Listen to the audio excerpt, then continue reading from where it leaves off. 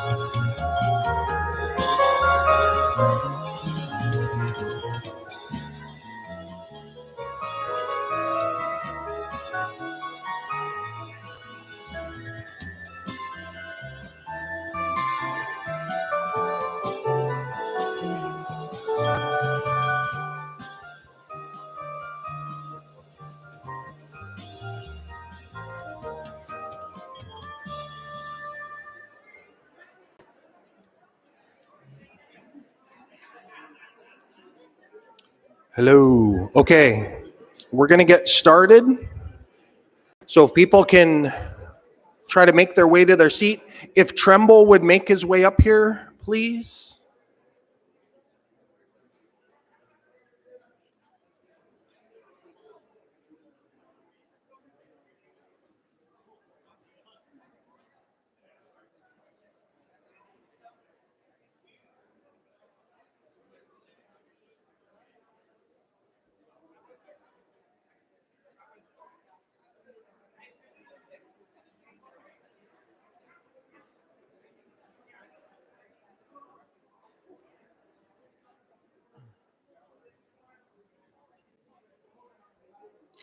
So I've asked Tremble to start us off with a opening prayer, and then afterwards he'll call us to order for our TCC full board of directors meeting.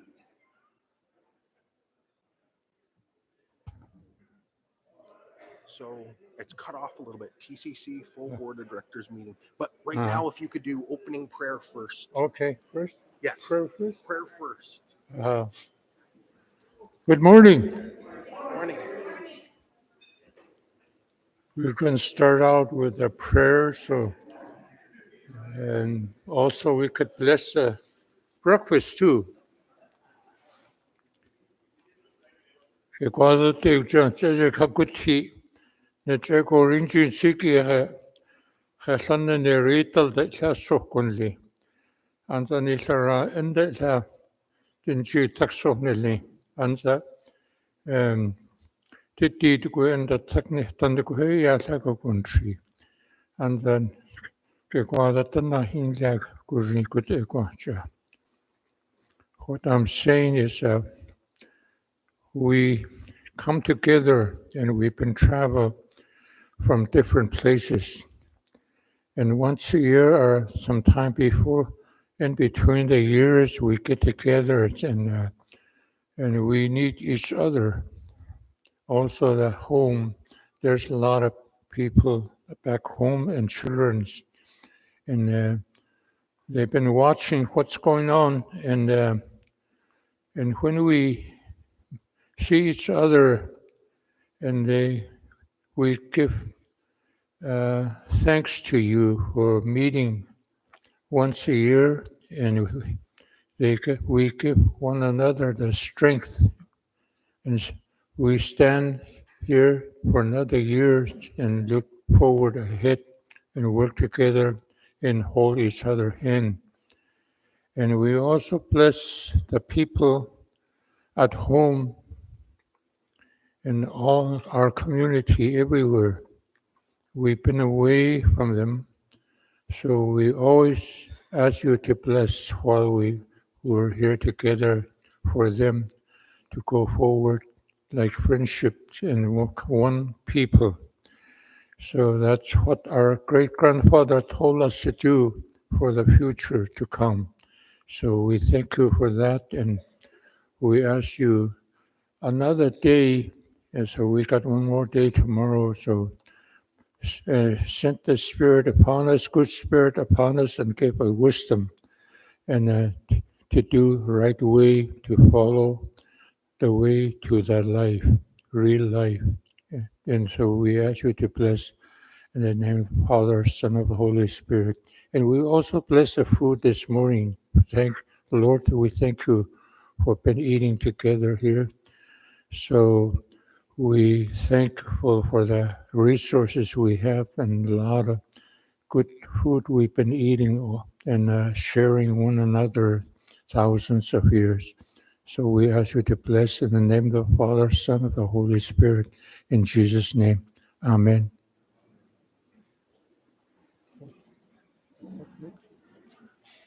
Okay. Okay. TCC full board of the director meeting comes to order. Thank you. Thank you. Yeah, thank you. Good morning. Good morning. Thank you.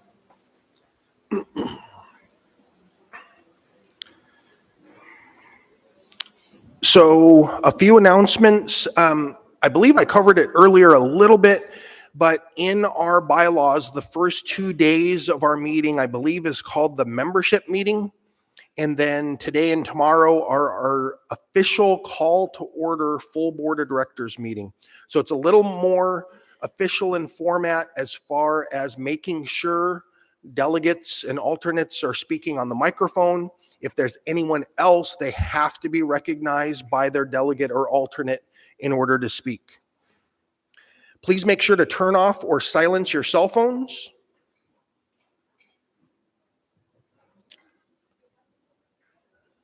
Traditionally, tribal chiefs and past TCC presidents will be recognized to speak. All others must be recognized by their director or alternate.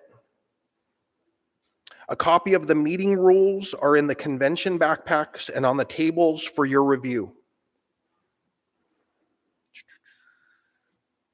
So at this time, I'll go ahead and welcome up Chief Karma Alvey, my cuz,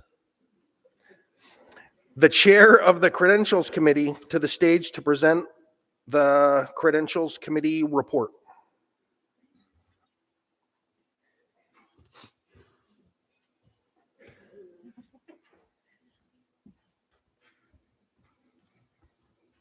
Good morning, everyone. So the March 2025 Credentialing Committee report. The Credentialing Committee reconvened and was called to order at 10:10 a.m. on March 4th, 2025 by Chair Karma Alvey to review the list of delegates and alternates to the annual spring convention of the Tanana Chiefs Conference full board of directors. 5 members attended the quorum, and quorum was established.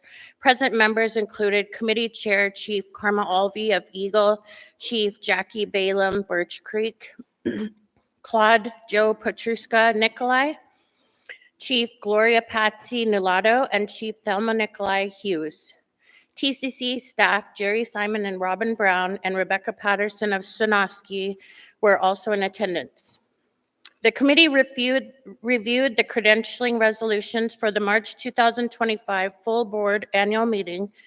The final credentials list was reviewed by the committee, and 42 tribes submitted resolutions. There were 36 updated resolutions for this convention. The committee approved all 42 resolutions. This list will be read as the official roll call for the board of directors. Chief Gloria Patsy moved to accept the March 2025 Director's Resolution, and Joe Petruska second. Vote was unanimous. Chief Gloria Patsy moved to adjourn at 10:28 a.m. and Chief Jackie Thelma Nikolai second. Vote was unanimous. The group reconvened on March 10th to review 3 updated resolutions. A motion was made by Chief Patsy to accept the 3 resolutions and seconded by Chief Nikolai. Vote was unanimous. As no further business came before the committee adjourned at 4:12 p.m. Thank you.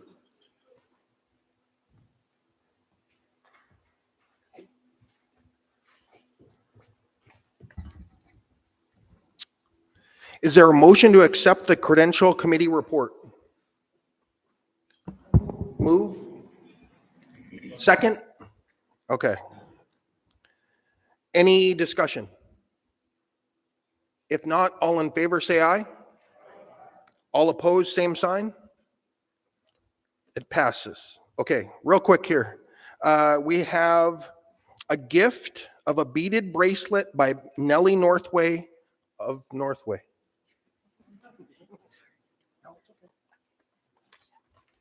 And then I noticed as she was standing up here that the back of our vests looked the same, so I thought that was pretty cool.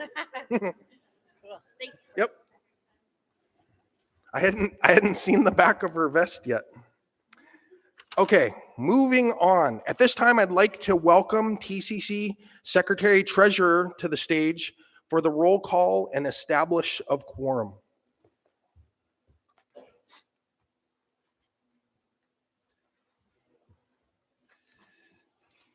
Good morning, everybody. Hope everybody's doing good, safe, healthy, got a good warm place to sleep. good to see everybody.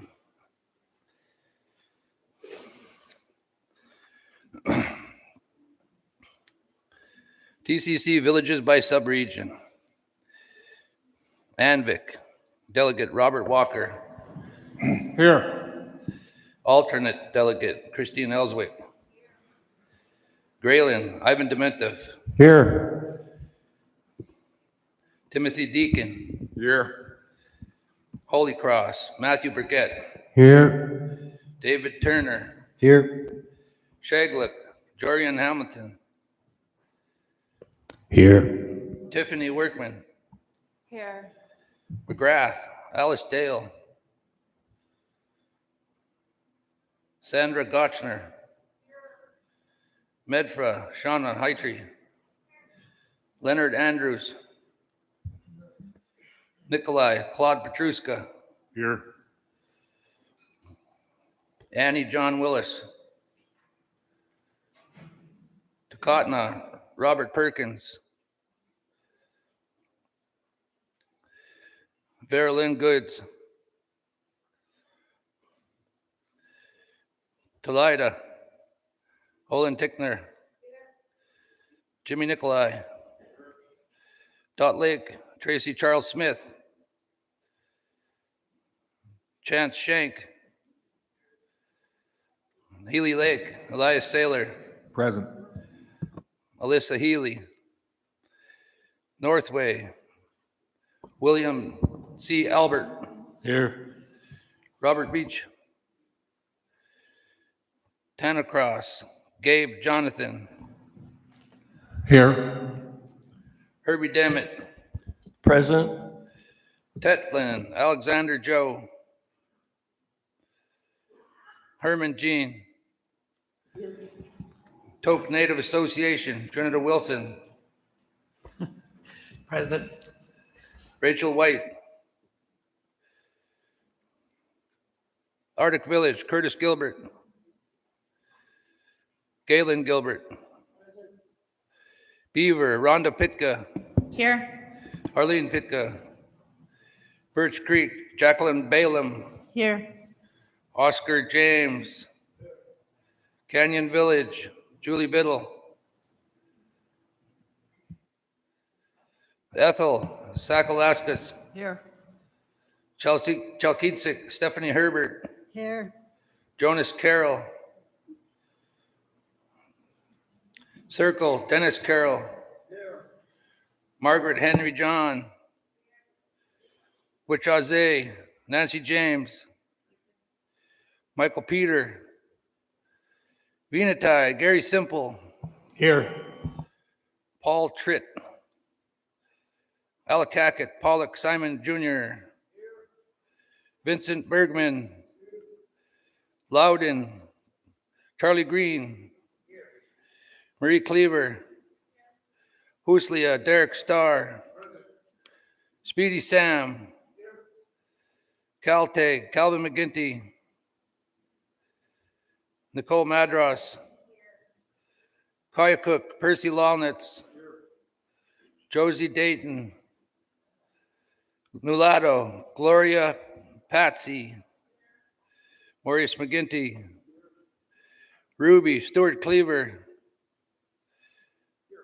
Alan Titus. Alatna, Harding Sam. Gerald Sam. Here. Evansville, Frank Thompson. John Dementiev.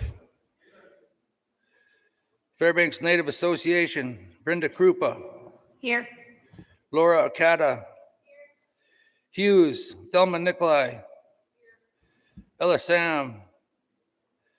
Lakeman Chumana, Chris Blackburn. I'm the delegate, Jeannie Nelson. Okay, thank you.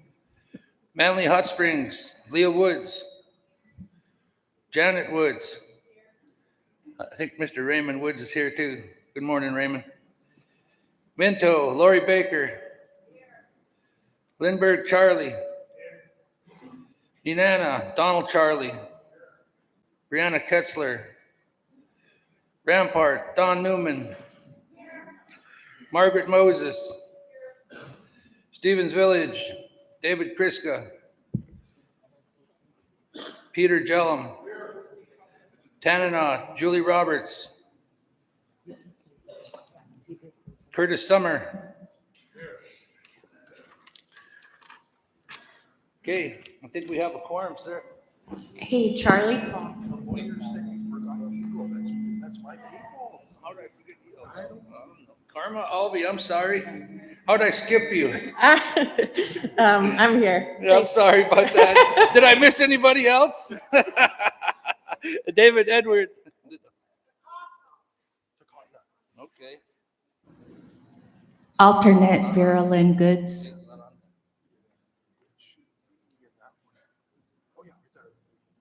Robert Perkins. Vera Lynn Goods. Here. Thank you. Good morning. You're good. You're good.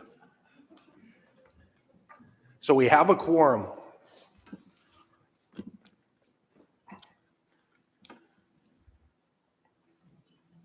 So now on to adoption of agenda. Is there a motion to adopt the agenda for the 2025 Spring Convention Full Board of Directors meeting? Who moved? Okay. And if you could state your name, they're taking notes over here. And second by? Thank you. Any discussion or changes? If not, all in favor say aye. Aye. All opposed, same sign. We have an agenda. Thank you. Now on to the minutes. So we have draft March 11th to the 14th, 2024, delegates and full board of directors meeting minutes. Is there a motion to approve?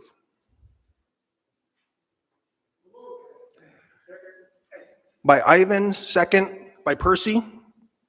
Any discussion? Question's been called. All in favor say aye. All opposed, same sign. We have approved minutes for last March.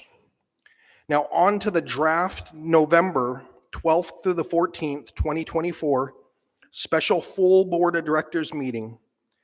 Do we have a motion to approve? And if you could state your name when you move or second. So motion by Karma, second by Lori. Any discussion? If not, all in favor say aye. All opposed, same sign. We have approved November special full board of directors meeting minutes. And with that, I can switch up gears real quick here and I'll give my president's report. Bear with me, I got lots of stuff.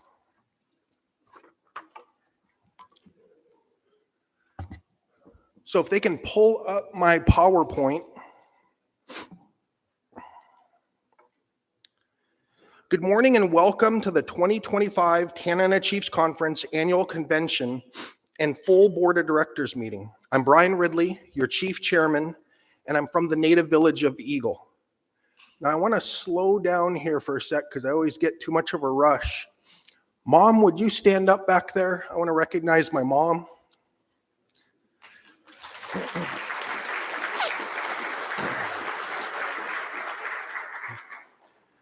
You know, growing up in Eagle, she sewed, she fought fire, and I remember her saying, I do these things so you don't have to go to school with holes in your clothes. And then dang it if now that holes in your clothes is not popular. So it's kind of funny to think about that one. Also, I want to make sure to have executive managers and really all TCC staff please rise. And if you'd give them a round of applause for all the work they do for you throughout the year.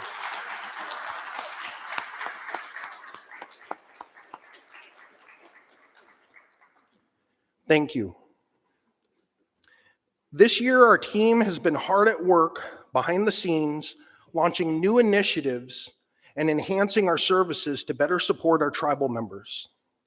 I'm excited to share our successes, insights, and future plans with you all.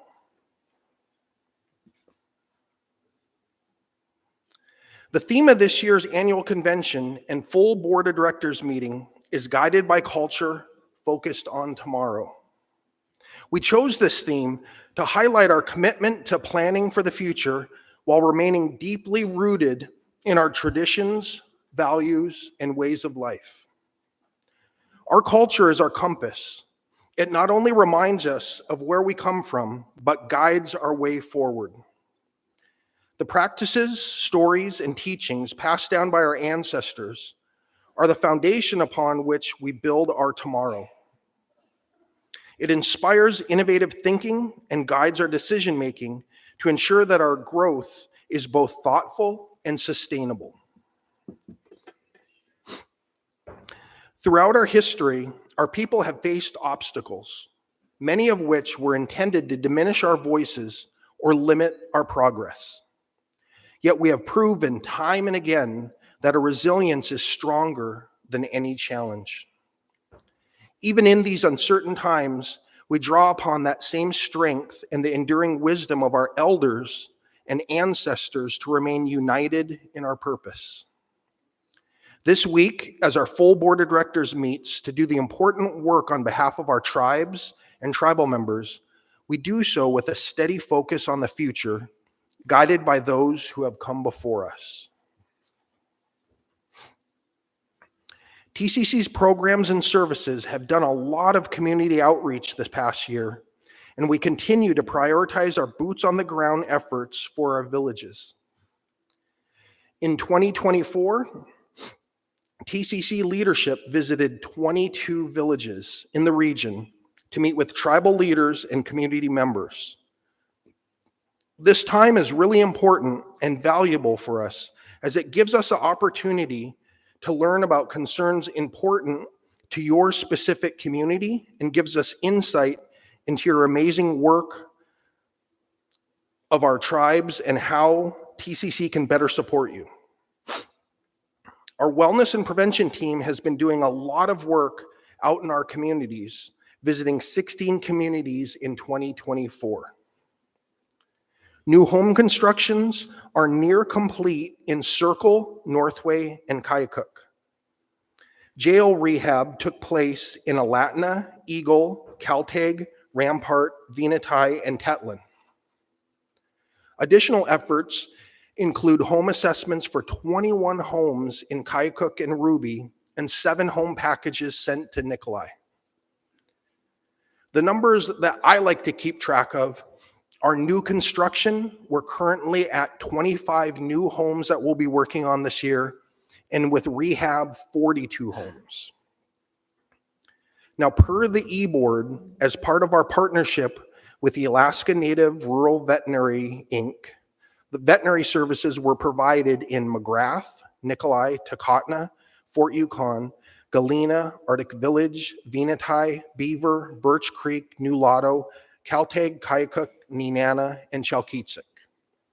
Remember, when we agreed to do that, what we're trying to do is hit every village every 3 years, and so that's roughly a third of our tribes. In Tiffany's Learning and Development Department, she's worked with 10 tribes with strategic plans and has also assisted 5 subregions with strategic work sessions. In line with our mission to support rural communities, TCC strives to provide the necessary resources to empower our tribes.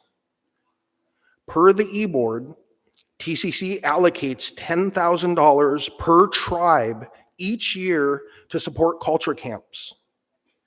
These funds are available to any of our tribes upon request.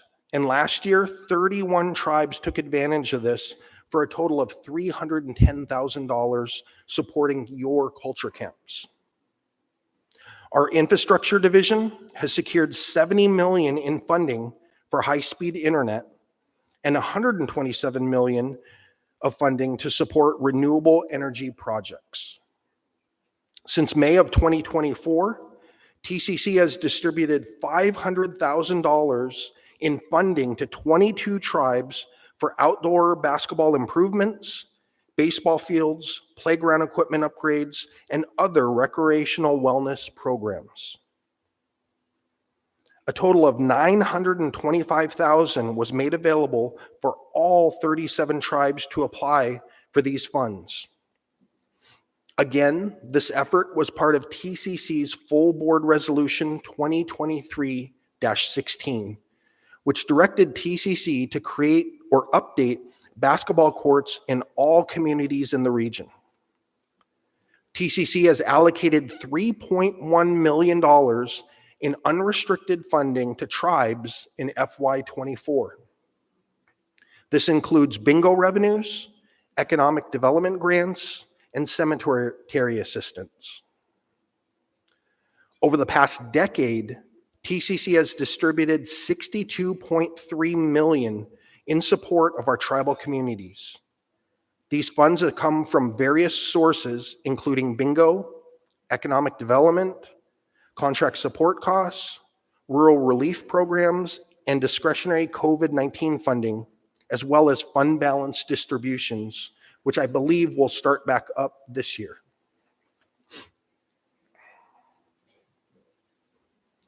Whether advocating at the grassroots level within our local communities, influencing statewide policies, or making an impact on the national stage, TCC is committed to advancing the well-being of our people. We're always advocating for our tribes, tribal members, and patients at all levels. In 2024, we saw some really big wins as a result of our advocacy. We signed 2 groundbreaking agreements with the Department of Interior. These agreements, the Self-Governance Funding Agreement and the Gravel to Gravel MOU, represent a unified commitment to strengthening tribal self-governance and co-stewardship of Alaska's lands and resources. The Self-Governance Funding Agreement across DOI agencies lays the foundation for future tribal self-governance and co-stewardship agreements, taking the first steps towards empowering tribes to engage equitably and sustaining the lands and resources of cultural significance in the TCC region. This initiative was a directive of Full Board Resolution 2022-12. The Gravel to Gravel MOU is a historic partnership between TCC, federal agencies, and Alaska Native tribes aimed at restoring vital salmon ecosystems. This MOU brings together traditional knowledge and Western science to collaborate on decision-making and address urgent needs in salmon ecosystem restoration, resilience, and conservation. TCC remains steadfast in protecting salmon and our ways of life, seizing every opportunity for advocacy. In 2024, the Departments of Interior and Agriculture added 3 tribally nominated seats to the Federal Subsistence Board, a critical step in ensuring that Alaska Native voices guide the management of subsistence resources on federal lands and waters. In November, we partnered with the Yukon River Intertribal Fish Commission, Native Peoples Action, and Native Movement to host the Every Salmon Count celebration, bringing our salmon advocates together to uplift and unite our shared efforts. Throughout 2024, TCC has engaged with key decision-making bodies, including the North Pacific Fishery Management Council, the House Tribal Affairs Special Committee, the Board of Fish, the Regional Advisory Councils, to advocate for stronger salmon protections. In these meetings, we emphasize reducing bycatch, integrating traditional ecological knowledge into fishery management, and securing vital tribal representation on federal and state boards. It's important to remember that the governor appoints the majority of seats on the North Pacific, as well as the Board of Fish and the Board of Game. Positions with significant influence over policy that affects all of us. This underscores the need to support governor candidates who are genuinely committed to our tribes. To further our voice and knowledge in fisheries management, TCC engaged as a cooperating agency in the North Pacific Fishery Management Council's Chum Salmon Bycatch Environmental Impact Statement. It is critical to integrate our Indigenous knowledge into the decision-making process regarding our salmon.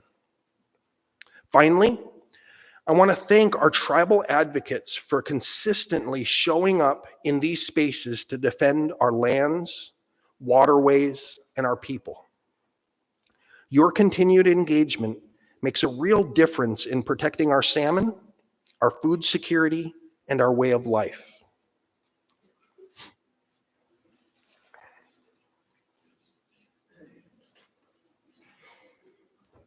Boy, did I get off a slide here? There we go. I want to take a moment to talk about our emerging leaders, who you have heard from a few times throughout our convention. This amazing group of young people have been working hard to establish their advisory council, reestablish youth delegates, expand their skill sets as leaders, and effectively advocate for issues important to the youth in our region. They had an amazing panel yesterday and have been on all of the panels so far this week.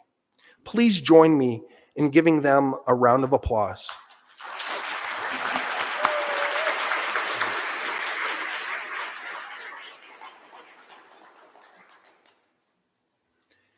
TCC is always looking for ways to improve our services. Our goal is to always work toward our guiding principle of Chiwitsin, to provide accessible and trusted world-class services provided with unconditional love, compassion, dignity, and respect. As I said yesterday, we want you to know that we hear you. We're listening, and we're incorporating your feedback to improve services. We've heard patient feedback loud and clear. That's why our patient travel team is now available around the clock and on site at Chief Andrew Isaac Health Center every single day. To reduce last-minute surprises, our staff proactively contact patients to confirm their lodging and free up hotel rooms and airline seats if they're not planning to travel. To reduce last-minute, I covered that one. We extended our shuttle hours to run 7 days a week, ensuring patients can travel more conveniently any day they need. We place staff at Wright's Air Service and plan to do the same at Everett's Air and Fairbanks International Airport, so patients can get their paperwork as soon as they arrive. We also have both travel and security staff at our Best Western Hotel. Last month, we held 2 virtual listening sessions where patients, families, and escorts shared concerns and ideas. We're committed to using this feedback to keep improving our patient travel and housing services. TCC will continue refining these services to better serve our communities and ensure a smooth, supportive experience for everyone who travels for care. Our urgent care provides same-day appointments and fast-track triage for walk-in patients. Additionally, all 3 of our primary care teams have expanded their same-day scheduling. Chief Andrew Isaac Health Center is now offering same-day, next-day, or same-week appointments with your primary care provider.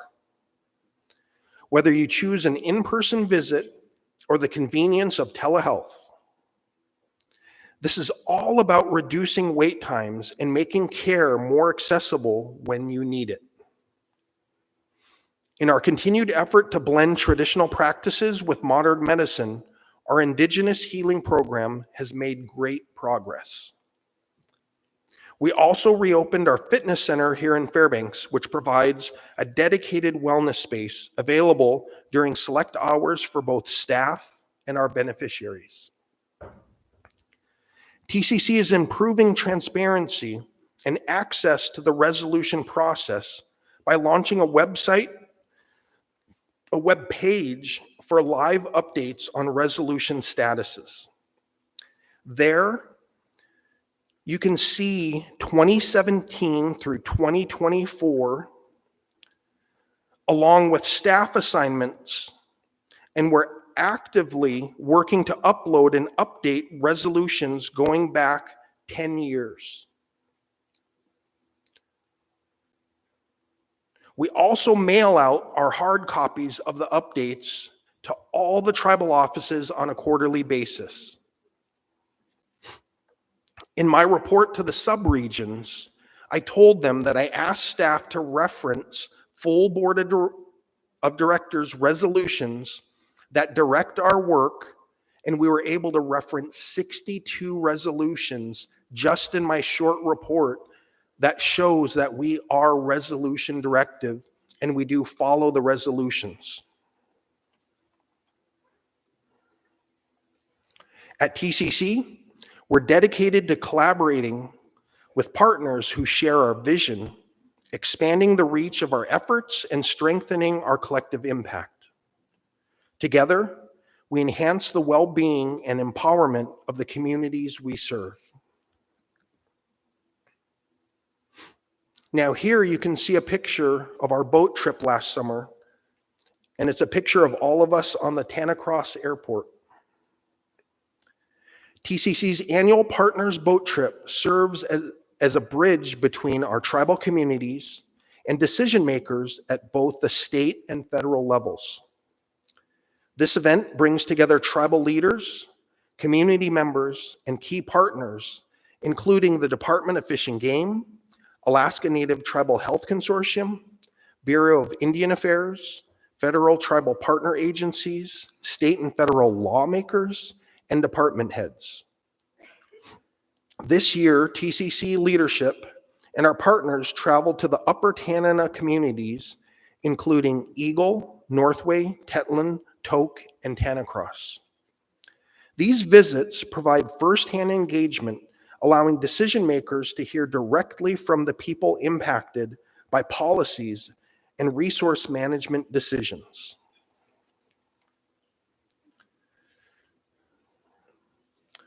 Through this partnership, TCC continues to push forward policy initiatives, secure critical resources, and strengthen relationships that benefit our region.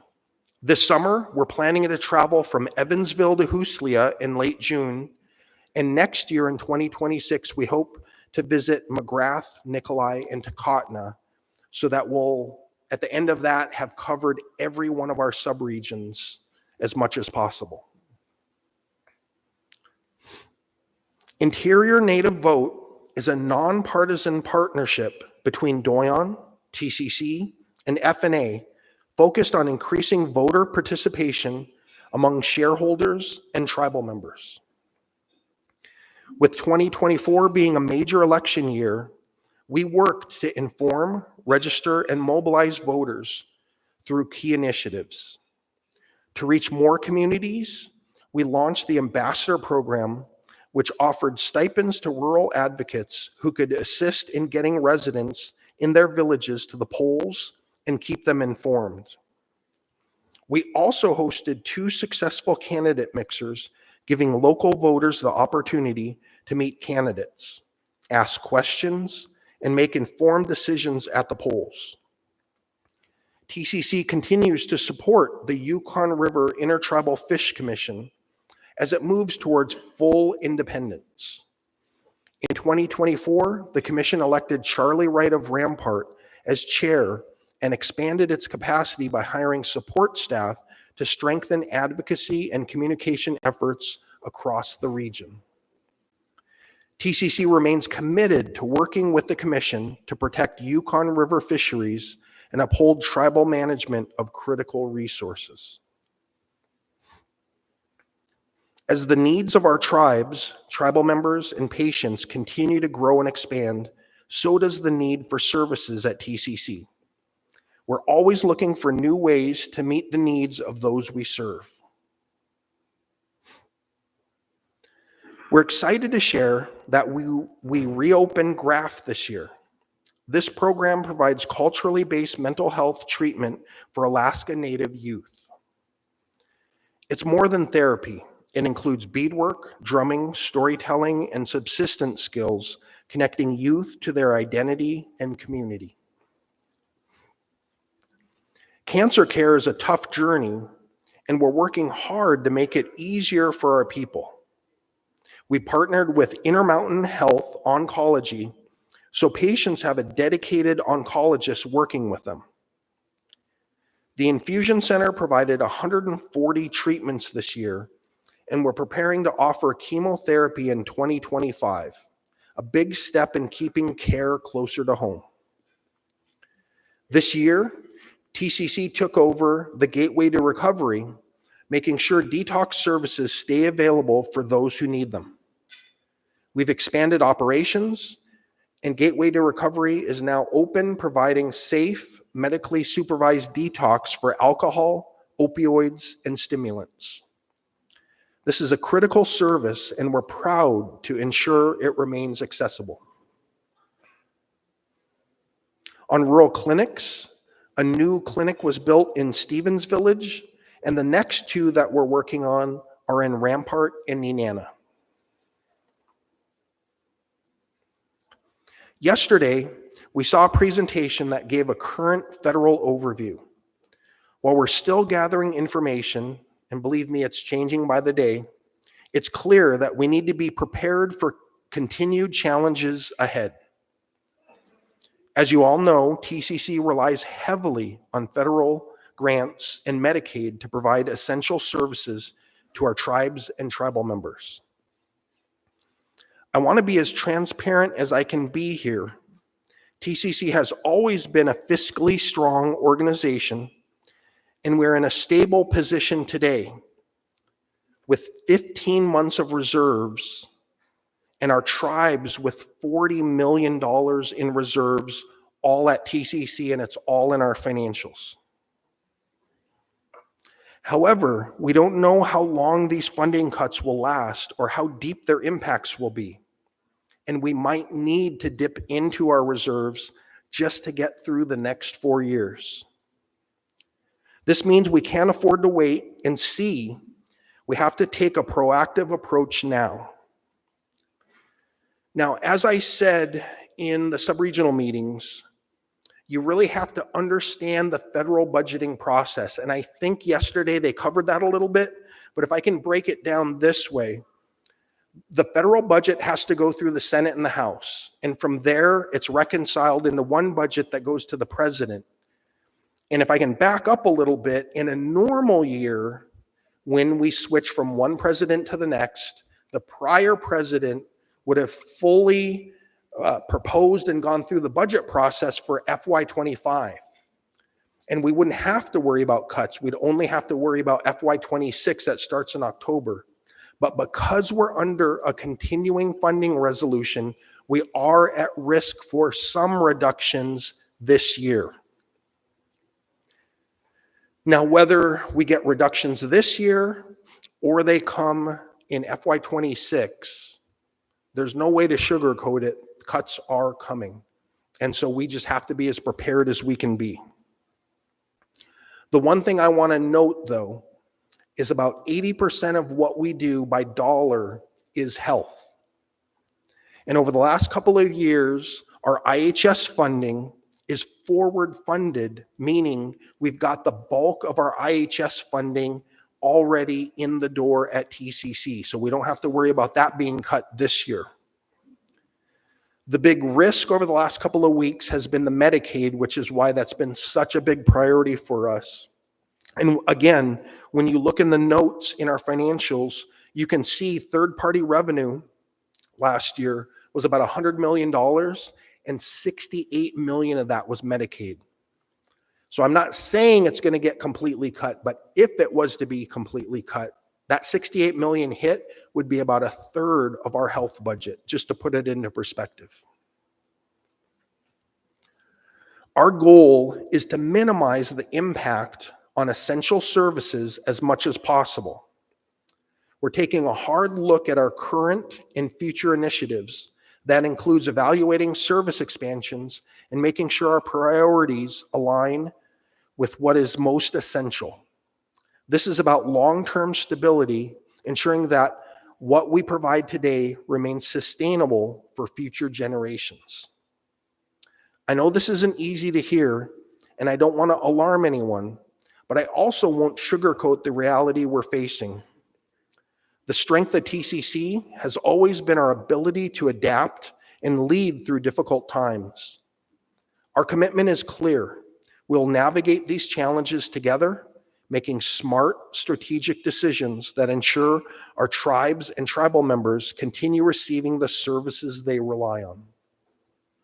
I want to be clear, TCC is not standing still in the face of these challenges. We're preparing, planning, and making the hard decisions now so that our organization remains strong into the future. My commitment to you, to our tribes, and to our people is unwavering. We will navigate these challenges together with transparency, resilience, and the determination to protect the services our communities rely on. In light of this, it couldn't be better timing that a few months ago, Jerry Simon, wave Jerry, asked the question, why don't we have convention sponsors? So for the first time ever, we do. And Jerry has brought in roughly $100,000 of sponsorships. Let's give her a round of applause.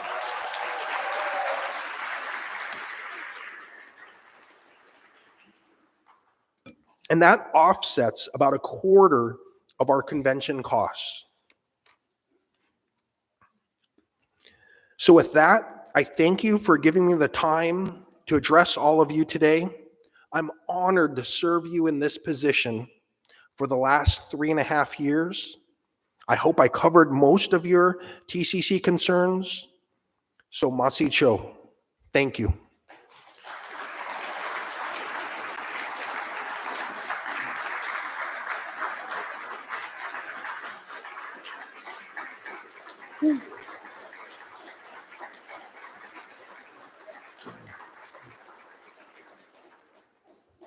So in case I didn't cover all of your concerns, I'll now open the floor for questions. And bear with me because this is a big room and I'll do the best I can. Any questions? Julie? I'm present. I know Curtis said, I was waiting for the bacon out there. I think I had Spam this morning. It was pretty good. But anyway, thank you, Chief Ridley. I just really, thank you for you and your team and the e-board and everybody really who makes our organization what it is today. By standing together and working together, we can really, overcome a lot of things. I just wanted to address the resolution process, and I know we're going to talk about that today, on the proposed bylaw change, but Canada does a lot of resolutions pretty much every year. And a lot of times, I wait for some kind of a phone call or contact, from TCC to ask about the resolutions. And so this past year, I didn't receive any kind of phone calls, as the first chief of my tribe. And so, I think, the staff could probably reach out a little bit more because there is some resolutions, that I really want to address. And one of them is the safety cabins along the Tofty Road there. And we never did get, any kind of a contact from anybody about building those safety cabins. Those are things that make a difference, when somebody is in need. But that's just one example.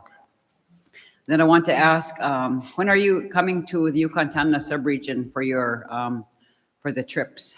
Because you haven't been to our region yet. Okay. We're trying to make sure we get back on track of what we try to do every month is hit 2 of our villages. That's our goal. And so I know we're planning those out. And really what I'm trying to make sure we do is cover as many Yeah, villages that we haven't been to yet. I'm talking about the boat trip. Oh, I'm sorry. Yeah. So I think what we'll probably end up doing, so if we can cover Kaikook, if we can cover Upper Kuskokwim, then my assumption would be we start back at the beginning, which was the very, very first stop was Eagle, Circle, Fort Yukon, working our way back down the river is how it all began.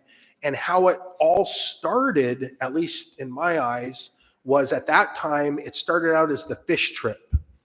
Fish was the focus. And then I think within the second or third year, then it became the boat trip where we were covering state and federal and added a lot of officials. And then some people have said it kind of mirrored or might have taken after IRHA used to have a boat trip that was similar. Yeah. So I think we'll work our way down, but we'll get back But there. I don't think you've been to like Manly and Rampart and Minto.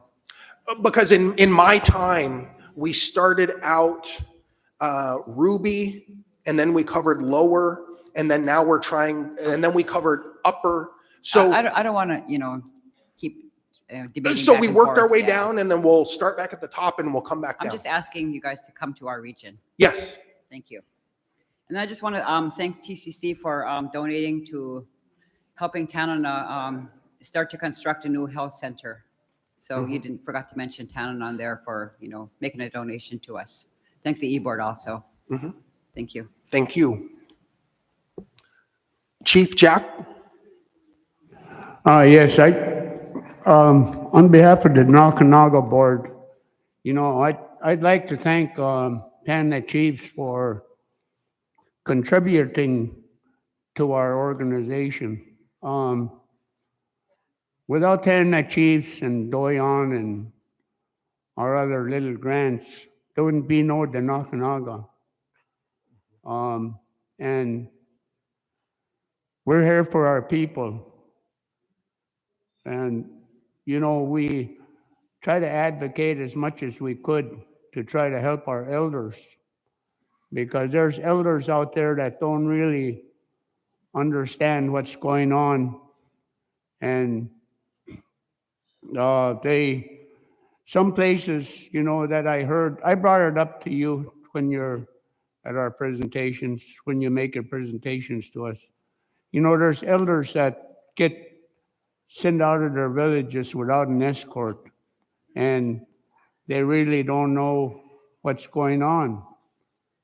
I mean, I witnessed it myself, because there was an elder from the coast that came to Anchorage, and he didn't even know how to get out of the airport.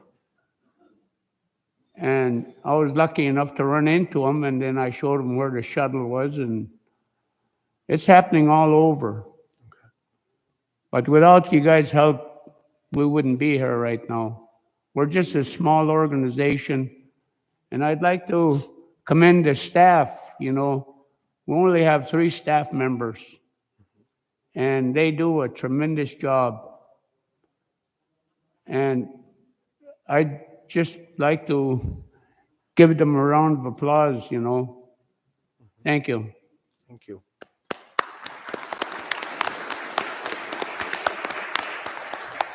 Right here.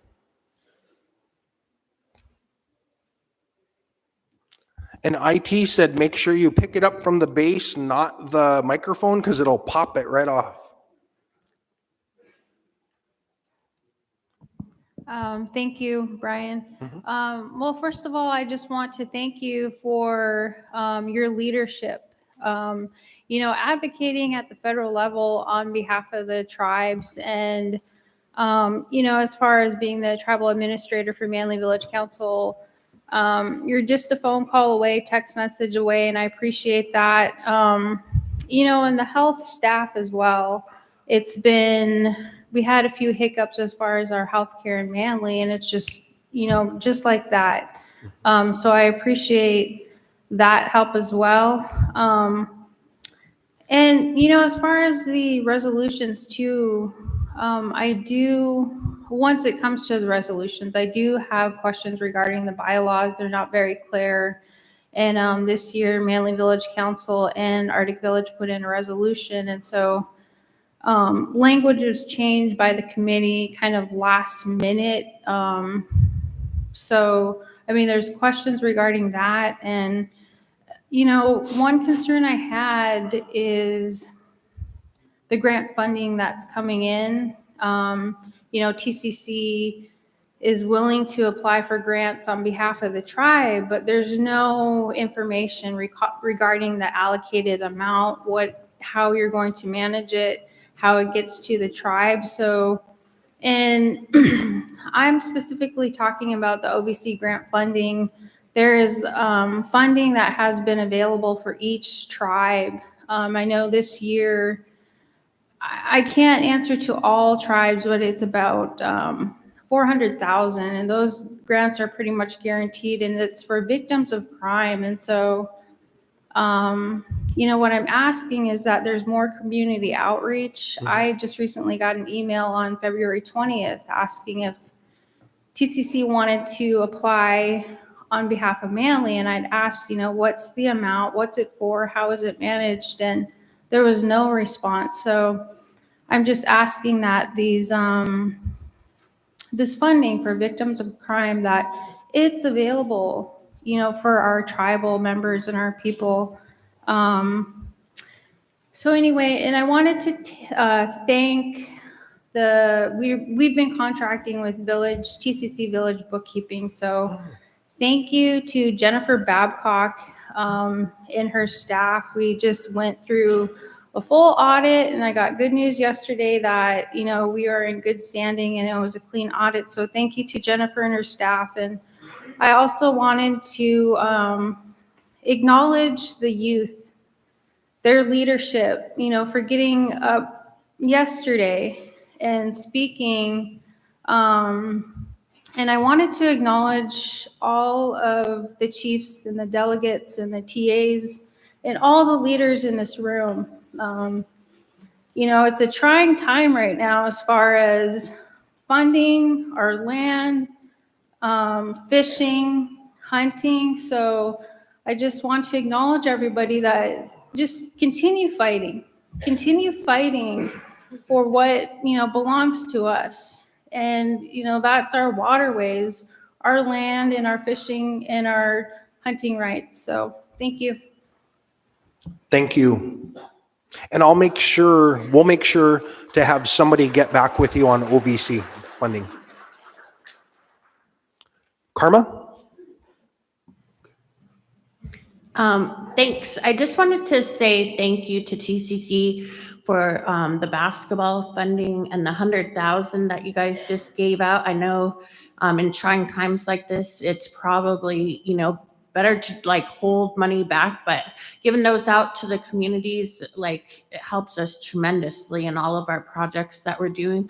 Also the fish, thank you very much for the fish. We hand that out to our entire community and people really enjoy that. And so I just wanted to put out there that maybe staff could help the villages in trying to prepare for cuts. And maybe the best way to do that, I'm not really sure. And then just, I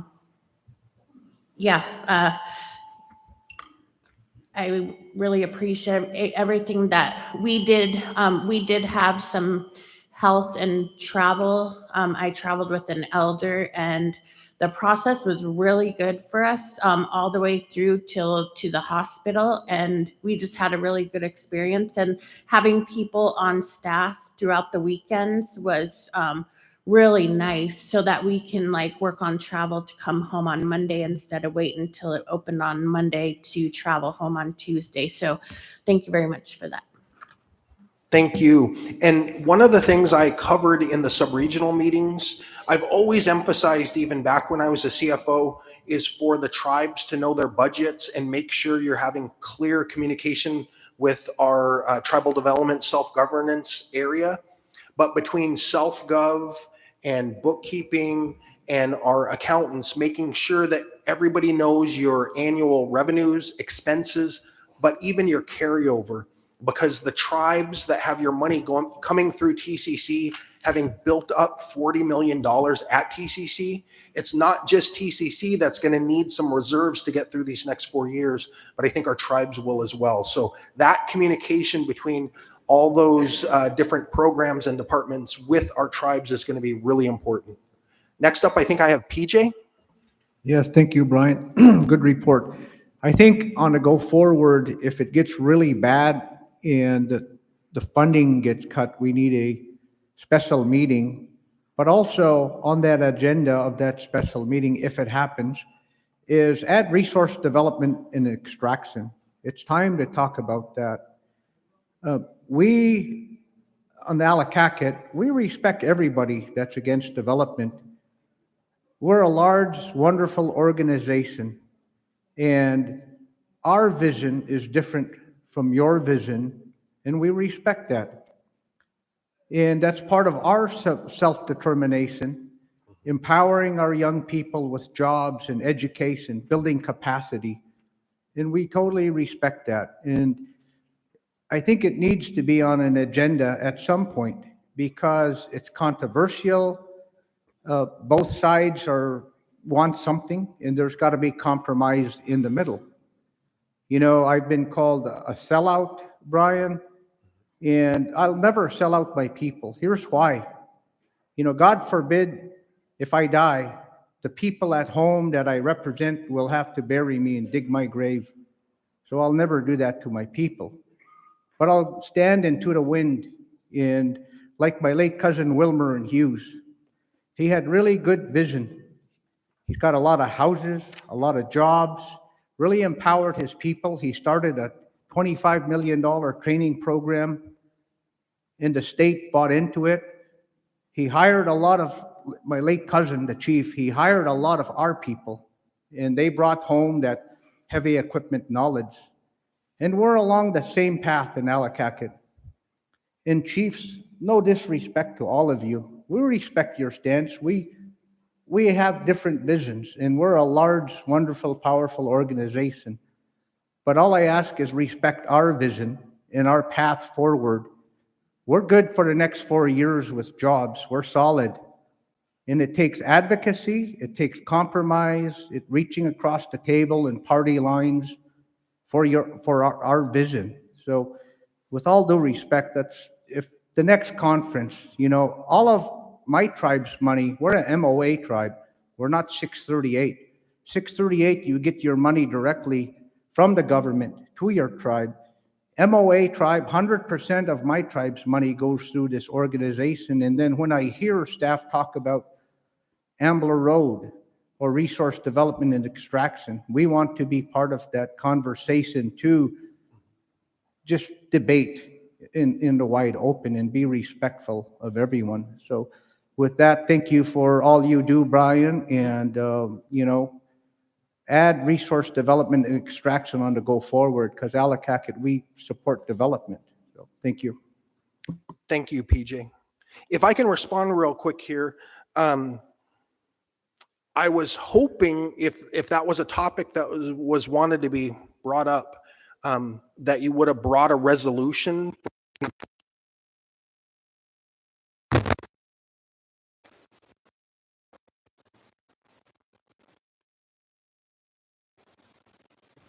Okay. Because that would have been the easiest process to discuss and get to a vote. Now, the hard part for me and any staff at TCC is that I'm under the directive. Your full board resolutions are my marching orders, and I've got 2 resolutions telling me to oppose the Ambler Road. And so me and the staff, that's what we're asked to do. And so be it the fall convention, we'll do a survey, I think tomorrow, and you build that agenda based on your top priorities. And if the tribes put on their development, then that'll become one of our topics. But I think the easiest way to handle it would be to just bring a resolution get us into discussion, just like we were before. Because I do support all of the tribe's self-determination in the same way that I respected Wilmer, and the two of us debated the issue, and I really respected him for that. And so I want to make sure that's clear. But I just wanted to say those couple things. But I think there's ways we can get there, and we can get to that discussion that you're looking for. But I just wanted to kind of line out a couple of those. Okay, next question right here. I apologize. It's a big room. I'm doing the That's best I okay. can. Brenda, can you please recognize me? I recognize you. Okay, thank you. First of all, Brian, I just want to say you're doing an amazing job. I am really thankful that you have a finance background as we go into these uncharted times. We don't know what's going to happen, but I fully support being prepared. So as health board chair, you know, we've been talking about it at the health board level, just what this all means. So thank you for being on top of Medicaid, because that really impacts us, because we don't get the IHS dollars that, you know, we should be getting.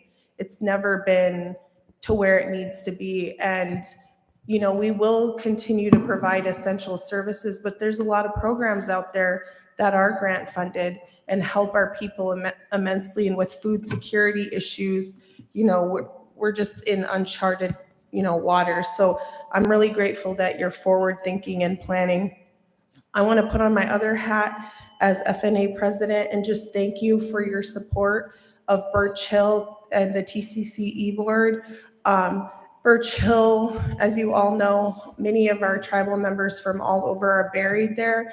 And for a long time, you know, FNA was caring for it, but it really is the responsibility of everyone. And we were just really needing some upgrades to the roads and the property, and your e-board and your support has helped us to really further develop it in a positive way. I also wanted to thank you for the joint FNA TCC meeting and just showing up to all of our meetings and giving a report. Your partnership means the world to us. We have over 10,000 Native people in the greater Fairbanks area, and we need this, like you said in your presentation, strong partnerships across the board so we can meet all the needs of our people. So Masicho. Thank you. And that did remind me, one of the talking points that I covered in the subregions, I want to make sure we're clear going into these possible cuts. I worry sometimes that our people think, oh, TCC gets IHS money, so we're good. IHS only covers about 40 to 45% of our need. And it's our third-party revenue, the 100 million that we brought in Medicaid, Medicare, and third-party insurance that makes up the other half of our health budget.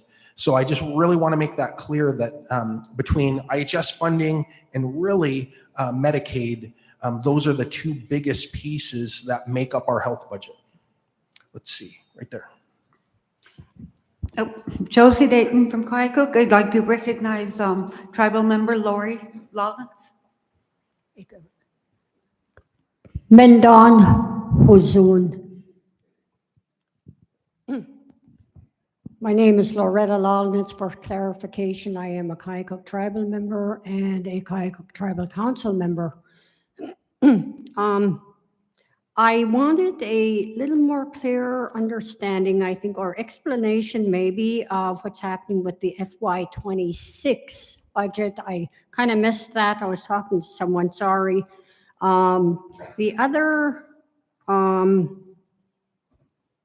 question I had is that, you know, just being here in Fairbanks, visiting with people, and I don't like to repeat secondhand information. So for clarification, are you turning the Chief Peter John building into a full administration for administration staff and moving all our client services out of there? No, we're just doing a remodel. What we found, I want to say it goes back to when Victor was the president, was we started looking at all of our buildings. That building, I think, is 40 years old. and we slapped up some fresh paint and some new carpet, but that's it. And so we're having to go through and upgrade our mechanical system, the air system. Right above my office and over to the lawyer's office, we found out there's an airbag that inflates and deflates. And I guess back in the 80s, that was the way to control airflow. We haven't had any control over that airbag. So 1 second it'll be 90 and the next second it'll be 60 degrees, and we have no way to control that. And so what we've learned is we need control of the mechanical system and upgrades to some of the electrical. And so that's all that we're doing there. We are shuffling people around, and I understand some people have been complaining about that.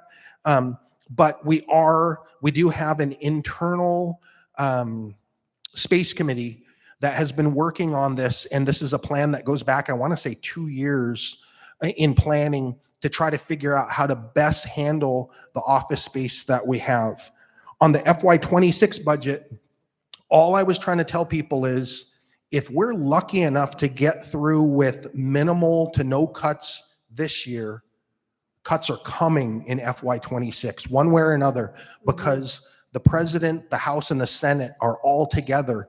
And what I tried to warn our tribes in November, and I got a little backlash for saying this, was in the first presidency, there was a House and Senate that could kind of keep the president's 45% proposed cuts in check. Now we don't have that. And so that's the concern is, and being as transparent as I can be, if we're able to get through little to no cuts now, the cuts are coming in October in FY26.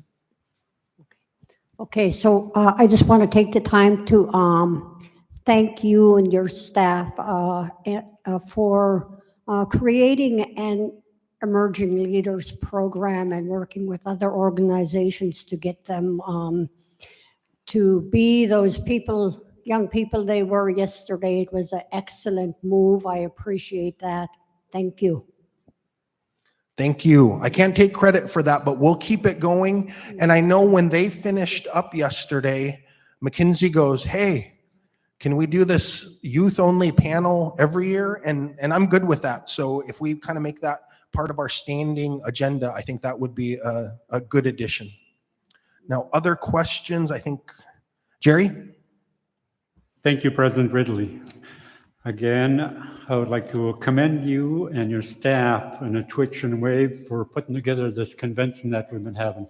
Last couple of days, we've been having some outstanding panelists and presentations before the chiefs and residents here the last couple of days. So I really appreciate that. That goes from the heart there on that one. Again, I would like to also thank you for taking out the visits out to our villages to see what's exactly going on out there and bringing the state and federal people out there too, because again, these are the folks, whether they be agency folks or legislative folks, these are folks who are in charge of the funds that can help our people advance their programs to take care of our people. Thank you on that. Again, you during your report, you talked about cancer, and then again, our health director brought that up yesterday too. And again, I'd like to follow up on that. We heard from the floor that it was a request that there be numbers involved and how many patients are served and how are they served and what they have and how the procedure went and how many people were lost. This can be used as a sounding board for your doctors to look over and help prolong our people that are affected by cancer. I myself lost some members, mom, uncle, and my brother. So again, this is an ongoing issue. Life is part of death. But then again, while we are dealing with it in the health care, I would like to see some things looked at from your staff. And I thank you guys for getting the people looking out for us on the subsistence avenues. We heard very good from Dalula the other day, and then yet we also, you guys are advocating and getting people on the subsistence board, which is key for our people sitting on the table. And I thank the advocates for doing so. Keep it up. Thank you. And really on the agenda, it's the delegate surveys that build the agenda, and we do our best to balance it out so that between the spring and the fall meeting, we're covering 3 or 4 big major topics so that we have more time to talk about them. I do feel a little bit bad. I do my best to not pack the agenda. So I'll do better in the future not having 10 people on one panel, and because we do want to provide plenty of time for Q&A. That's really what I want to get to, is this dialogue back and forth with our delegates. To me, we can give the high-level overview, the expertise from our experts that we have, but then get to the Q&A and find out what your biggest concerns are. So thank you with that. I think big improvements coming in cancer. It took a while to get that area ramped up, but we are looking for more and more coverage from the cancer area. And that goes back to our main health model, which is trying to provide a higher level of care closer to home. Right here. Hi, good morning. I have a couple of things. One, something that I see as a recommendation to TCC in if you're looking to cut costs in the future, especially with patient travel and stuff, is to work with Wrights and Everett's on having a Sunday flight. Because most people that come in for appointments, they have to come in like on Friday or Saturday, and then you have a couple of days of hotel and food that you have to cover for them before their actual appointment at the beginning of the week. The other thing is, you guys had a panel yesterday with IRHA and stuff like that.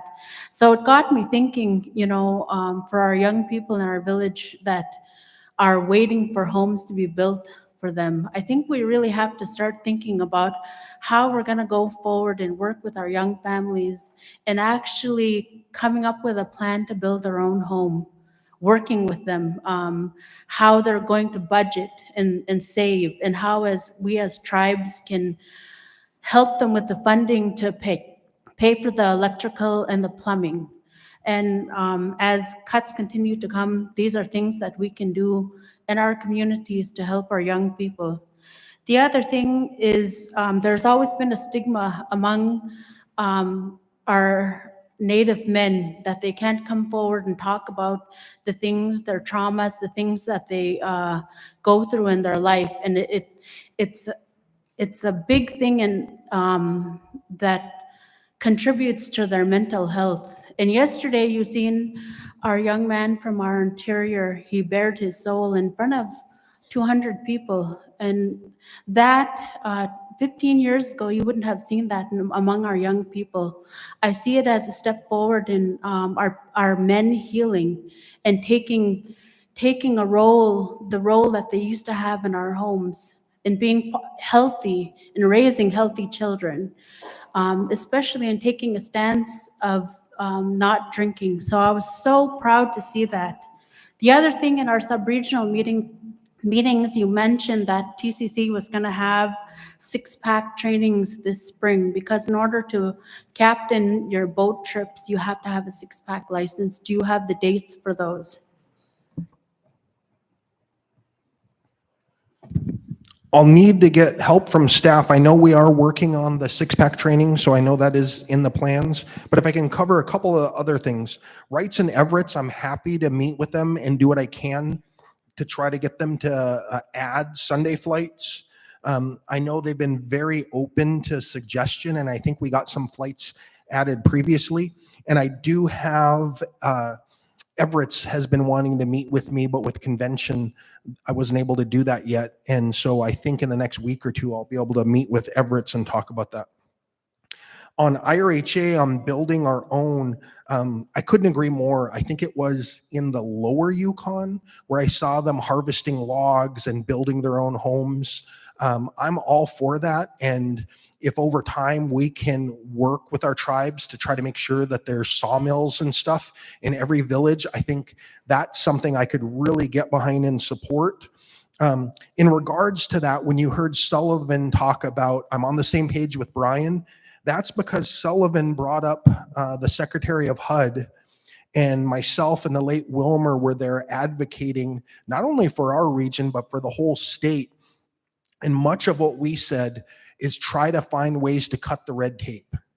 You know, the fact that my cousin Karma could crank out a small 3-sided log house. At one time it was 30,000. I think she said it's up to 50,000. But regardless, if a tribe can do that, now granted it's on the road system, but then you go to our housing, which you have to follow codes and all that kind of stuff. And it's, I don't know, 250, 300,000. And then IRHA, probably even more codes and things that they have to follow. And I think I heard them say around 600,000.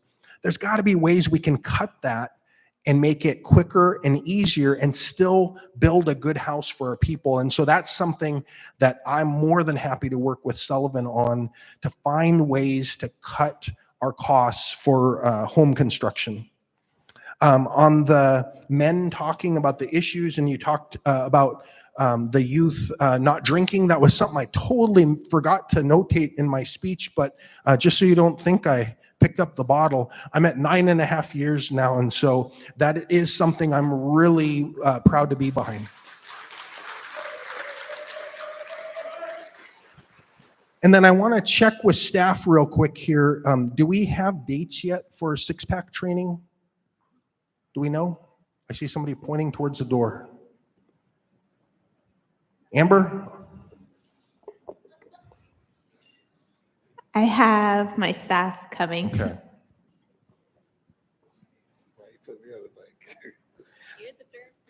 So there we go. The dates are March 24 and April 4th. And where are they? Where's it at? Man, it has to be that one too. Their training is going to be here in town, and they're going to be for 10 slots for each training. And that's Jason Johnson, our Family Services Director. Okay, let me see. Where are we at on, got a bunch of questions. Lori?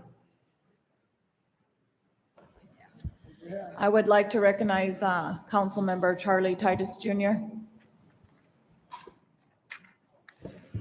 Good morning. Morning, Chief. Yes. Morning, delegates from your respected village. Most of you know me. My name is Charlie Titus Jr. And I want to bring up the missing people that we missed. I was sat in on it, and the mother that was speaking yesterday. It touched my heart. I think it touched a lot of us. You know, I could see the anguish and the pain when she was speaking. You know, my grandmother, I never met her. She went missing. My mother's mother. They only found her mittens. I never met her. And then 29 years later, my sister, my oldest sister, died, was murdered. And my mother never had closure on those two things. Over the years, I could see her, the pain in her eyes when she spoke of her daughter and the children she had to raise because of her daughter's murder. And, you know, it really, she went to her grave without closure, knowing what happened to her mother and her daughter. I think it happened to a lot of us. You know, we're Native people. We were targeted. I mean, in my era, the guys I grew up with, we had to jump through hoops to survive in a lot of instances. You know, the guys I graduated with from high school, I'm the only one left. So those things, a lot of people don't see. But the pain in my mother, you know, I seen it again yesterday, this lady and her son, and the other people that missing their loved ones. And I just said, the police were sitting over there by me. You know, it happened to my son. I have no closure on my son. He died too here in Fairbanks. I've never seen a report. Those kind of things, it's wears on you. And I'm the oldest one in the Titus family. And I have to explain to my grandchildren, my nephews, what happened. And I really can't tell them the truth because I don't know what happened to them. So it's a painful conversation when you have to talk to your grandchildren and your nephew, the children. I just, it was hard. It was hard because it brought back a lot of memories and a lot of pain. But I'm sure it happened to a lot of other ones in this room. And I hope we all got something out of what they were telling us. I think we need to work a little harder. I don't know how to express it or where to go. You know, sometimes I talk to my wife and tell her, hey, this is what we went through all our years, you know. Now I have to be the one to tell my grandchildren what happened there, where they come from, and who their grandmother was, and their great-grandmother. So I'm really thankful that you brought this lady up and make aware to the whole convention that we have missing people there. And it will happen again. And hopefully those policemen, the politicians know that, hey, we are still a minority. We are still targeted. So, Mr. Chair, Chief, delegates, I hope you take this into your mind and think about this when you're going, because you have people in your community that's hurting too. Thank you. Thank you.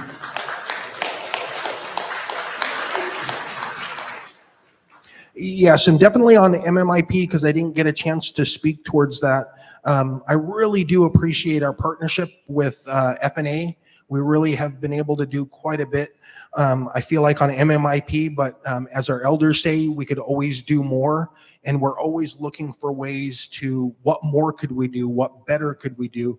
And in working with the families, for sure, just keeping us aware of however they think we could do something better, we're all ears.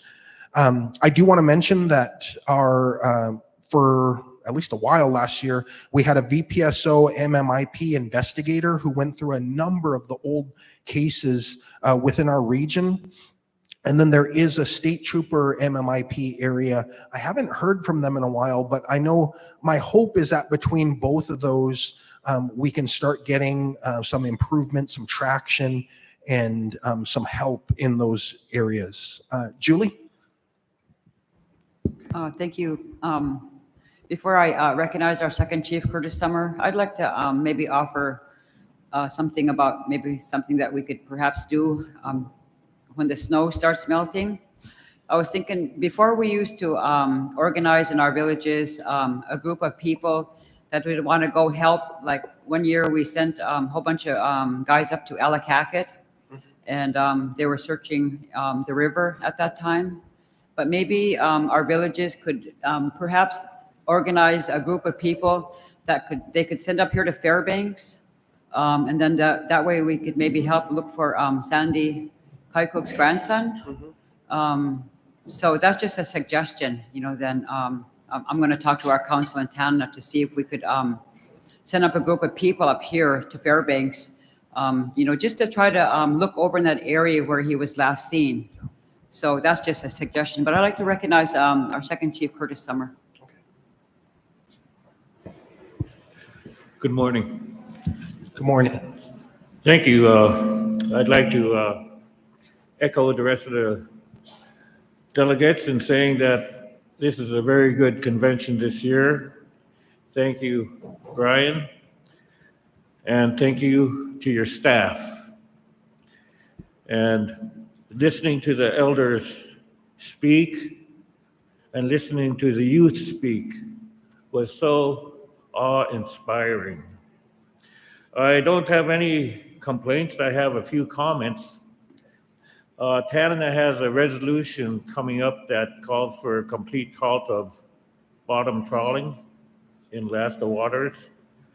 I'd like to have the delegates keep in mind that that's not the only commercial fishing going on in Alaska waters. And I would really be open to somebody amending that resolution to include all commercial fishing in Alaska waters. A complete halt until the Yukon River fishermen and fisherwomen can fish for king salmon again.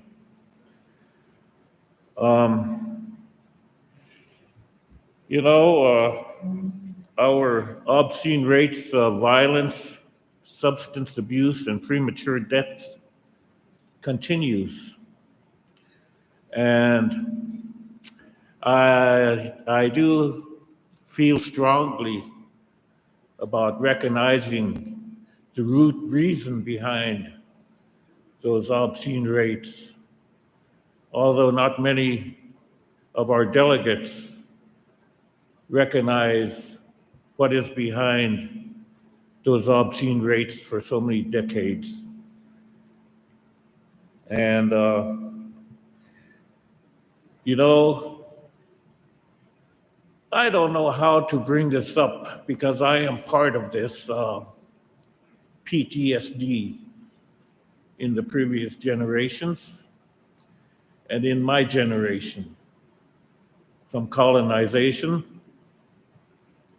from all the acts, regulations that are meant to keep my people subservient to the dominant society.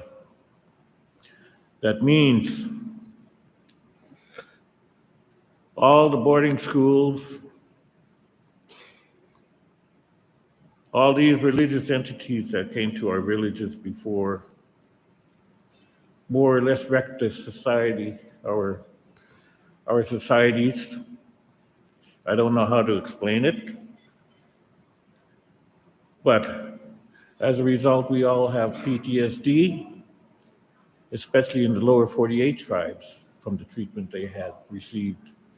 So I'd like the delegates to keep in mind that many of your people are living examples of PTSD.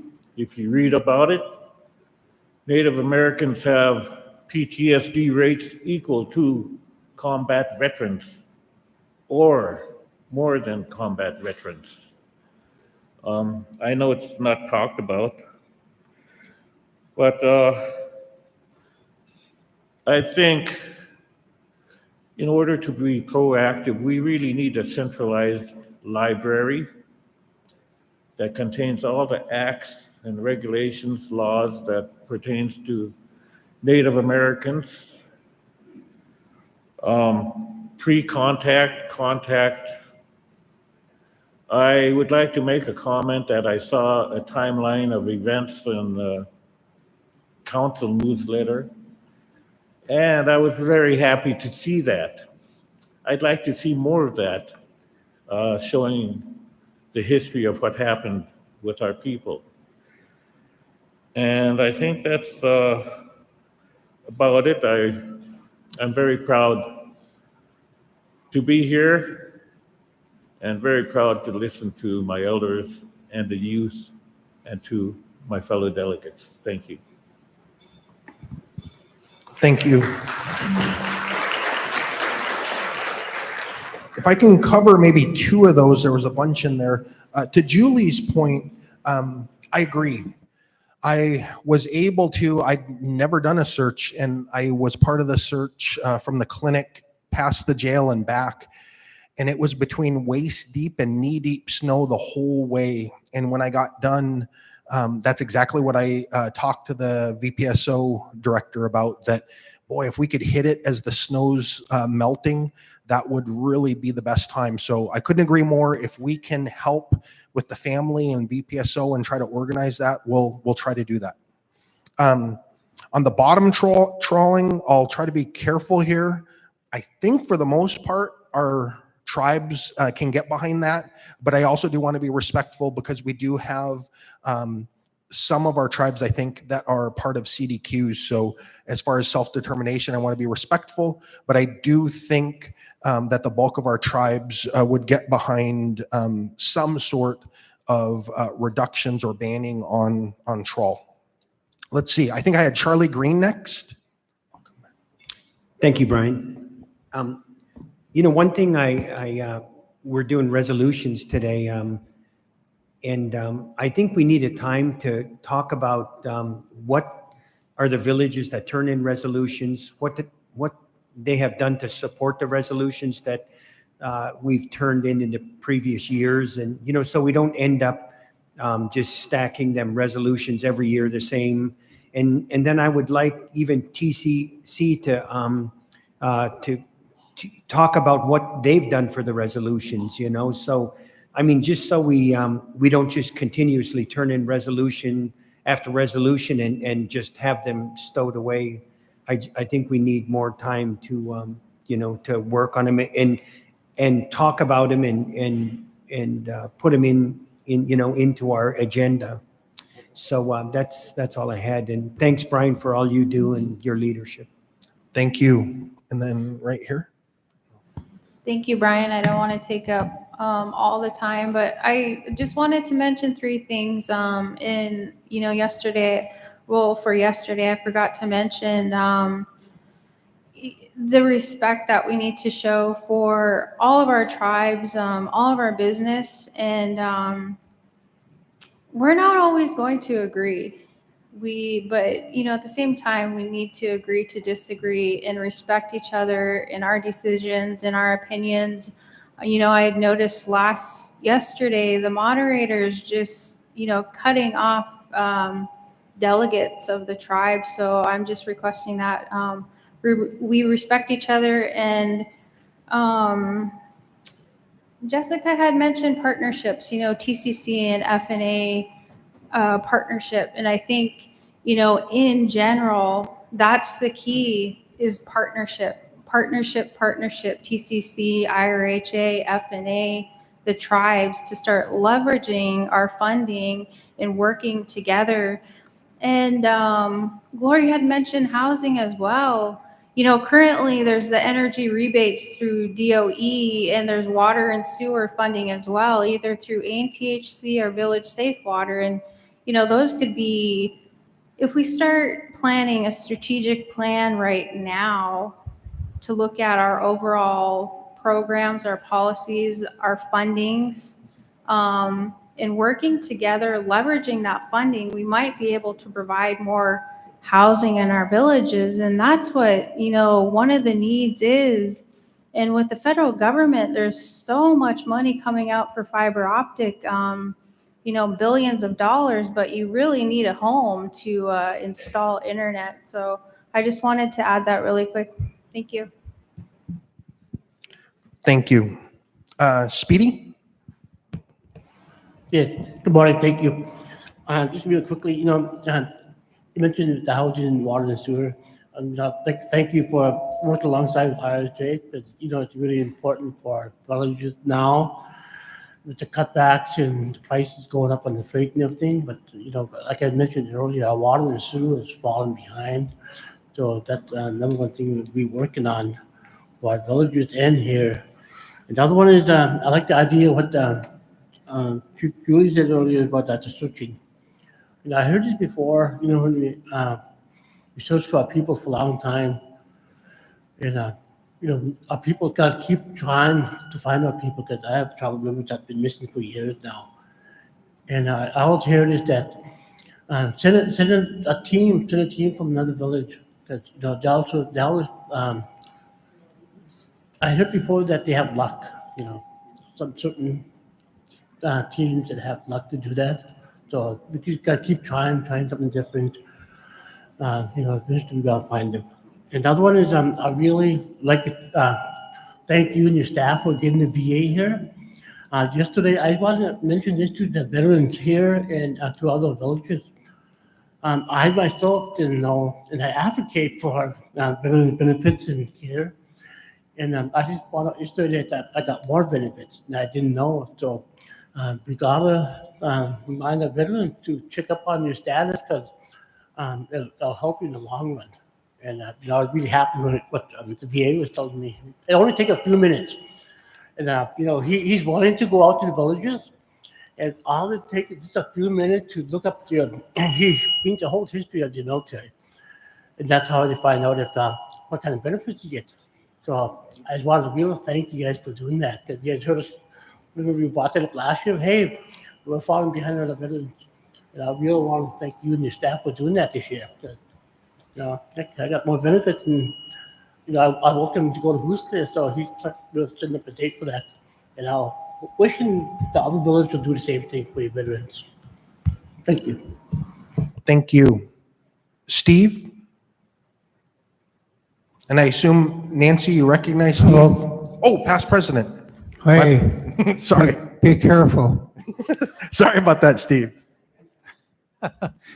Anyway, Brian, I really want to thank you for your report. It was very detailed and very good information. Now, my friend over there, Speedy, was talking about the veterans. And I was hoping to hear a report from you because I know your staff are working on the veterans' native allotments.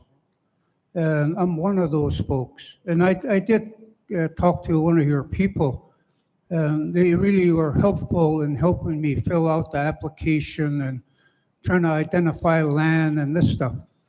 And however, the selection of those lands are in areas that most of the veterans from the interior are not familiar with.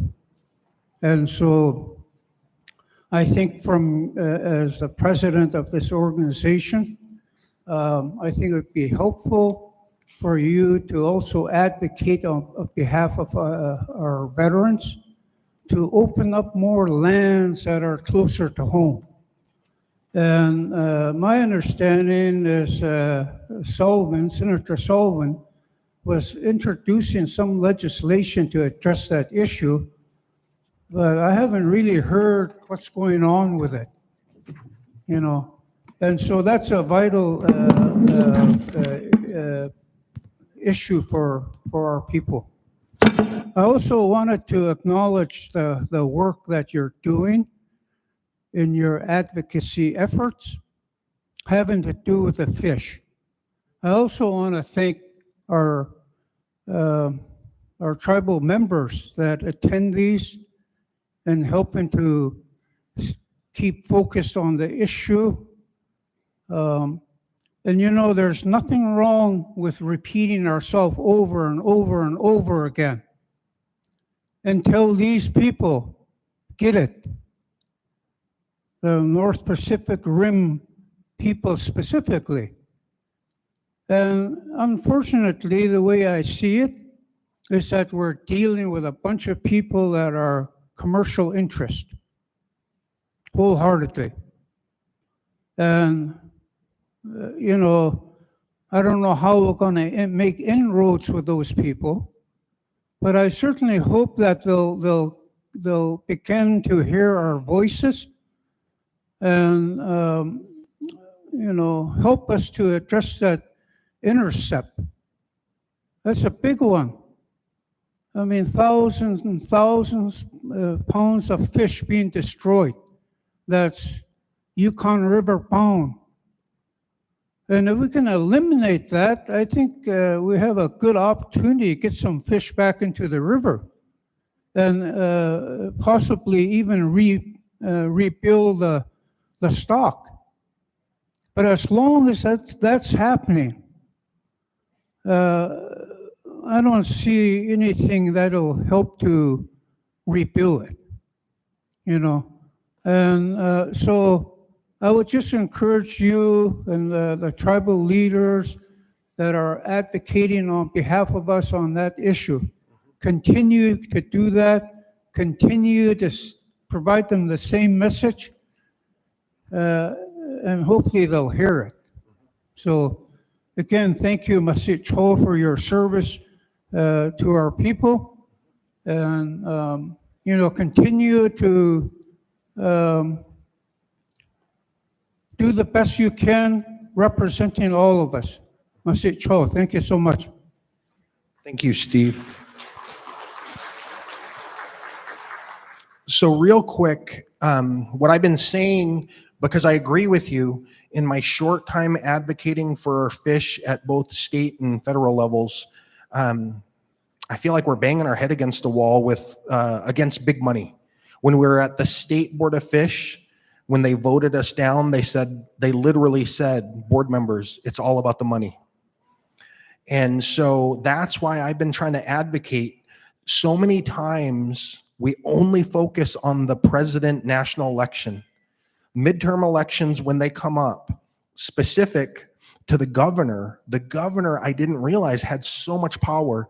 The governor appoints 6 of the 11, so the majority of the North Pacific is exactly what you're talking about with trawl, and then the Board of Fish and Board of Game. Now, I'm crossing my fingers, the rumor mill of who's going to run for governor, I think we have an opportunity to have a Republican that's friendly to our tribes and a Democrat that, of course, is friendly to our tribes. And so in a perfect world, I'm really hoping we get our next governor that will work with us and put Native faces on all of these boards, but we have to get out there in the midterm elections and vote if that's what we want to see.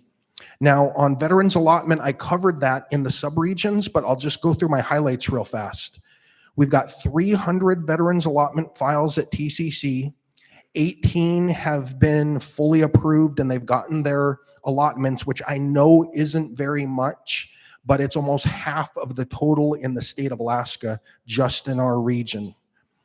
Let's see, the Central Yukon Plan in December opened up 11 million acres more for selection. And I believe in talking with staff, at first I thought an executive order canceled that, but I think it was when we sat down with Sullivan a couple weeks ago, he didn't think that was the case. Let's see, we can help with the applications. We had a veterans allotment clinic during one of the lunches. And so we're trying to do as much as we can, but I would say, if people know that there's veterans still out there that haven't put in an application, please work with our realty department. We're more than happy to work with our people. And remember, there is a veteran allotment resolution that will be coming up in the packet of resolutions that Curtis and Hannah brought forward as well. Rhonda? Thank you, and thank you for your leadership during these difficult times. But can you turn the heat up a little bit? I noticed my cousin Gloria had a blanket on. A little bit chilly. Okay. First off, I'd like to thank the emerging leaders yesterday for all of their comments. And I just wanted to ask, like, how many people in here were youth delegates? Because I think that you were a youth delegate too. And I know before the first time that I had to speak before this delegation when I was 14, I threw up in the garbage can. So I really felt for that young man yesterday who was having trouble speaking. Yeah, I threw up a lot before my first time speaking here. Chief Steve mentioned the Yukon River rebuilding plan. Yukon River panel is going to be meeting in Dawson in the beginning of April. And that's going to be on our agenda for the next several years is the Yukon River rebuilding plan. The Yukon River panel intends to have a document prepared within the next 3 years. So we really need tribal input on that plan. And, anything that the Fish Commission or whatever they call it now, the Hunting and Fishing Task Force put forward, please let us know. I noticed at our last Yukon River panel meeting that we didn't have anybody on the JTC, but they told me Brian Lepping is our representative for that board. So I would hope that he attends in the future for Canada Chiefs Conference. It's a very important time and a very important topic for our tribes. this is going to be my last year on the Native American Rights Fund board before I term out. So, I'd like to thank all of you for your support, and specifically Tenant and Chiefs Conference for that yearly check. It goes a long way, whether it's ICWA or students wearing their regalia to graduation.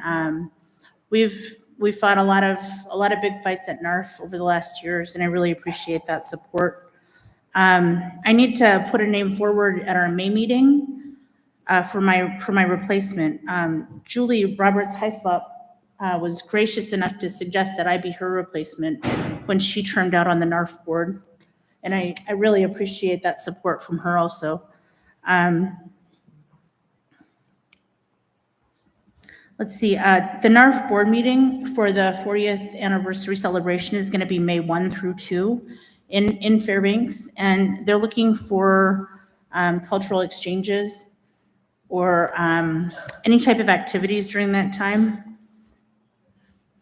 Let's see. I think the most important thing that I wanted to thank you for at TCC was making sure that Eva Burke is supported and that she has everything that she needs going forward to be a really important advocate on the North Pacific Fisheries Management Council. Her leadership has been crucial in drafting those resolutions. If she wasn't there, we wouldn't have gone that far. And I know in the past, when we've put people up for positions, we haven't always given them all the support they need. And I really appreciate, the support of your young advocates too. Olivia, Janessa, all these people that have been working behind the scenes for years and years. They're so young that you forget how young they really are when they've been in this for so many years. I really, really appreciate that. Janessa Newman is up for nomination for one of the seats on the Yukon River panel. So anything that you can do to support her would be really good. It's the Mary Pete Youth seat for the Yukon River panel.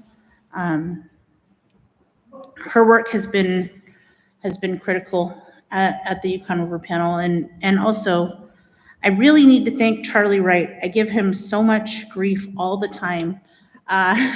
He's my alternate on the Yukon River panel, and he's the chairman of the Eastern Interior Regional Advisory Council. I see him working his butt off on behalf of the Tanana Chiefs Conference and our tribes. I appreciate his leadership. We don't know what the future is going to hold for either the Federal Subsistence Board or any of our regional advisory councils. We're under attack right now in ways that we have never been. So hopefully, with some of your advocacy, you can bring up to the delegation that these boards are critical for our people, for protecting our lands and our resources. Thank you. Thank you. And I'll do my best. I'll tell them build fire. I know when coming into this, with the new building, they said, we're not sure how many bodies are going to be in here, how hot it's going to get. And so, they're working that out. But I will say it's not as cold as Westmark in November. That was the first time I ever put on a blanket in the middle of a meeting. And then to the youth delegates, I couldn't agree more. Sometimes I have a hard time saying that I started out as a youth delegate to Denokanaga and Tanana in the mid 80s. And some of you might remember the picture I showed. I was terrified, and I got up and I think I said my name. I said I'm from Eagle, and I was with my late grandma, Louise Paul, but boy, I was just terrified. And so to see the kids, and they're way ahead of where I was at, it really makes me feel good that we're in good hands, that the leadership coming up, once I'm all done up here and stuff, that we're in good hands with Native leadership across our region. Now, I don't want to get in trouble, so I want to check way over there, Lower Yukon, Upper Tanana. I feel like I've covered the middle a bunch and here once or twice, but you're so far away from me. I want to make sure that I'm covering everyone's questions. I don't want to get in trouble. So any questions on that side? Nope. Okay, then I saw one hand. Back here.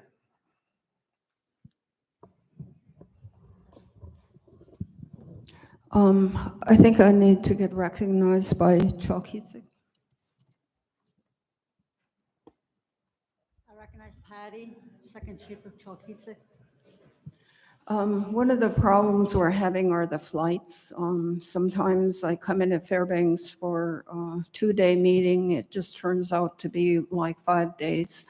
And over the weekend, it just seems like sometimes, you know, when they schedule meetings like on a Friday and stuff like that, I don't mind, you know, sometimes spending the weekend, but most of the time, if that happens, we have to spend the weekend. Last summer, we had 3 construction projects in Chalkitzik, and it was just, you know, we had to make our reservation like 2 weeks in advance, and I don't think it has ever happened in Chalkitzik. But I don't know, maybe you carry a little more weight than we do, but we'd like you to talk to Wright to add more flights or have someone else come in at the same time. I'm not too sure, but we do need more flights. And I want to thank the youth panel yesterday. They did an excellent job. I want to thank each one of them. Thank you. Thank you. And definitely I can talk to Wrights and see what I can do there.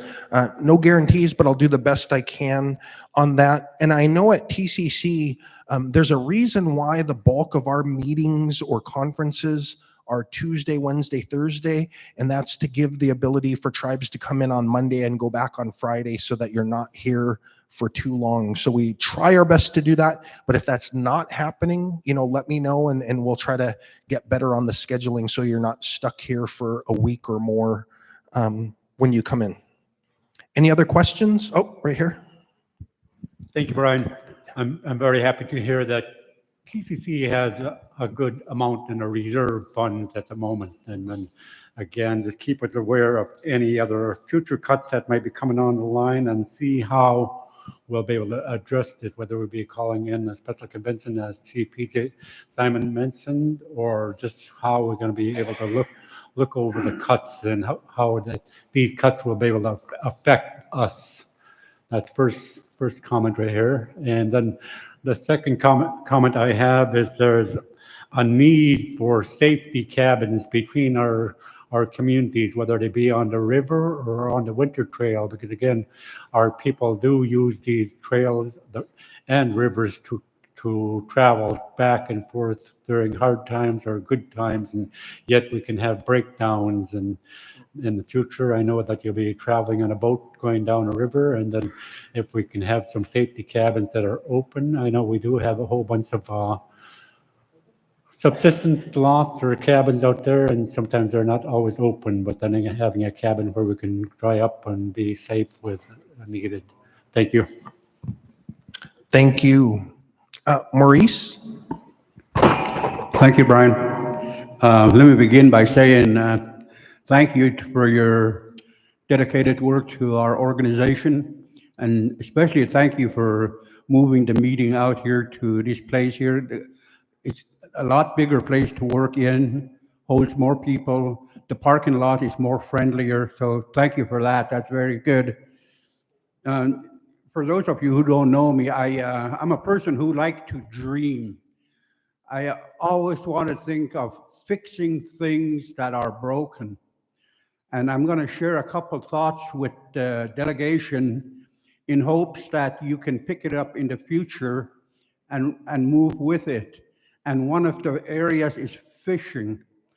We have spent thousands and thousands of dollars and man hours fighting with the fishery to try to get more salmon in our area. It's been fruitless, and in our process, the numbers are continuing to decline to almost a disastrous point right now.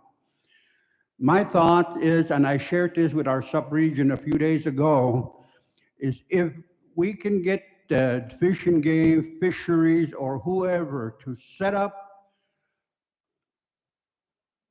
a holding tank up in Canada area where our king salmon spawn, so that when they lay their eggs, those eggs can be gathered with the sperm from the male fish and put into tanks with the same water temperature as the outside and let them stay in there until they hatch. The minute they hatch, then you release them back into where you got the eggs from. This is not a hatchery. You are not feeding the fish. Therefore, the fish, the fries, will return into the waters and return back out to the high seas. That's not to guarantee they're going to come back, but the numbers of escapement going out will be a lot better than what it is now. 7, 8, 9 years down the road, after a cycle has been completed, then you're going to be able to see if this system works. In the meantime, don't stop our efforts of talking with people in our legislators and our governor to concentrate on Area M, because Area M is an area where all our fish go out and come back, and they are regulated by the state, not by the federal government. We have done an outstanding job fighting with the hatchery, not the hatcheries, but with pollock fishing and bycatch. We're not going to stop doing that. But we need to concentrate on Area M more, because that is where the bulk of our returning fish are not making it back to the Alaskan waters and the Yukon. So these are thoughts for our delegation to think about. We always seem to be fighting this thing. We always seem to look at the problem, but we never try to sit there and find a solution. Well, here is a solution that you can think about. If you don't like it, so be it. If you like it, go with it. The second part, and you heard the panel yesterday talking about families that are missing, that they don't see. I brought this up 2 years ago, and I'm going to bring it up again. 2 years ago, I got a lot of moans and groans opposing people having a chip put in their arm or in their body. Well, look at this. There's people who put chips in their house pets so that in case those pets run away and they get lost, they can be identified and found. Well, you know, our loved ones are just important to us as our dogs and cats. So if people would talk to one another, and maybe they can even come to the floor here, I don't know, but talk to the people and find out from the hospitals for us, what would it cost for someone to have a chip put in their body? And all this chip would do is identify where you're at, nothing else, where you're at. Think back what it can do. It could probably help us to identify some of these people that's going to go missing in the future. If we lose someone in the river, if that person has a chip on them, we can find exactly where that body is at. If people are out in a winter storm lost and we can't seem to find them, and they've got a chip on them, they can be found. It's expedient, it's effective. I don't know what the cost is, but I think this is an area that we as a group of people need to start considering, because they're saying, what can we do? What can we? Well, here is a thought, just a thought. Thank you very much, Brian. Thank you. So if I can take a second and talk about Area M real quick, because I know we're 2 years at least since we had the big fight down there. As I understand it, another Area M State Board of Fish fight is coming up. I believe it's February of 2026. So February of next year, the same exact fight that we had down there. Now, for those of you that don't know, I got a bad thumb, so work with me here. If this is the state of Alaska, the Alaska Peninsula, our salmon have to go around that. And on the south side, that's Area M. So our salmon have to go through there. There's a ton of seiners. It's insane, I say.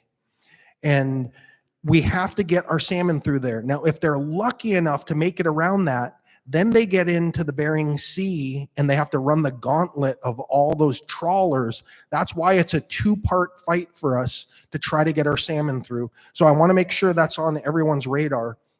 And I'm not sure if any of the H-Star people are here, but for our first time being at this location, I know it's a little bit cold this morning, so we'll work on that. But let's give them a round of applause. I think it's really working out great so far this year here. PJ? Yes, thank you, Brian. Thank you, Maurice, from Delado for saying that. And Alakakit, we talked about something like this at our village council. And we have the Hensa Salmon Weir, we have Jim River, South Fork. Historically, they were really large Chinook runs. And with the demise of the Yukon River Chinook, we testified at North Pacific Fisheries Management Council to what Maurice is talking about, to that idea. Because I was going to add a friendly amendment to exclude Upper Kaikuk River on that 2024-12 and leave out our streams, Hensa, Jim River, and South Fork, and just offer our streams as a pilot project for something like this. And the beauty of this is it only affects 11 villages downstream from us and not the whole Canada Chiefs region. So basically what Maurice is talking about, we support, because while all the politics and the meetings and the different groups that are meeting to meet on salmon, we can somehow at least keep the Chinook salmon level, because what he's talking about, you have trays of salmon that you can fertilize, and each tray has 10,000 eggs, and one whole, it's like a pop cooler when you go into a gas station, and it gets through a critical ice stage or however it develops, and then release it like Maurice says. Then you have recruitment of 85% versus 5% on a skein of salmon eggs. At the very least, delegates, if you guys support that amendment that today I'm going to add to that resolution, which opens up my streams in my area for the Alakakit tribe area, our traditional homeland, for something like this, to at least make a concerted effort to save the salmon of what's left, because every year you have more people on earth and more hungry people. I don't blame them, but to put more salmon in our streams, I support what Maurice says. Thank you. Thank you, PJ. Peter?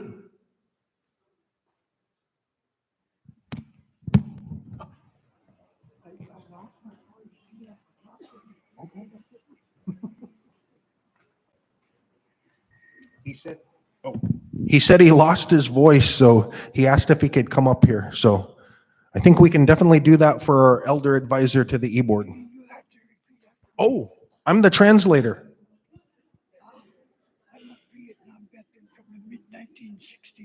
He's a Vietnam veteran from the mid-1960s.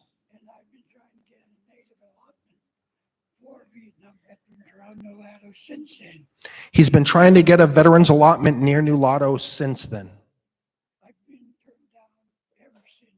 A couple of years ago, they gave native allotments for us in southeast Alaska or up North Slope. I can't accept that. He said he's been turned down on native allotments. He was offered in southeast and on the North Slope, and he can't accept that. Yeah. And now they're giving us native allotments in the Nulato Hills across from Nulato. And now they're offering allotments in the Nulato Hills across from Nulato.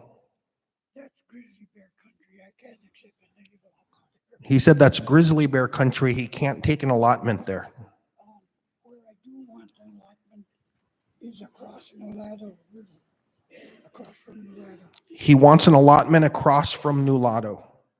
But all that property is Gunneyu property, a regional corporation. but it's Ghanaian property, and they aren't going to release that property to us. and they won't release the property.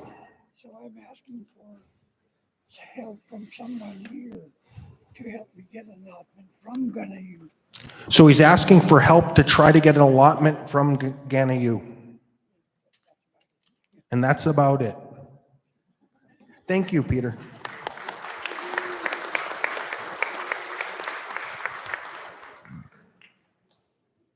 Any other questions? Back to Jack, the chief of Denakanaga. Yes. You know, I've been trying to push this for a long time to help the people for native allotments. There's a saying that the elders always use. Use your traditional land use area. If you have a way to prove that that land is being used, why can't you use the phrase of traditional land use area to get your native allotment? I had to do that because my father put up a sign on top of a hill where we had land. And the flood in Galena lost all the records. So BLM told me if you could prove that this land was used, it's yours. I have an allotment on the Kaikuk Wildlife Refuge. And on top of the hill there, my father carved his name on a tree. And that proved that was a traditional land use area. And also about this fish where I'm against farm fish. There's no nutrition. And if we're trying to fight to bring salmon back on the river, the farm fish will demolish the wild stock. Because the farm fish, they give them all kinds of food. I'll tell you a story. Me and my late uncle, we fished. And he caught a fish with a tag on there. And he made dry fish. 2 days later, he went back out there, and there was just skin hanging in the smokehouse. That farm fish just dried up and got brittle. And it just fell off the fish. So that's how come I'm against aware. And it's just something that I wanted to share with the people that happened to me and that we could try to resolve. Thank you. Thank you. And I believe I'm under the directive that our tribes are against farmed or hatchery fish. And so that's been the marching orders that I've gone by. I know that the Yukon River Intertribal Fish Commission has unanimously taken that position as well. And then on the native allotments, we'll continue to do what we can. I think what we're probably going to have to do is see if we can broker some kind of a trade, possibly between Doyon Village corporations. And then I need to confirm where that 11 million acres that opened up on the Central Yukon plan. But I'm thinking somehow between there, if we can figure out a way to make sure our veterans like Peter get a native allotment, we'll do our best to do that here over the next year. Andy, our second traditional chief, is up next. Yeah, on this native allotment, we've been talking about it a long time. I was just wondering, I don't know if anybody from Doyon is here, but I know Doyon's got land all over the place. If they can open some of their land for our veterans, that'll keep them closer to home. I know there's some people who got approved for land, but way, like Peter say, way off somewheres you don't want to go. So if we can maybe talk to Doyon and see if they can open. I say that because our corporation, we had some veterans here that didn't have a lot, but our village corporation gave them 160 acres wherever they wanted. So, and it's working pretty good. Thank you. Thank you, Andy. You got to use a microphone. There's a bunch of people online, and so everyone can hear you in the room and online. Okay. Thanks, Chief Ridley, and all the parties that's making it possible for us to come to this TC convention and the full board of directors meeting. Thank you guys very much. Our host family down at Messmark is treating us really good. Well, my question is, I applaud all the Army people, all the servicemen and women that sacrificed their lives in the name of freedom back in the early 70s. But still in all, I have a hard time wrestling with that because since then, there are so many other young men and women that made sacrifices also, had to leave town, join the Army, join in some kind of service to make a living, to do something. So I hear this Land Claims Act opening up for the, I guess you would call it Vietnam War veterans. Okay. So since the younger generation made all kinds of sacrifices for that effect also, is next time you guys have a meeting or put it on an agenda or something like that, can it be talked about giving the younger generation that made sacrifices, giving them a little piece of land too, so they can build a house? It's not asking for too much.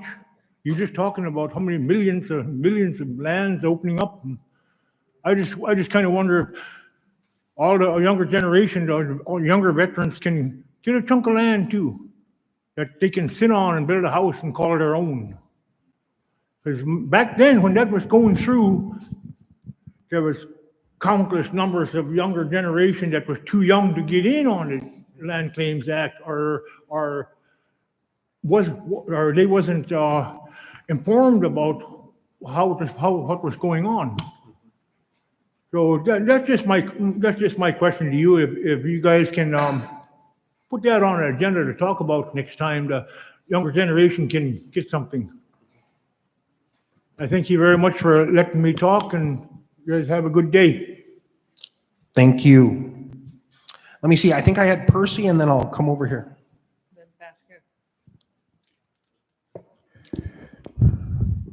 Okay, yeah. Good morning, Chief. I just want to say a few words. I'm not going to take too long. First of all, I want to thank you for your leadership, and in my own head, you're doing a good job, and you're following your heart, and that just tells me that we're being covered in all aspects of our lives. And thank you for your staff and the E-Board and Health Board, and I don't have no regrets or no gripes, no grudges, no nothing actually. But I just want to say that we have to continue doing what we're doing, and that's I think the bottom line is we have to continue to advocate for our land and for our waters. That's really important, because without that, we're not going to be able to have anything. And the other thing is about that veterans allotment. these veterans are, anyway, the ones I talked to, they're getting kind of tired of waiting. I don't know who it's up to, maybe Congress down in DC to acquire those lands and just get it over with. You know, that'll, because these veterans are getting older now, as you see, they need to probably pass that land over to their own families. And I think we're on the right track as far as leadership goes. And I'm always impressed by the younger people, and I think it's really important that we keep them on stage and continue to tutor them, talk to them, nourish them, love them. And yeah, that's all I had to say, Chief, and hope you have a good rest of your day. Thank you. Thank you, Percy. All right. Jeannie Nelson, Lake Michumina. I have two things. Number one, somebody was talking about native allotments, not the veterans. I have my own thing I'm dealing with them, with the veterans, but with just regular native allotments. We gave up our native allotments with ANCSA. It's written in, can you hear me? Okay. It's written in ANCSA that when ANCSA was passed, we gave up our native allotments. At Lake Michumina, we got nothing in return. So we had 160 acres and we traded it for nothing, and everybody was fine with that. And so that, I think, sometimes we need to deal with those kind of things. But the Native veterans, I found a letter from Governor Dunleavy in 2021 where he was very positive about trading lands to get the veterans' land. And we need to follow up on that because it's in writing that he said that. And I don't think that very much has been done.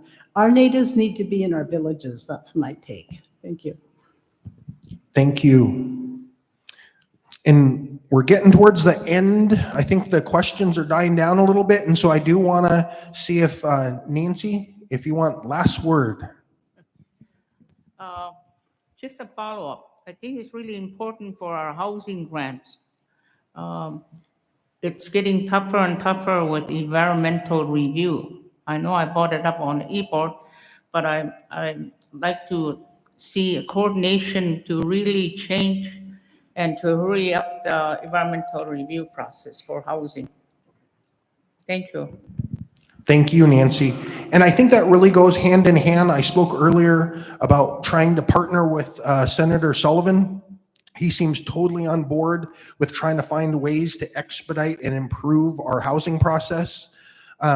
One of the things that I talked with them about was it makes no sense to me, be it our housing, IRHA, you name it.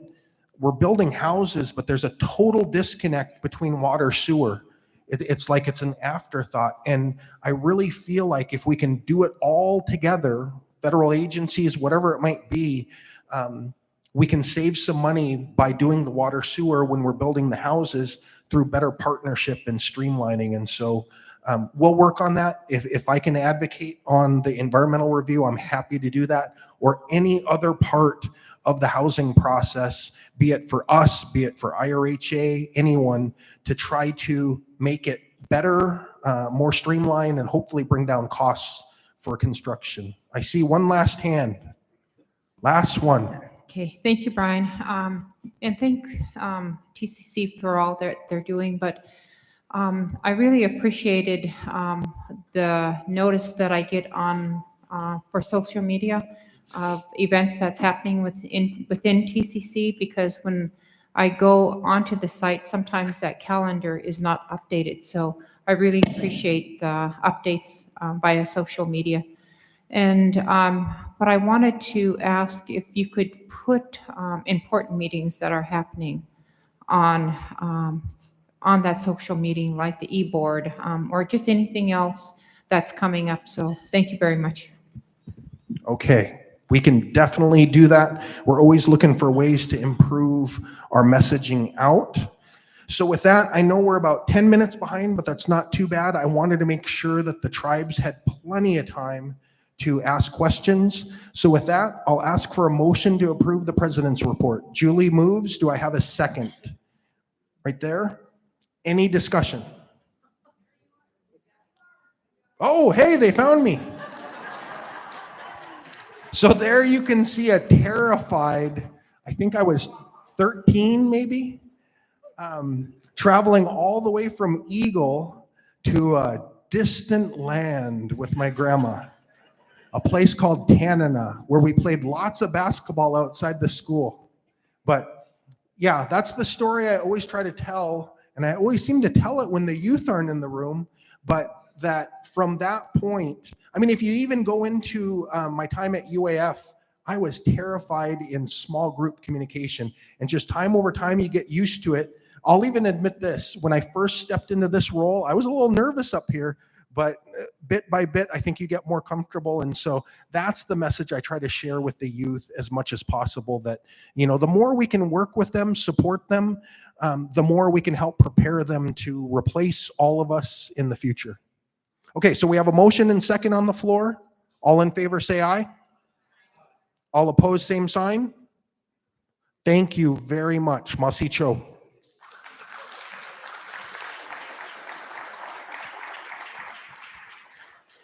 So I believe we're cutting into Ben's time a little bit, but I think for now it's almost 11. We'll take a 10-minute break. So 10 after 11, we'll come back.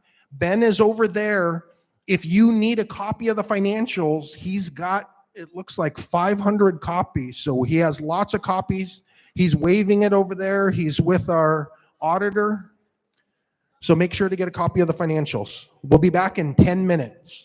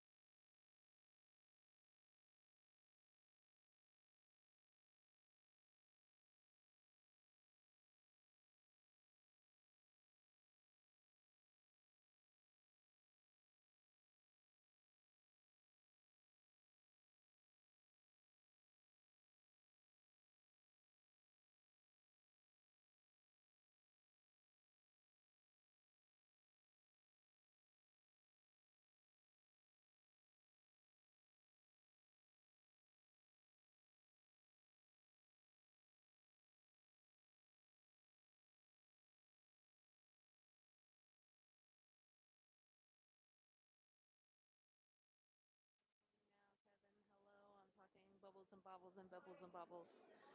Blah, blah, blah, blah, blah, blah, blah.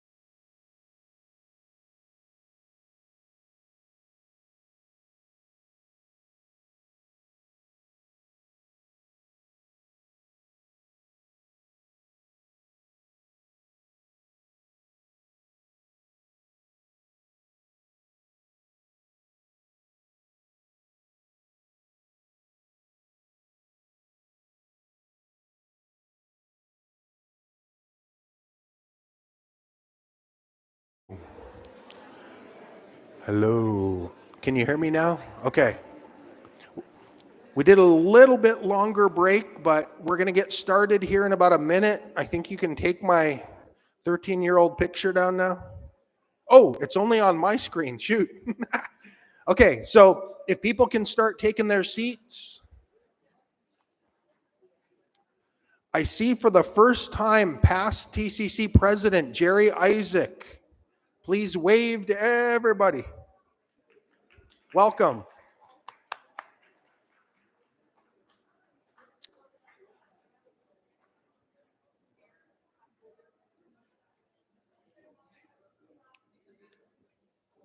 So if people could come back in and start taking their seats, we'll get started.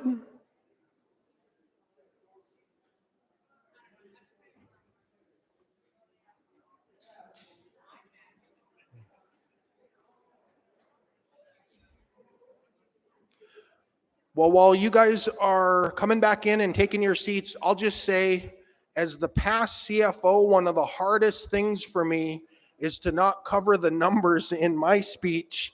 I think back when Victor was my president, chief chairman, I was the CFO. I presented first, and then the president came on. But the people wanted to be able to ask questions to the president, so they said, make that president go first. And darn it, if my very first time being president, I was still going first, no matter if I was CFO or president. So I'm happy to do that. I'm happy to take lots of questions from our people. So at this time, I'd like to invite Ben Schilling, TCC CFO, to present the financial report. And when I think of our staff and how hardworking they are, I want you to know how hard of a worker Ben is. The last couple of weeks in trying to just prepare for this meeting, I've been trying to come in at 6:30 and go home close to 6 at night, and Ben's there before me and after me. So let's give him a big round of applause. Thank you, Ben. You have the floor. Yep. All right. Thank you, Brian. And thank you, chiefs, delegates, tribal members, guests. It's always an honor to present to you. I appreciate the time. And I'll go into the financials here in just a little bit. But first, I'm going to turn it over to our auditor, Max Mamontoff. And we tried to get the financial statements out. We didn't do a mailing this year, but we did do an email out to all of the chiefs and the tribal offices. So hopefully everybody had a chance to look at it beforehand. But if not, we'll take your questions either today or in the future whenever you do get a chance to look at them. So I'll turn it over now to Max. This is their 10th year as our auditor. And so Max, take it away. Good morning, everyone. I just realized something. Ben's absolutely right. This is our 10th year working on your audit. Thank you again for bringing us back as your auditors. So I'm speaking on behalf of Altman & Rogers. We are the CPA firm out of Anchorage. And I'm here to present the results of a financial statements audit. I just realized that on my slide, I have 25 years. Well, time flies. It should say 30 years. I guess we've been doing this for quite a while. I'm just saying that on our logo it says 25 years serving Alaskans. Again, super happy to be working with Ben, his crew, his accounting staff. Big thanks to everyone because it is a tremendously complicated audit for us, and it's a lot of work for them. Just so you realize that the time that goes between them finishing the year, your year end is 9/30, and us issuing or us and them issuing the report, it's only 4 months, and there's a lot of work that goes into this audit. And again, it's incredible that everyone can work seamlessly, and we can get this done quickly and get it ready to be issued in January. Anyhow, I gotta go through the audit itself. As far as what we do, how we do things, how many hours it takes us to do our work. Ben is going to cover all the numbers, but if you have any questions for me in regards to the audit or what's presented in the financial statements, I'm more than happy to try to answer. If it's something more detailed, that question probably better be asked to management or forwarded to management. But like I said, I'm more than happy to answer any and all questions if you have while I present. So starting with my slide number 1, and again, give me a bit of a chance here to get this to work. Okay, so it's working. As I said that if you have on your year end at 9:30, we usually start the audit. We usually spend 3 weeks to do audit. When we start the audit in November, we work on site for 2 weeks, and we do 1 week remotely. Once again, all the individuals who work in your accounting department were super easy to work with. They're so nice to us, and you know, it's because of their hard work and dedication that is why we can get this audit done so quickly and get it issued. So once again, we performed field work in November and December. December was our final week right before Christmas.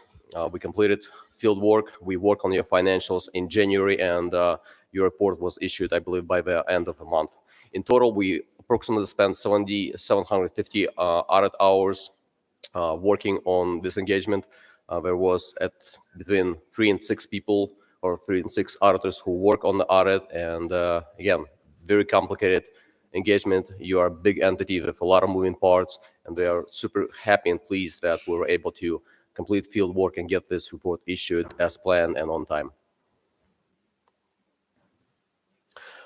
As part of the audit, what we truly do, we don't write the financial statements. Financial statements are responsibility of management. What we do, we opine over financial statements and the disclosures in the report. So the document that you have in front of you, if you turn to page 1, that is the opinion letter over the entire financial statement, and that is what we produce as part of field work and as part of doing audit procedures. We are hired by your management to opine over financial statements. So what this opinion letter says is that we have audited financial statements of Ten and Chief Conference for year ended September 30th, 2024, and related notes, and we were able to issue an opinion as a result of our audit work. Again, what that means is that we were able to gather adequate support and documentation to support balances, transactions, and the disclosures in the financials. And as a result of our work, we're giving you what's basically a clean opinion, no issues and no comments. And that's the best opinion that we can issue as part of our audit. Once again, I wanted to reiterate that it is a responsibility of management to prepare this document, to prepare the financial statements. We can assist management, but they do a really good job where pretty much Ben and his staff, Nicole, Debbie, they do a draft themselves. We just go through the numbers, tie them to the supporting documentation to our work papers, and that's the process. And basically, that's what it says in auditor's responsibility. You can find the entire opinion. This is a partially condensed version of opinion that goes page 1 to page 3. And if you have any questions as to the wording, what that means, more than happy to go in more details. But Ben tried to ask me to keep things short, so he can go more through the numbers, because I believe that's equally important or very important to everyone here today. So in summary, what we did, we actually performed 3 different audits. So we did the financial audit, which covers all the numbers and disclosures. And then we did what's called federal and state compliance. And what that means is that we had to evaluate all the programs that TCC received from federal and state, and pick a selection of programs to audit as part of the federal single audit. In total, you spent received and spent $175 million of federal funds, and you can find that towards the back of the financial statements. There's a schedule called Schedule of Federal Awards, Expenditure of Federal Awards, and there's a state schedule, same thing, and it will show you all the programs that TCC received and spent during fiscal year 24. As part of federal compliance or federal single audit, we reviewed 5 different programs. So tribal self-governance, community mental health service, health center cluster program, and what's called 477 cluster. What that means is that there are multiple programs that goes into that program, and there's a listing in the financial statements that shows what goes into that cluster. And those were the programs that we audited as part of federal compliance. Every program comes with its own set of requirements. TCC has to comply with those requirements. It's our job, or it's part of audit, that we have to go through each program, select samples, review how and where expenditures or expenses were incurred, and if TCC complied with the requirements of each program. So there's a lot of work that goes into this, and each program can take multiple days or multiple people who work on them in order to review all the costs if funds were spent accordingly, if accordingly to the grant agreement, if eligibility requirements were complied with, reporting requirements, procurement. So each program comes with its own set unique requirements, and it's our job to make sure that TCC was compliant. And as part of the work that we did over federal programs, we gave TCC what's called, again, clean opinion or unmodified opinion, meaning that TCC compliant with everything that we were supposed to perform in each program. So the second audit that we did it was over state programs, very similar to federal programs. TCC received $7.7 million worth of state funding that was spent during 2024. We reviewed 5 programs during 24 audit: Native Family Caregiver Assistance Support Program, Senior in-Home Services. There are 2 programs that we reviewed, 24 and 25 awards, and Head Start program from DAD, same thing, 24 and 25. What makes it challenging to audit these programs is that every program is unique. Requirements that apply to one program might not be relevant to our program, and it changes every year. So there's a lot of work, again, on our part and on the part of TCC staff to make sure that things are done timely, the requirements are met, and because they do a great job, we are given, again, clean opinion on both federal and state single audits.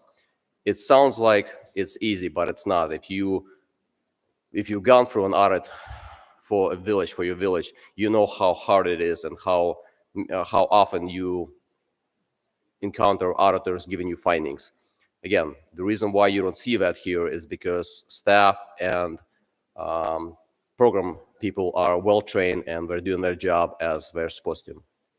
So in total, we probably reviewed over 450 transactions in total in all of these programs, because every program required its own samples in order to determine allowable costs, eligibility, reporting, and so on.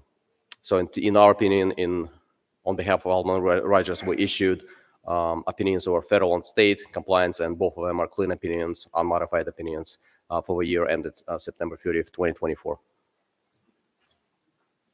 And that's just a summary. If you go onto pages 94 and 95, you can see the results of the audit, because, like I said, we performed 3 separate audits for financial statements: federal single audit for federal compliance, and state single audits, state compliance. We did not encounter any question cost. There were no findings, no significant deficiency or material weaknesses, and TCC, as a result of our audits, received clean opinions. And that's about everything that I wanted to cover. Like I said, I'm not touching on the numbers because Ben is going to cover that during his presentation. So if you have any questions, if you want to ask me anything specifically about how we do audit or what's involved, or about anything else in the financials, please go ahead. I'll be more than happy to try to come up with something easy enough and quick enough to answer your question.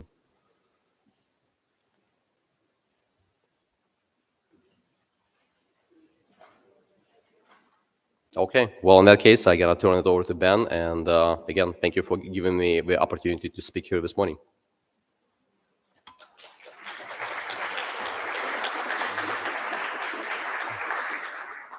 Great, thanks, Max.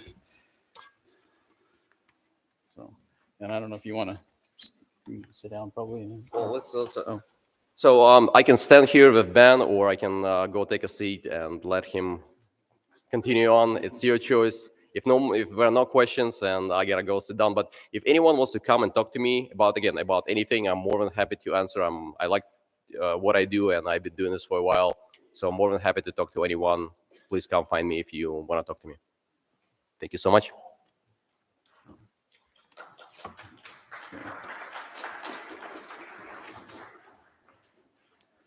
All right, well, thank you. So most of you know me. I've been around for a little while, but I'm Ben Schilling. I'm your CFO. If you know TCC and Brian and others, you know they like nicknames, so I'm also go by Bingo Ben or Bear Sign. But I've lived my whole life here in Fairbanks so far. My family's got 4 generations living here now, so it's definitely our home. My wife and I, a lot of you know my wife Cindy, we've got over 35 years of being CPAs here in the interior. We've worked with many of your tribes and your corporations, so appreciate that. I've been with TCC just over 12 years now. Before I begin talking about the actual numbers in the financial statement, and hopefully y'all have that if you want one. If you don't have it yet, we've got boxes and boxes over there that you can pick up. But before I start into it, I can't take the credit for the good results that Max just shared with you. It's a huge team that we've got here, and it starts with you all here. The tone at the top, we call it, that the full board sets. And that goes down to the executive board. They also demand excellence from us at every one of their meetings. That goes down to our program managers that manage all of the different programs. You know, we've got over 200 programs that are managed here. And to have an audit that has no findings, incredible. Then we've got our accounting department. I think some of them are here. So I think we've got some over here and some over there. If you guys want to stand up, we need to give the accounting folks a big hand.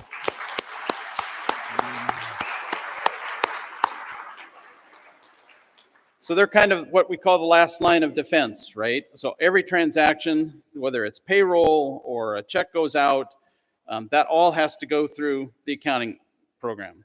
And they do an amazing job to make sure that every I is dotted and every T is crossed to make sure that we have no findings. I also need to give a shout out to Nicole. Nicole David is our deputy finance officer. She's the one who prepared this book and put in hours and hours of work to make that happen. So thank you, Nicole. And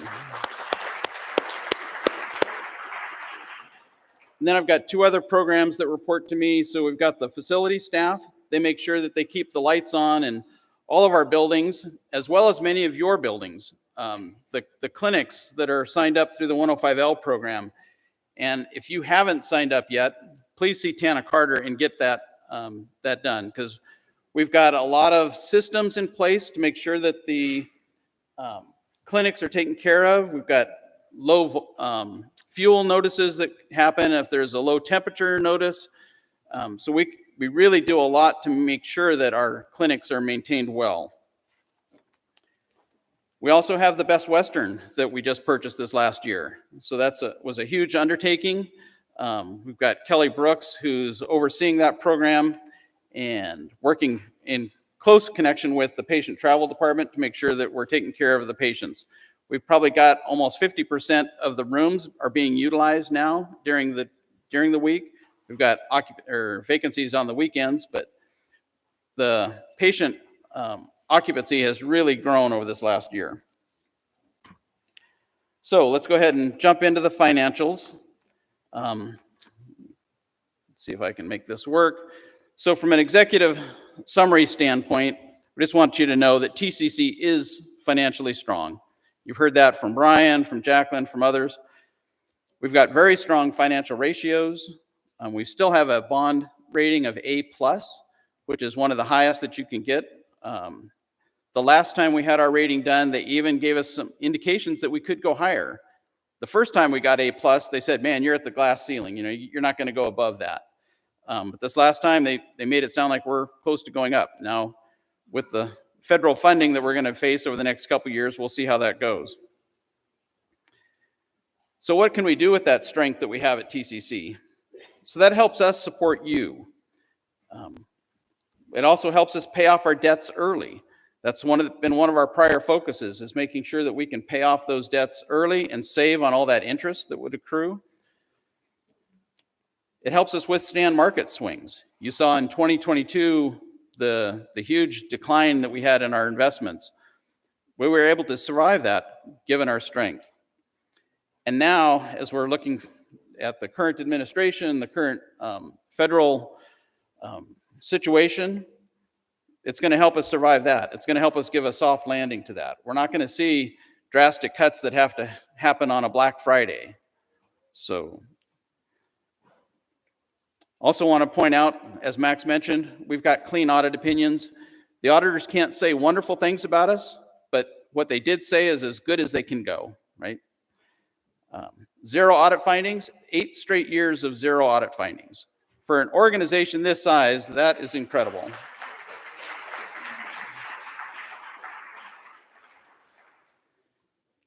And so someone had asked earlier, what are we doing to address the crisis?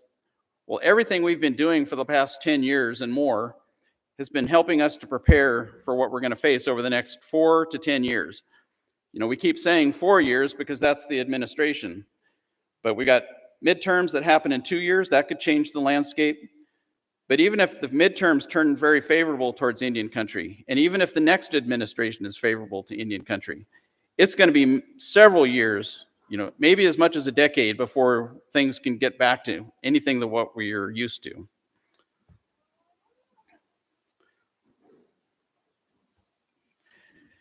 So the organization of the financial statements, as you flip through the document, we start out very general, high level at the beginning, and we get in more and more detail the deeper you go into it. If you only read one section, the management's discussion and analysis is pages 4 through 9. That gives you a very high level look at the numbers. It gives you some narration to talk about what happened. And it compares the results between 24 and 23. So it gives you a little bit of perspective. It's the only place in the document that does compare those 2 years together. The next section is the basic financials. If you're somebody who really likes getting into balance sheets and profit and loss statements and statements of net position, cash flows, those 3 statements are there. Then we get into the notes. Now the notes have got more information about specific groups of accounts. If you really want to find out what's in our investments, you'd go back to the investment note. If you want to look at what our debt is, you go back to the bond note. Behind the notes is our individual department schedules. So if you want to find out what's going on in health, you could look into the health area. If you want to find out what's going on in TCS, you've got there. If you're concerned about administration, we've got a tab just for administration. And then at the back, we've got the single audit section. That's the compliance, talks about our federal funding, our state funding, and you've got the auditor reports back there as well. So let's talk about net position. If you're thinking of a private company, this would be your equity section. You can see that over the last 10 years, TCC's had very steady growth. We even had pretty significant growth in 21, and of course that was COVID-19 funding. So over this 10-year period, you can see we've got about 388 million of growth. That's about a 369% increase. So when we talk about the strength of TCC and how we're going to be able to accommodate or overcome the pending federal cuts, this is kind of the base that we'll be working from. We've got the net position broken out into the 4 categories of investment and capital assets, the program use, tribal shares, and unrestricted. And we'll get into more of those here in a minute.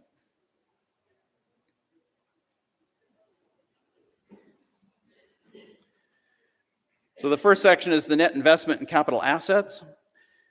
To describe what this is the total assets we have, and when we subtract the debt that we incurred to get those assets. So we take away the bond debt from the new clinic expansions that we did a couple years ago. So as you look at this, you'll see there's some significant spikes. We went up a lot in 2016. That was when we refinanced the debt the first time for the first clinic build. I think we saved over $60 million when we did that refinancing. Then you'll see again another big jump in 2019, and that's when we paid off all of that debt.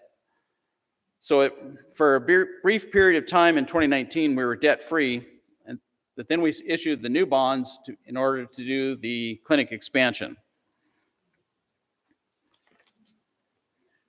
Since then, we've had just gradual growth as we've been increasing. While we had been focused on being able to pay down the debt in 2029, when the first time we can make a debt payment, an early debt payment, I think now our focus is shifting to being able to deal with the federal situation that we've got. The next section is called restricted for program use. These are the funds that are specific to a grant or a program. We've received the funds, but they haven't been spent yet. The largest area here is the IHS funding. You might have heard us use the word available till spent. A lot of our COVID funding that came to TCC did come through the IHS compact. So it had a different flavor to it than the COVID funding that went directly to the tribes, where you had a specific deadline to get that money spent. When it came through the compact, we were able to treat it like all of our other compact dollars, which means it's available till spent. So we are working with that money, we are making plans for it, but we didn't have a hard, fast deadline to deal with. The next big section here is the BIA funds. So we've got 40 million of BIA funding here. Then we've got other of 23.8. The other includes things like the Housing First program and the revolving energy fund that we have.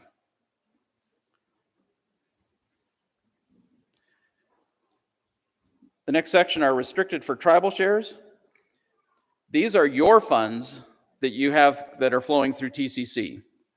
So you can see there were just under 40 million here at the end of 2024. Of those, we've got 13.7 that's IHS funding and 26 million that's BIA. That total 10-year increase is about 27 million or 215%. So this is where your funds can provide you that backstop for your specific village activities to help slow the impact of the federal cuts. So while TCC is also financially strong, you are financially strong with your funds that are held here at TCC. And those are directed by you.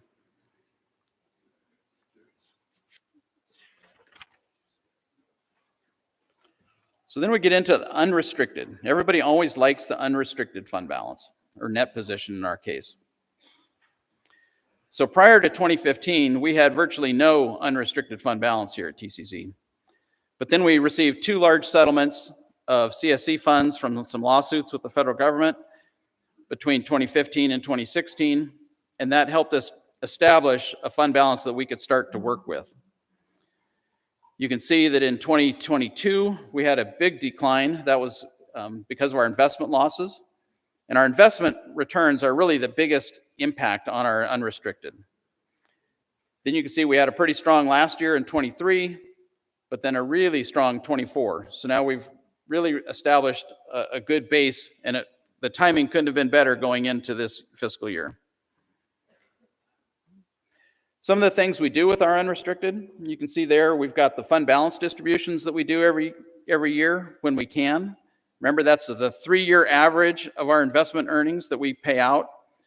In prior years, we used to pay out 40%, but a couple years ago, the policy was changed to pay out 60% of that 3-year average. Unfortunately, last year, the 3-year average was a negative number, but with our strong returns in 24, that was a positive number, so we were able to do the fund balance distribution. 40% went directly to the tribes, and that additional 20% goes into the sub-region accounts for the sub-regions to decide on exactly how they want to direct it. They can direct it towards significant major project that they want to do within their entire sub-region, or they can just allocate it out to their individual communities. We also do the Economic Development Grant Program, which is an unrestricted grant that the tribe can decide exactly how they want to spend their money. We do bridge funding. At the beginning of every federal year for the last, for as far back as anybody can remember, we're always in continuing resolutions. I don't think we've ever had a budget that's been passed by September 30th. So even though we might only have a 30% continuing resolution that starts on September or October 1, TCC goes ahead and makes that funding available to each of the villages for the funding that flows through TCC. So we're able to provide that bridge that helps until the feds can finally start distributing the funds. We can make them available to you on October 1st.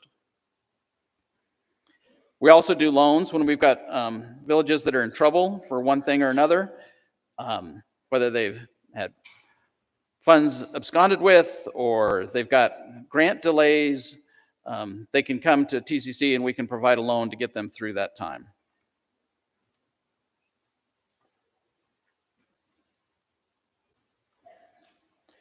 So we always get a lot of deep questions when we start talking about unrestricted, and so I like to break it down as to what is in unrestricted fund balance, because it's not all just available to be spent. So you can see here that of our 71 million of unrestricted, almost 24 million is tied up in our buildings. We've got another 16 million that's tied up in what we call the building reserve, and that's a charge that we do against each of our buildings, and that is built into our indirect rate. So in a sense, every time we spend $1 of federal funds or state funds, there's 50 cents of that or 40 cents of that is taken and helps pay for all of administration. It helps pay for the maintenance on our buildings, but it also helps build this building reserve so that when we've got major improvements or major damage that happens to our buildings, that we can repair them. Right now, I think you might have heard that Chief Peter John is undergoing a major renovation with its mechanical systems that Brian was talking about, and its electrical. That's all being funded either out of MIRAC funds, which comes from IHS, or the building reserve. We've got a little bit tied up in fixed assets, not very much there. And then we've got what we call the general fund. That's 28 million, so that's the biggest piece there. But then what's in the general fund? So this is where we make the economic development grants program out of. So at the end of FY24, there was still 3.8 million that we've allocated to the villages for the economic development grants that have been unspent. So many of you are keeping those sort of in reserve. I don't know if you're saving up for a significant project at some point, but those funds are still available to you. They haven't gone away. But if you remember, 2 years ago, the executive board changed the program so that those funds will start lapsing. So you have 2 years to spend them, and then if you don't spend them, they lapse into a sub-region account. So then the sub-regions can decide, okay, maybe this one village didn't have a need for it, but as a sub-region, they can decide how they want to do it. So if they have a elder facility in their sub-region that they want to support, they can do that. Unallocated of the general fund is that 24 million. That is really what is available for discretionary spending. And so that's where the E-board can work with.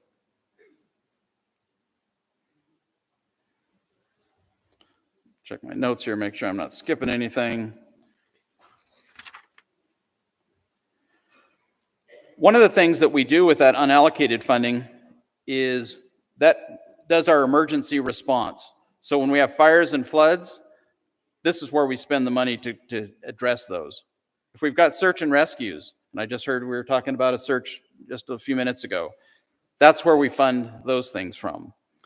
The hunting fishing task force, they need a supplement on top of any grant funding that they get. It comes out of this unallocated.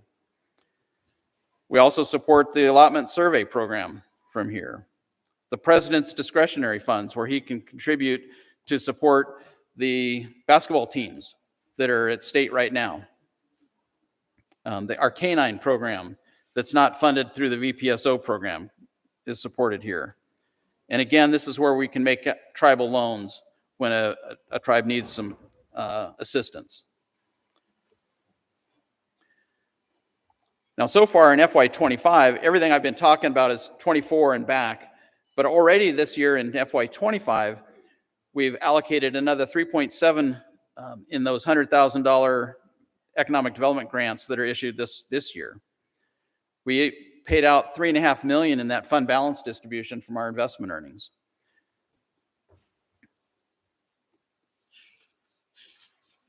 So we've already committed about $8.2 million this year. Brian always likes to make sure I talk about other. That other includes things like the rural relief, the culture camps, and those veterinary services.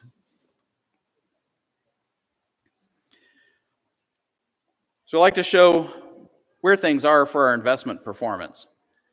So you can see in those early years, 2015, we had no investment earnings. That was when we didn't have any unrestricted fund balance. From 2016 through 21, we had some moderate growth, and then we had the huge decline in 2022. Thankfully, 2024 has turned that totally around. So far in FY25, we started out the year with some significant losses, but those have turned around to where we have a positive return here at the end of February. This is the main funding source for unrestricted. Most everything else that we do is grant funded and runs through grants. Now with our investments, we are very conservatively invested. We have a very high concern that we protect the principal. Because of our conservative investments, when you see a huge decline like 2022, that could have been much worse. I think we lost about 9% was what we were down, but the S&P 500 was down about 20%. So because of our conservative nature, we didn't suffer as bad as we could have if we were being very aggressive. But on the flip side of that, we're also not going to see as great a returns on those high years like last year.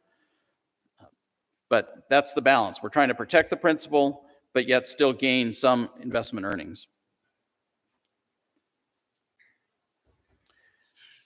For our tribal payouts, you heard Brian mention earlier that we've done over 60 million. So just within this 10-year period, it was over 56 million. But when we add in FY25, then we're up over 60 million. You see the big spike in FY20, that was that 10 million of COVID grants. All of this includes things like the bingo, the fund balance distribution, settlements. When we had those settlements with BIA, we shared what came to TCC with our villages.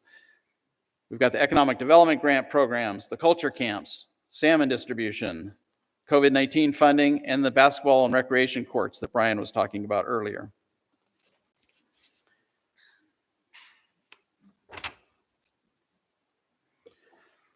Our operating revenues, you can see from our history here for 10 years that we've got a very strong, steady growth.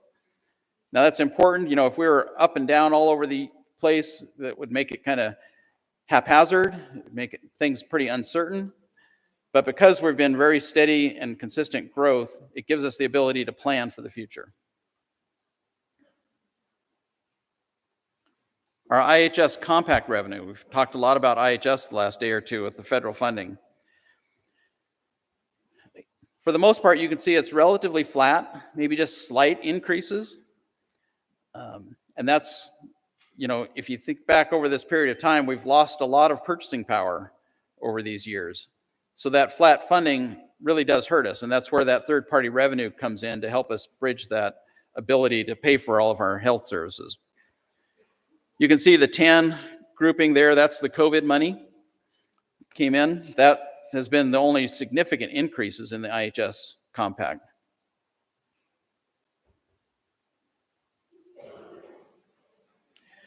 One of the things I want to mention is we heard Josh, when he was given the federal update, talk about that the budget that was just passed by the House was pretty flat for FY25. And remember that that budget includes forward funding for IHS for 26. So if that budget gets through the Senate and the president signs it, then we're pretty well know that our IHS compact for next year should be pretty secure. So then the budget they work on in 26 will impact our 27. So that, you know, that's where we're going to be focusing our attention.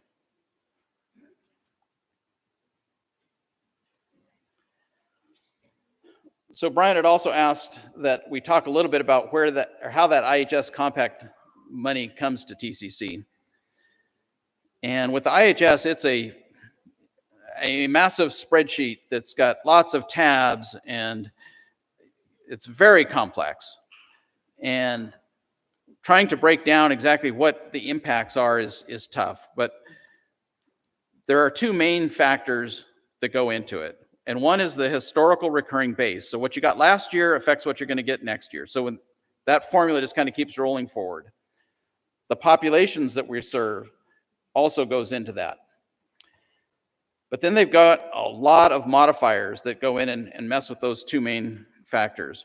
The size of our program, the number of tribes that were served, the facility size. So a big component of this is our the maintenance costs. So the size of our facility goes into play. What our indirect rate is affects how much we get for the contract support costs. So is no simple way to break down exactly how that computation works. But one thing that we need to understand is that it's very difficult to leave the compact. So and BI is different, and I'll talk a little bit about it earlier, but villages can't go out on their own and start dealing directly with the compact. As I understand it, you'd have to leave TCC and join another tribal health organization. So it's a very difficult process to do that.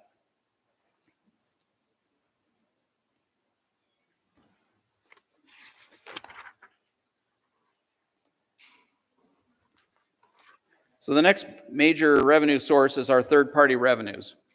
Again, here you can see we've had very steady increases since we opened up the new clinic back in 2012. But we've got a lot more work left to be done. As we open up new service lines, and you heard Jacqueline talk the other day about how we've seen significant increases in the utilization of the surgery center, we need to make sure that our billing efforts are keeping up. You saw that the cancer center, infusion center, I think just opened up this year. So again, we need to make sure that our billing systems are keeping up with that. So even though we've had steady increases, we know that there's more that we can do. And this is the one area that we have control over. So we really need to make sure that we're maximizing this to the most that we can do. But as you see here, Medicaid is 68% of this funding. So you see we had right at 100 million this last year. 68 million of that was Medicaid. So we're definitely watching those executive orders, and we'll see what Congress does. But if we see huge declines in what is considered Medicaid eligible, that's definitely going to impact our ability to raise third-party revenues.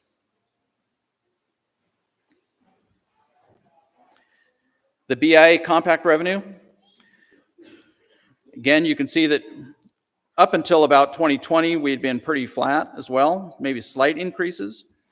COVID had a huge impact on BIA funding as well. But now here in FY24, we've got a significant increase, and that was from a tribal electrification project in Fort Yukon that came through the compact.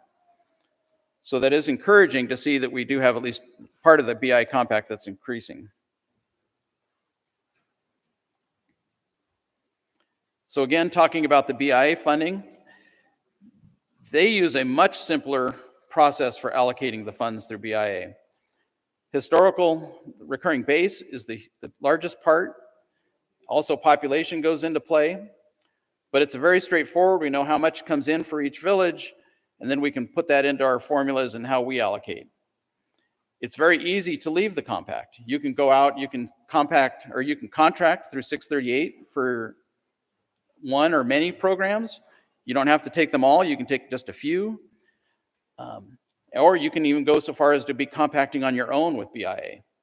And it's a very straightforward process, and we've got several villages that have done that.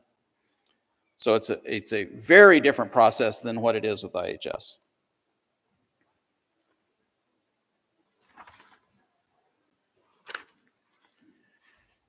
Just to give you an idea of size based on our different departments, you can see that for our revenue, 72% was health this year, 30% or 9% was in administration. That's mainly that investment earnings.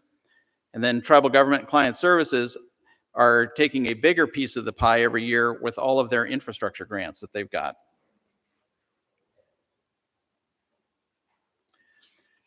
We break down what our total funding is by source. Here you can see that federal is still the largest at 48%. Now, one thing to remember that's a little bit misleading here is that when we break third-party revenue out as its own separate piece of the pie, right? But remember that 68 million of that 100 million is Medicaid. So even though it's not part of the federal bucket, it really is, it does have a huge amount of federal flavor to it. So I just wanted to point that out.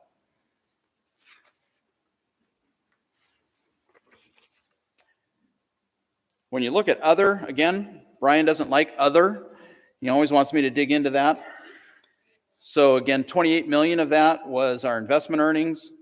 There's 8 million of USAC funding. USAC is the grant that helps pay for broadband services at our clinics. The hotel brought in almost 3 million. The fire crew, 2.6. Housing projects through infrastructure, 2 million. Million of Housing First, and $1 million of opioid settlements were some of the most significant things there.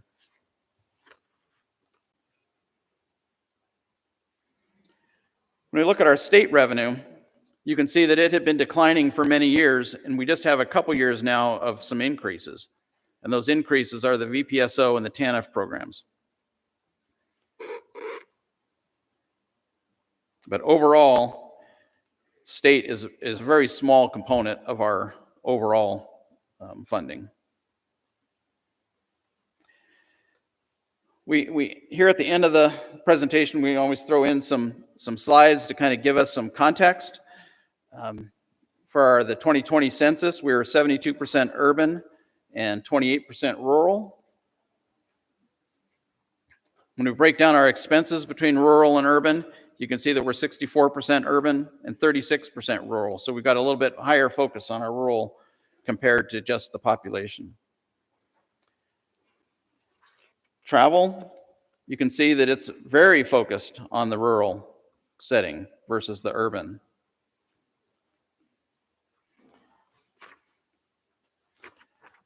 We'll look at our salaries overall. You can see, as expected, that our salaries have been growing as we've been growing. These larger increases in the last 2 or 3 years are reflective of our increasing health department to staff the clinic expansion.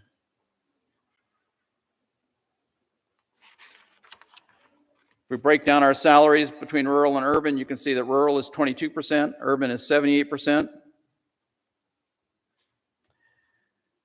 Salaries by ethnicity, we've got 39% that's Alaska Native American Indian, and 61% is other.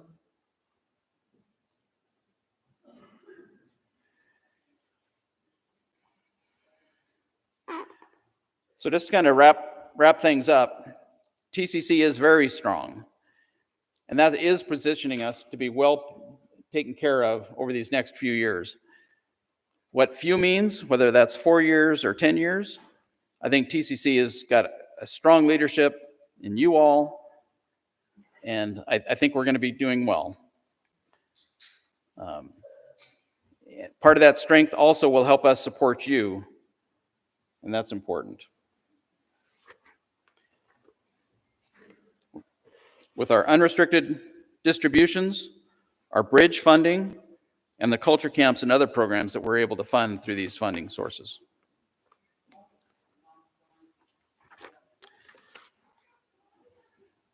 So I know I go pretty fast through all this, and you haven't had a whole lot of time to look at things in advance, but hopefully some of you did if you really wanted to. I am happy to take questions, and I think Brian's going to help me with that. But I also encourage you to spend time with the document or anything that comes up later and ask questions throughout the year. So if you don't get your question answered today and something comes up later, you know, my email is published. You know, my phone number is, my extension is 3689. I'm happy to discuss this at any time. So in closing, I just want to say what an honor it is to do this job for you all, to work with you. And I can't say thank you enough. Like Brian says, that this is a gift, and I do view it that way, and so I appreciate that. So, thank you. I'm just blessing the food. Oh, okay. I'm not trying to steal his thunder at all. The food's ready, so we need to bless the food, and I've asked Andy Jimmy, our second traditional chief, if he'd bless the food for us, please.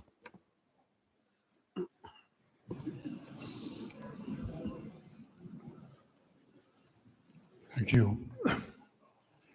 Heavenly Father, we thank you for being present in our conference. Lord, we just pray that you will bless this food and always make us mindful for the needs of others. In Jesus' name, amen.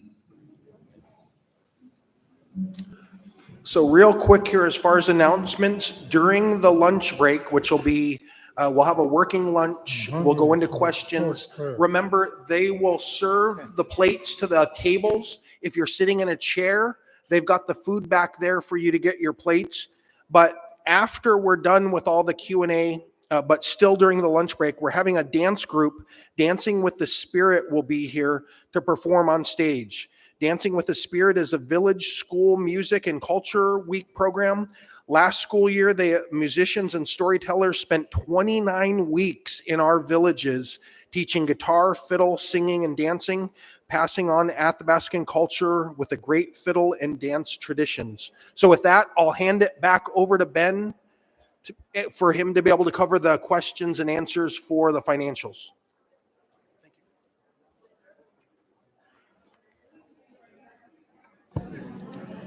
Okay, I'll start over here.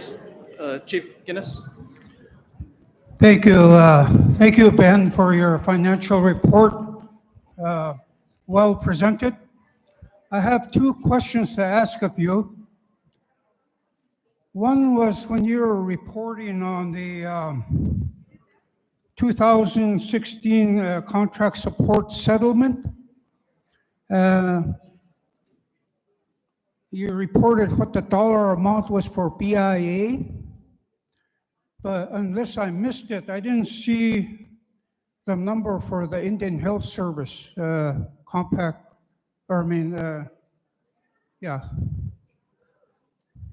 I'd like to know what that number is.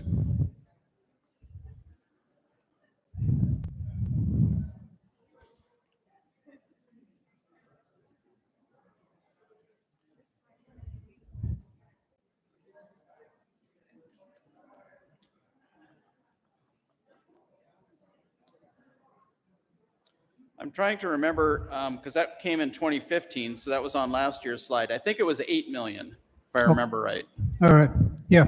Yeah, I just didn't, you're talking about unallocated funds, and that's part of it, right? Correct. Yeah, so I just didn't see it on there, that's all I was questioning. Second thing I wanted to ask about was the unallocated funds. And you kind of reported how some of those unallocated funds are being expended. A lot of it going to tribes. And my question to you is that right now, with the craziness going on in Washington, D.C., and a lot of uncertainty,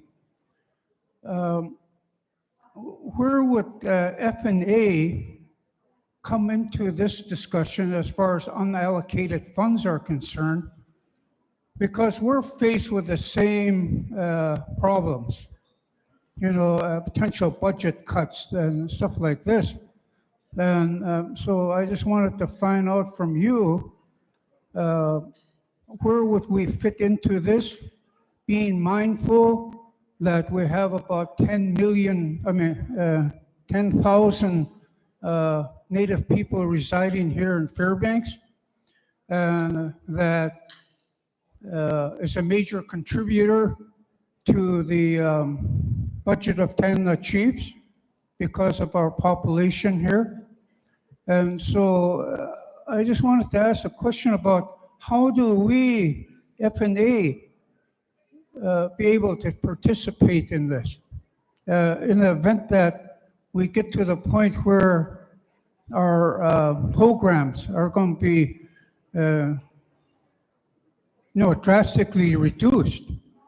Now, we have a line of credit with a bank of $1 million, but that ain't much depending on how deep the cut's going to be.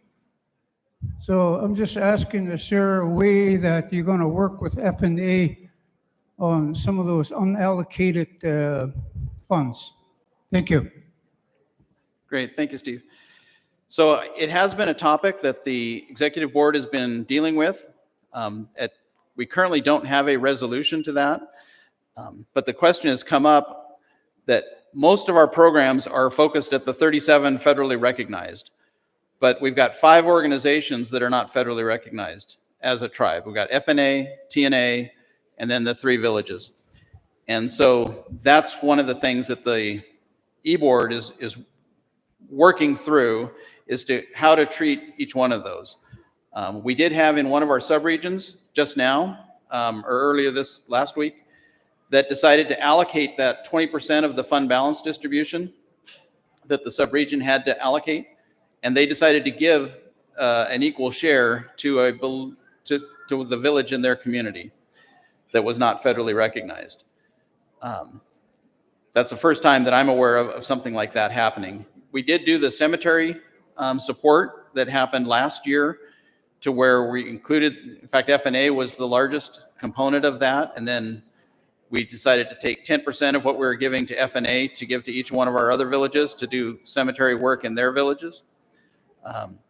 But in terms of from the broader perspective as to how to deal with the fund balance distributions and the economic development grants and other things, that topic is still being dealt with by the executive board. Yeah, well, I would encourage them to really think about the people that live here and how they're going to be impacted by the services that FNA provides to these our people that live here in Fairbanks. So, however, we can work out a solution. Maybe we need to have a discussion on that matter between our board and our administration and you folks. Thank you. Real quick, they told me the Fort Yukon girls are up 26-12.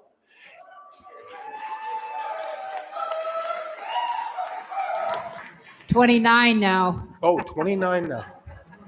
And then the reason I came up here is I realize there's a lot of folks in line for lunch. We have a lot of conversations going on. So in respect for our delegates here and our CFO trying to cover the Q&A, if we could try to keep the noise level down as much as possible. If you need to take your conversation out into the hall lobby area, please do so that we can have a working lunch and continue through the Q&A session.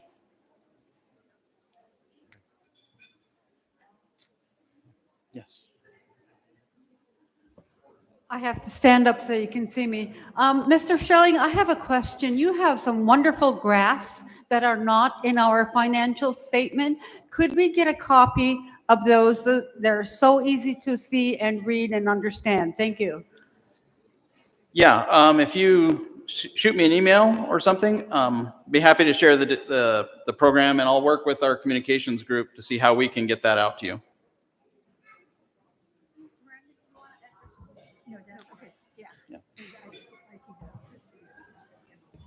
Hooslia Tribe recognizes Edwin Byfield, council member. Yep. Good morning, Ben. Good presentation. Good job on taking care of our money and not losing it all. So let me see. Page MD&A, page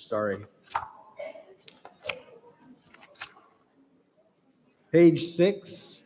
So 2024 grant compact contract revenue, 191 million, approximately 5.96 million increase. If you look at expenses below that for 2024, 16.7 million expenses on grants. That seems like a pretty significant difference. I don't know if you could easily explain that, but you know, with 191 million coming in and only 16 million being spent, that's a significant difference. I only bring it up because over the past several years, a lot of tribes have received, you know, federal grants. I'll name a few: EPA Community Change, DOE OSED, USDA High Cost of Energy, AEA Renewable Energy Fund. I would think that we need to really put a focus on making sure that the necessary steps are taken to where we can start expending that money. You know, with the current federal uncertainty we have, you know, that should be something that we really need to focus on, is we need to start spending that money before potentially it's not there. The way it is now, and it might be similar with other tribes and communities, is we're getting pushed so far back that it's going to be tough to say if we can get any grant or construction or contract activities done this year. So that's something that we need to, put a big focus on in this month, in March, in April, is to make sure that, hey, let's try to have administration and TCC get as much done we can now to try to salvage potential projects for summer, fall 2025.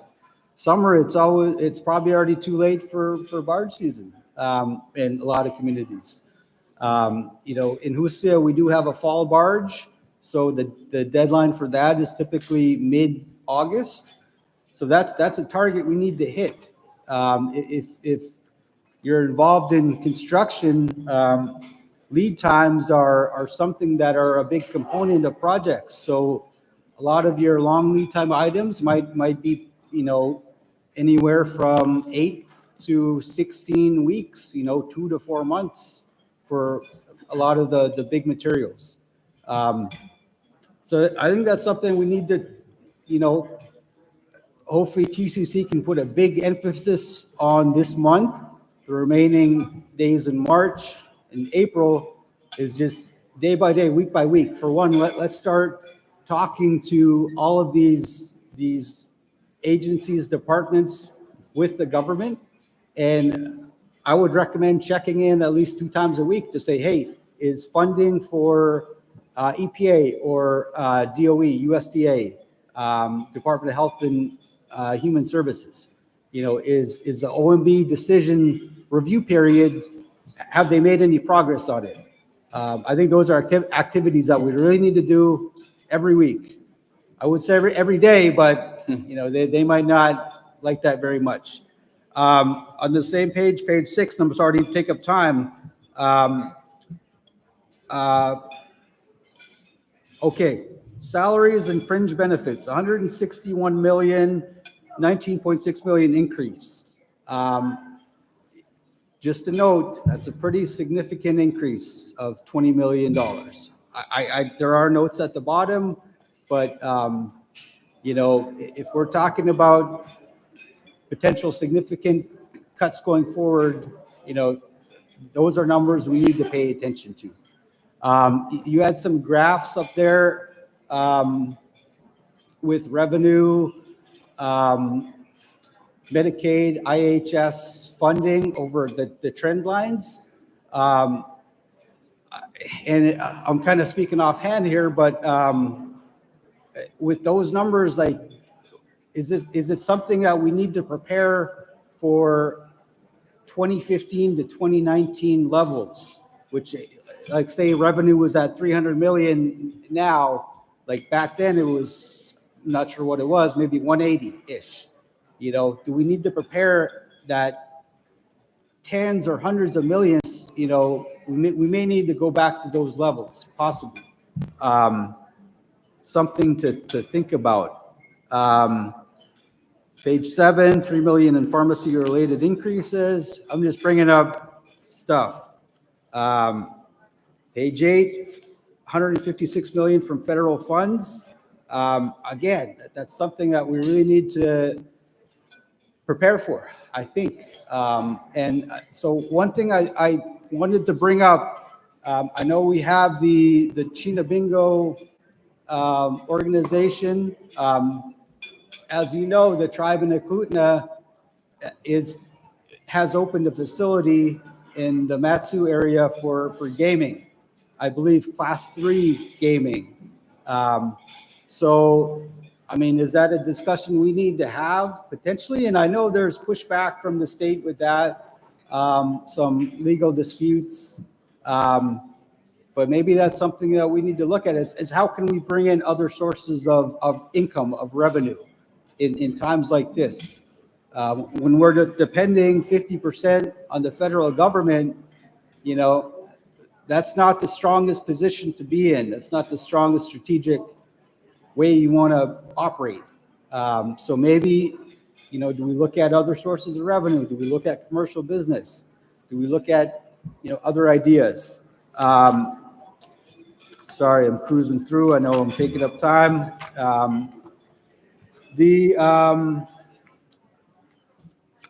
When you talk about third-party revenue, so Chief Andrew Isaac, it would be good if we have a income statement, or I'm not sure what you call it, statement of position or whatever.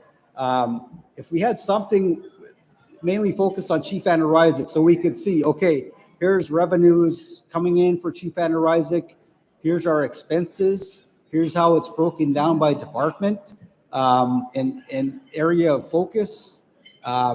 Just so, because I don't, you know, necessarily know what it takes to operate the facilities there. Are we seeing, you know, with all of this investment in the health clinic over the years, are we seeing a substantial increase in quality of service, in amount of service for our people?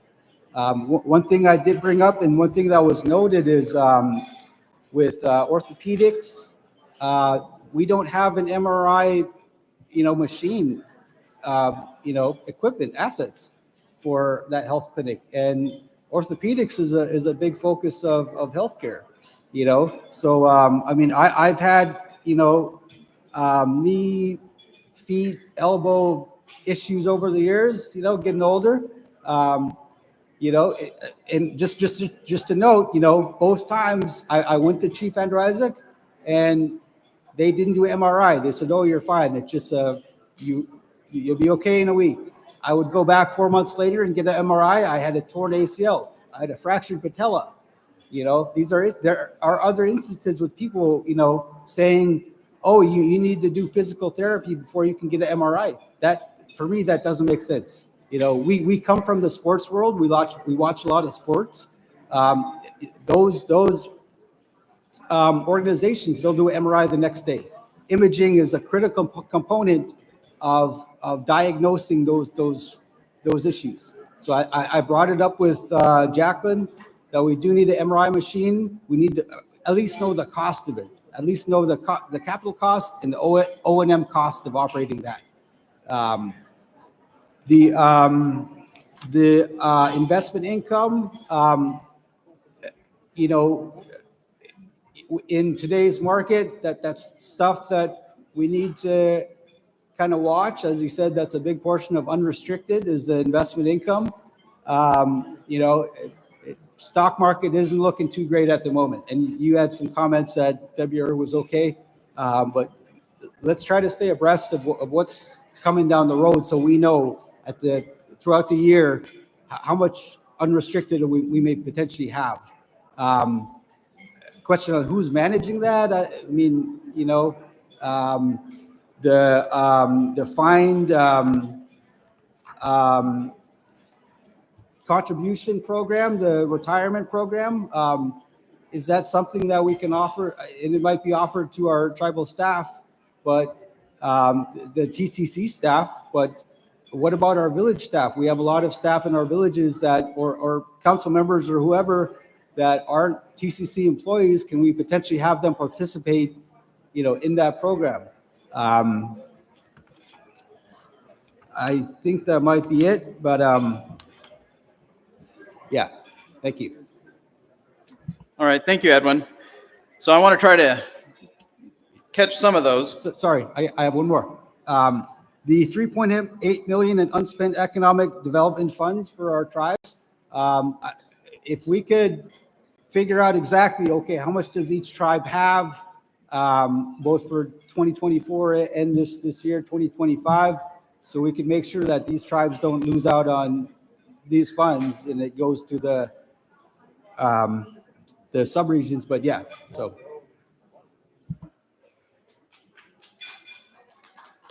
Okay, a lot of really good questions, and I'll see if I can manage those. So the first thing you were mentioning, if you looked on page 6, we've got a real summarized version of our profit and loss statement.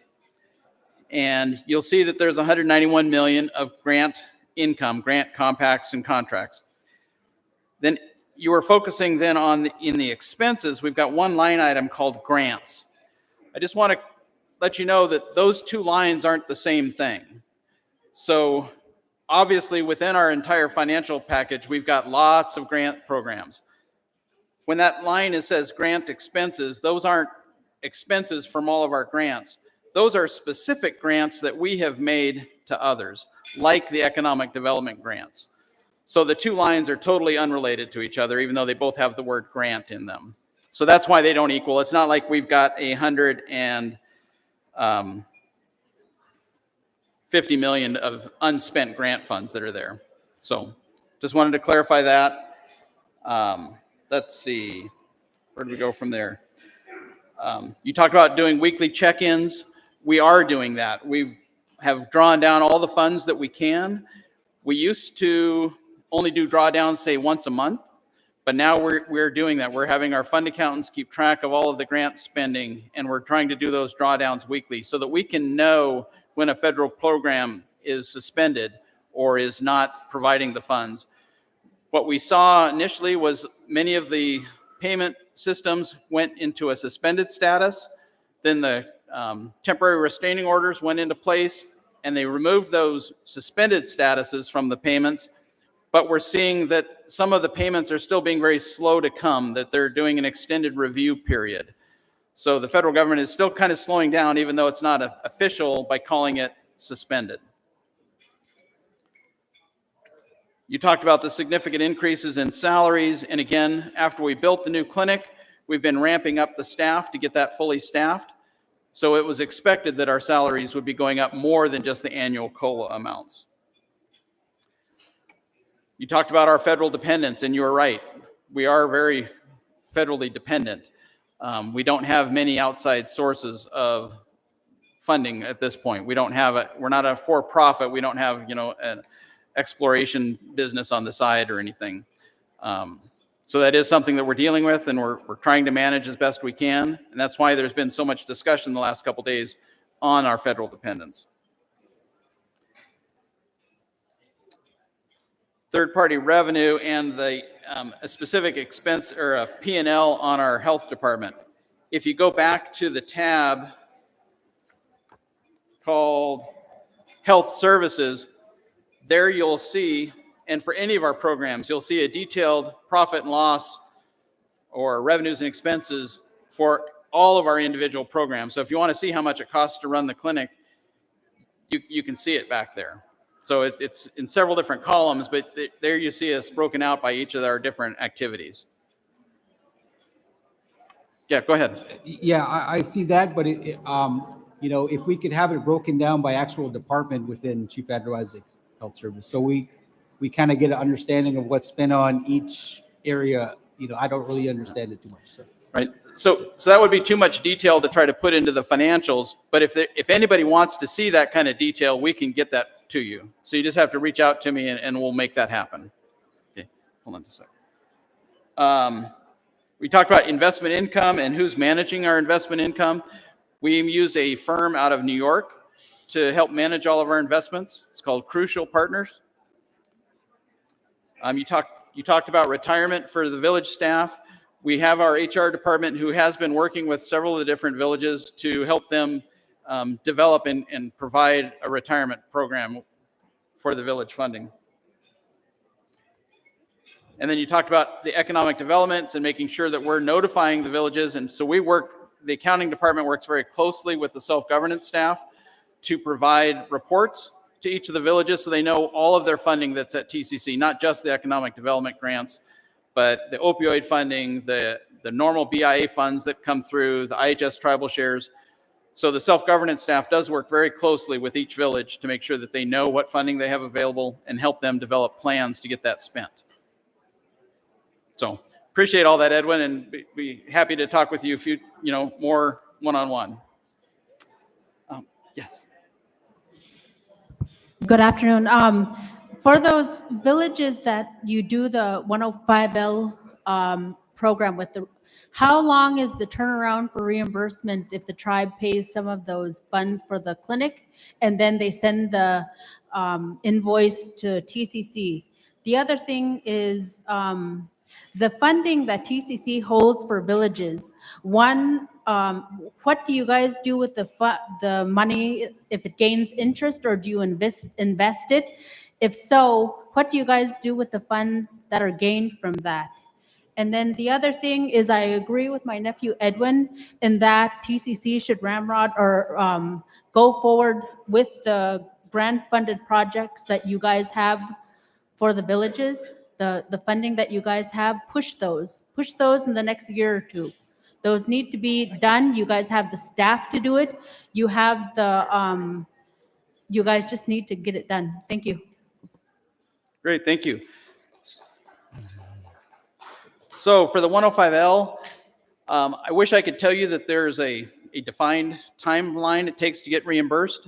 We're still working through that. It's a fairly new program. We know we need to get better so that once a village lets us know that they've got some expenses to be reimbursed, that we can get those reimbursement requests filled out. Ideally, I'd like to say within 30 days, just like any other expense that we have to pay. And I know that we're not there for everything yet, but that's where I think we'd like to get so that we could reimburse villages at least within that 30-day period.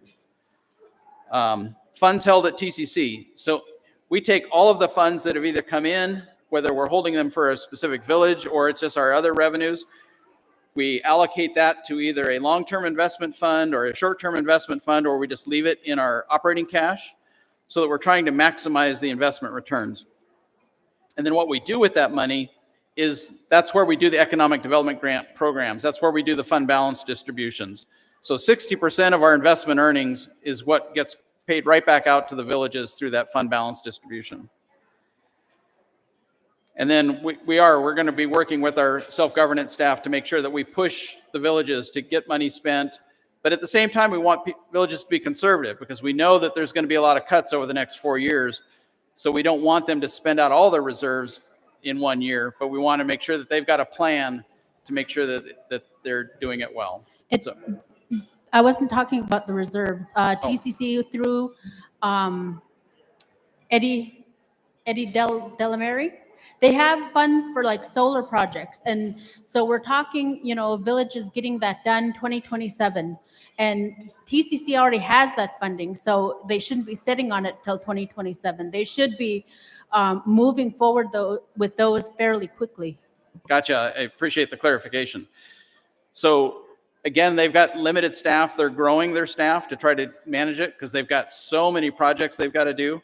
So they are working aggressively on how many projects they can get going this year and how many for next year. But yeah, the sheer magnitude of what they have to work with is staggering. Yeah, go ahead.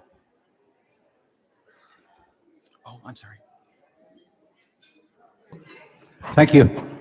I had a question regarding BIA funding, and our community is 638 compacting, so we get a lot of our funding directly. And my question is, can we use our members at large when we apply for funding from BIA, or we just have to use the current enrollment that we have?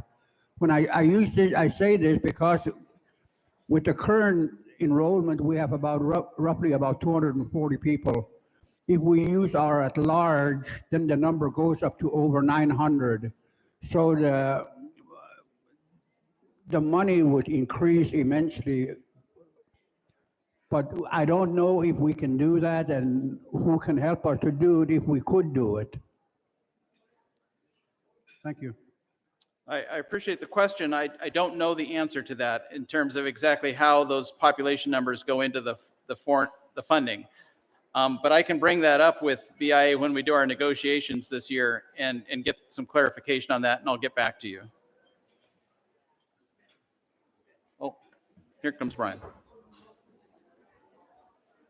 I'm getting a lot of complaints on the noise level, so if you're at the back of the room, please try to keep it down. If you can take your conversations out into the lobby. We appreciate it. The folks online said they can't hear any of the conversation because of the noise level from the back of the room. So thank you.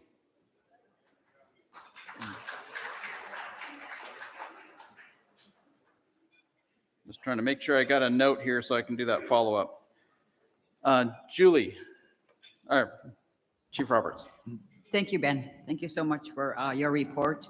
And it's really good to see, you know, that we are in a financially strong position, you know, for our tribes. And, you know, I was just thinking back to when we were really battling, you know, trying to save our health program.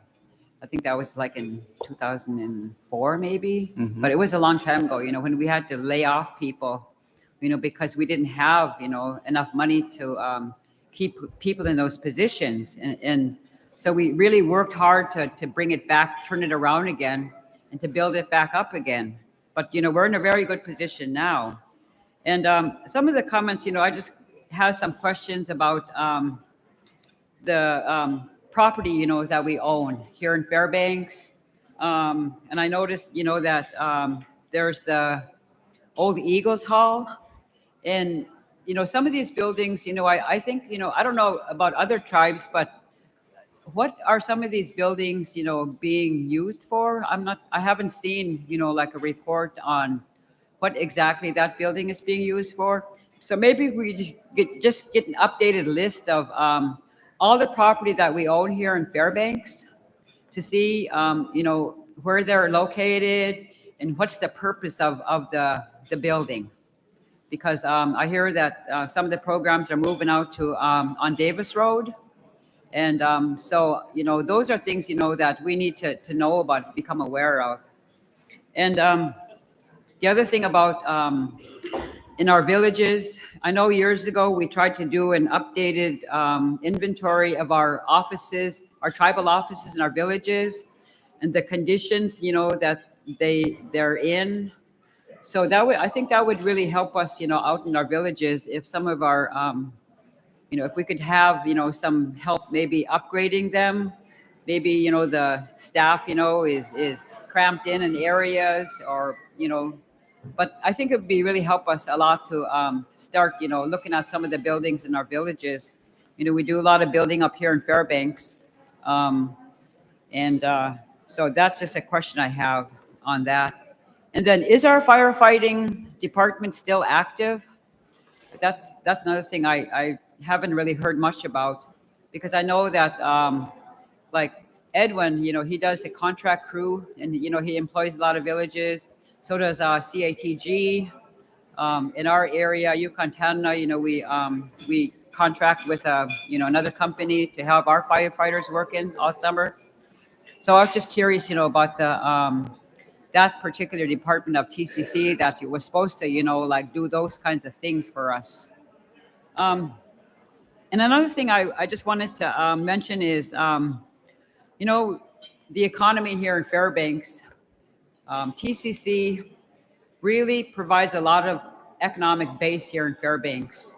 And I think maybe next year or this fall, maybe if we could put together some kind of a chart. And I think Doyon did this before to where they, you know, showed, you know, like the number of people, you know, like Steve was mentioning, you know, 10,000 people living here, you know, through their wages, through their, how much money they bring in, you know, just living here in Fairbanks, you know, through TCC programs. So I think that would paint a big picture, you know, to the city of Fairbanks, you know, to show them, you know, that we are a major contributor, you know, to the economy here in Fairbanks, through the airlines, through the Chief Andrew, through our children being in school. And I know that, you know, we always get a lot of questions about providing services, you know, to our tribal members who live here in Fairbanks. And thank goodness, you know, for FNA, because they do provide, you know, a lot of services, and so does TCC.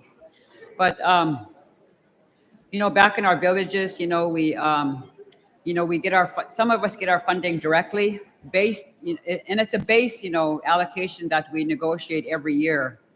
And Tanana has been, you know, at a base amount for, you know, for probably 20 years now.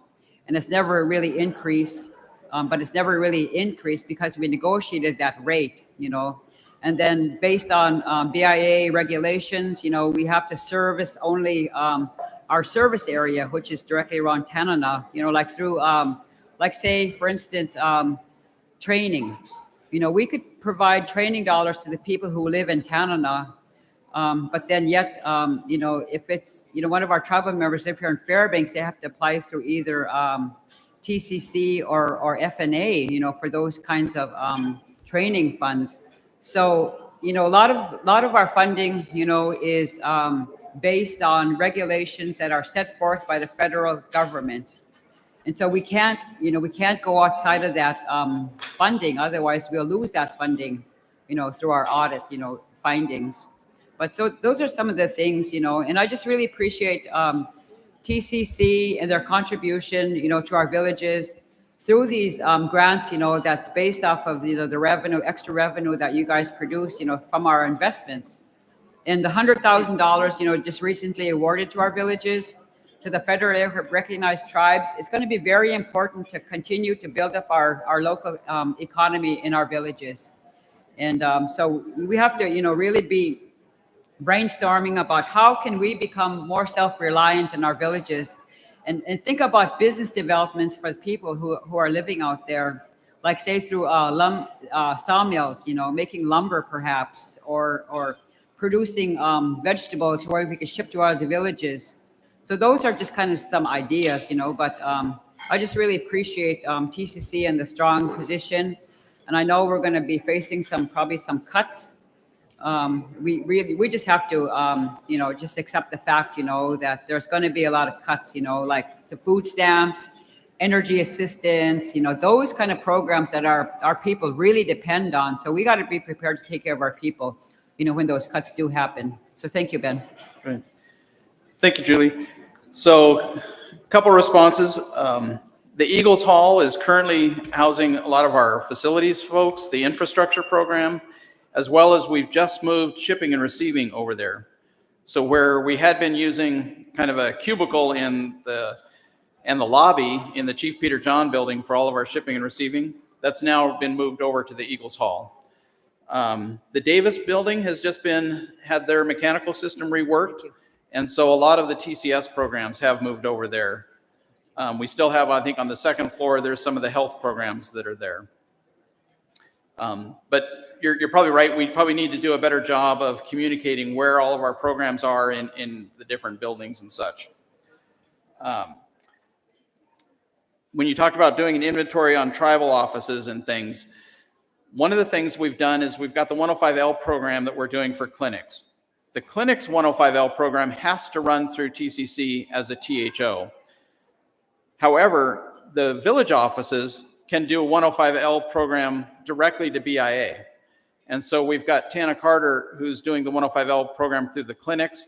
She's also started to try to work with some of the villages to help them get their own 105L program for BIA. And that will help upgrade the offices, maintain them, give additional funding specifically for that purpose. So that is something that we're doing.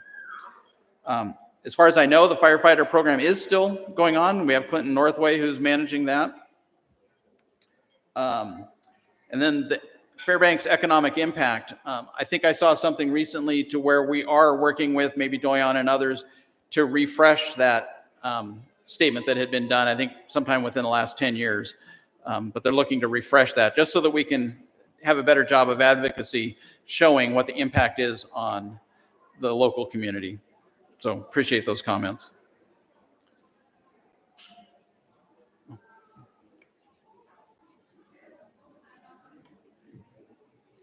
Okay. Chief James is recognized, Darlene. So go ahead, Darlene. Thank you. I'm one of those people that live in Fairbanks, one of the tribal members from a village that lives in Fairbanks, and I believe there's 18 to 20,000 natives living in Fairbanks alone. And when you allocate the money to the villages, I mean, where does that leave us here living in the city, and we don't live in a village? Where do we belong? There was one time when I went to TCC and I asked them for help, and they told me, "Oh, you're from Fort Yukon, so go back, or you can go ask for Yukon." And then Fort Yukon will say, "Well, you live in Fairbanks, go to TCC." So, there's, like I said, there's between 18,000 to 20,000 tribal members living in Fairbanks. And I think that maybe all you chiefs need to sit down and try to come up with a plan or something to include us natives that live in the city or any other country. We are a tribal member too. And sometimes I feel like I'm lost because I feel like I don't belong. And I know you're going to say that, oh, you could do this, do that, but there are many times young people that are living here that don't know where to go and what to do. And that really concerns me, especially about the young people. And they don't come to meetings, so they don't really understand how everything works. And anyway, it's pretty hard to understand how everything works because we have to follow rules and regulations. And another subject I'd like to bring up is the bingo hall money. How much does the bingo hall really, and who owns the bingo hall? I'd like to know who owns it and how much money they make. And I think what bingo hall should do, I'm a bingo player, by the way. I think what they should do with the money is, make a bigger bingo hall and have brand new tables and chairs and make it more comfortable. Because right now we're sitting in a little tight spot, and if they have a fire, we're all going to be dead bingo players. Thank you.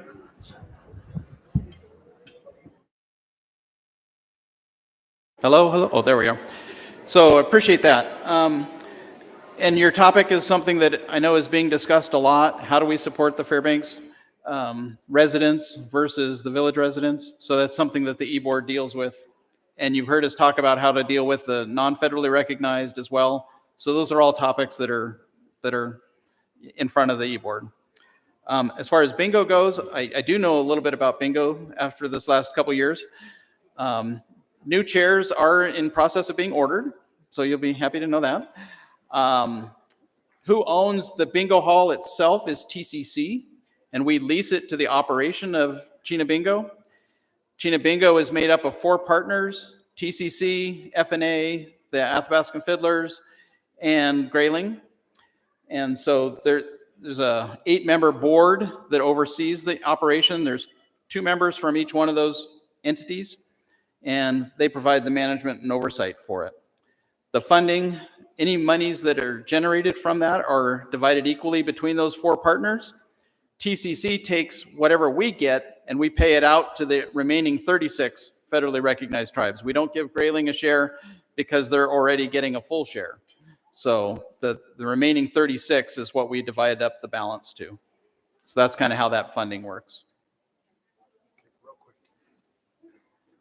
Okay, this is going to be a tough one, but something I got to do as chief chairman, they told me. The front 3 rows are for our delegates and alternates, and we have some delegates over here that their seats were taken by the fiddler kids, which are coming on shortly. So maybe if the fiddlers, it looks like that front row of the chairs is wide open, then our delegates would have somewhere to sit. So I apologize. I'm trying to keep the peace as best I can. I'm not sure how we're doing on time, but I did tell the fiddlers that between 1 and 1:30, we would try to give them that block before we start up our 1:30, I think, discussion. So as best as we can stick with that to make sure to give the kids some time to fiddle, we'll try to do that.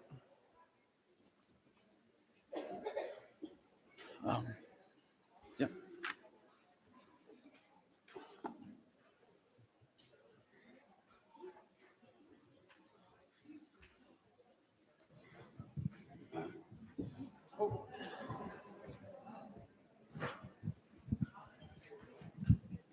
First off, I want to say hi to the guy wearing Seahawk hat. Peter wants to say hi to the guy wearing the Seahawks hat. Okay. I have a question regarding federal funding for light plant or solar plant. Okay. AVEC told us their funding got cut off, and AVEC is like TCC for this program. AVEC told us there'll be a few years before they even consider solar projects in the land. Is TCC undergoing the same problem? So what Peter said is he's concerned about the solar projects around the villages and in Nulato. It's his understanding that AVEC has told Nulato that the federal funding was cut for the solar project. And so he's concerned about the future of those solar projects. Now, I have not been told that the federal government has cut any of our projects, and I know we're in partnership with AVEC. But I will get with the infrastructure group and make sure that. But we're following it every, like I say, at least once a week, we're checking in to make sure that all of those major grants are still open and available for drawdown. And we have not been made aware of any actual cuts. So maybe we need to get with AVEC and make sure that they understand that as well, so that we can make sure that our partnership is still strong. Okay, that's what I want to know. Yeah. Okay. All right. Thank you, Peter. Oh my gosh.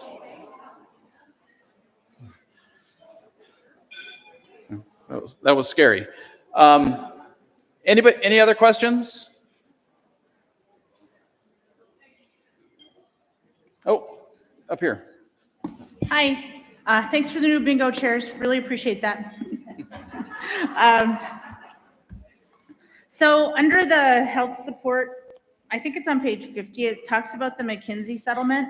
Is that the opioid settlement money? And what are the plans on spending that? Because it looks like the money came in, but none went out, only about 29,000. So I know when we have opioid funding, we have to spend it on programming. So is there push for prevention and cultural activities, or what's the move, Ben?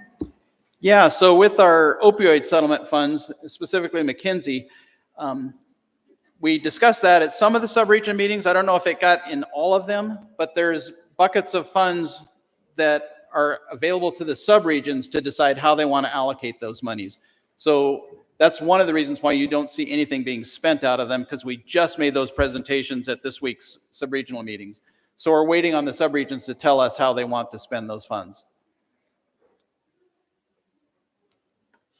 Thank you. Were there additional funds that Tenant Chiefs Conference got? Yep. And what kind of programming is that going to be put forward? So we're going to do the same thing. So out of the initial allocation, I think we had about, and I might get some of these numbers off, I think it was about $3 million. We did $1 million that we put aside for the culture camps, when we figured that would do like 10,000 per village for the first 3 years. The other $2 million we allocated to the subregions, I believe. And then as additional funding is coming in, because these settlements are going to roll in for the next 3 or 4 years or more, I'm not sure. But we're just going to continue to add funds to those programs. So you should see in future subregion meetings that you've got additional funds that you need to allocate. Okay, so could we, through the health program, I guess, increase some of our prevention programming around opioids and Narcan education? I've noticed a lot more overdoses in the last year, and I think part of the huge push for this funding was, to help prevent some of that. Thank you. Okay, thank you. Way back there. Yeah. Oh, sorry. This is Margaret from Circle. I'm curious about the bingo and the Fiddlers Festival. Where do they get their money and how is it spent and how often do they meet?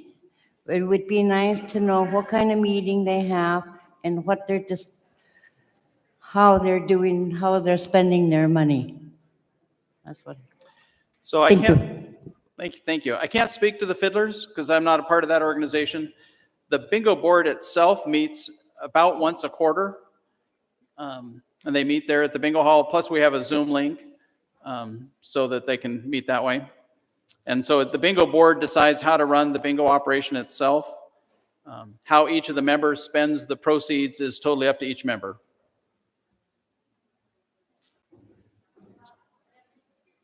Nothing to do with budgets, but Portucon Eagle Girls won 55-20. Nice. I'll come back to you, Brenda. Jerry? Okay, thank you. I know might have heard you earlier saying that we do have a large amount on the reserves, and then I'm just checking whether the e-board is really investing it in anything, because we're talking about maybe decline in grants and so forth too. So, and I know it's a little bit shaky in the market right now, but then I just hope that will continue so that we will have some sort of revenue coming in. And then since other people are talking about bingo, and then there are 4 associated organizations involved, and probably 1 out of 10 of us from this room or sits in the bingo hall and play. And now I'll check with the organizations, when are they going to upgrade the facility? They got the chairs that are uneasy, table uneasy, and all the, even the bingo machines, you would have them shut down every other night and we have to wait. So when are they going to look at upgrading some of their facilities? So appreciate that. Again, we're not the bingo board here, so I can't speak to that. But I do know that they do have a chair order, or chairs ordered, or they're about to make that order. The board approved that. So new chairs should be coming. I think they're going to talk about rehabbing some of the tables or maybe replacing some of the tables. The facility itself, though, because that is TCC owned, I can tell you that that had a significant kind of behind the scenes upgrade this last fall, where the attic had been poorly insulated and a poor vapor barrier. That was all re-insulated this last fall. So we're hopeful that here in the spring, we're not going to be raining inside anymore. So I can tell you that that part of the facility is done. Brenda? Hi. Thank you, Ben. I'm on representing FNA here as a delegate, and I'm the chair for the Chain to Bingo. And we do have very in-depth meetings. I'd like to thank Ben for all of his accounting and finance updates. He runs a tight ship over there, and he is very respectful and very responsible. And the Chena board consists of TCC, FNA, Grayling, and the Fiddlers. And everybody gets on, either comes in person or gets online or calls in. And they're doing good things over there, and they're on top of their budgets and doing a lot of checks and balances to make sure where all the money's going and all that. So thank you, Ben. Thank you, Brenda. Any other questions? It's kind of hard to see with the lights, but I don't see anything. So anyway, I appreciate the time, and I'll turn it back over to Brian. Thank you all so much.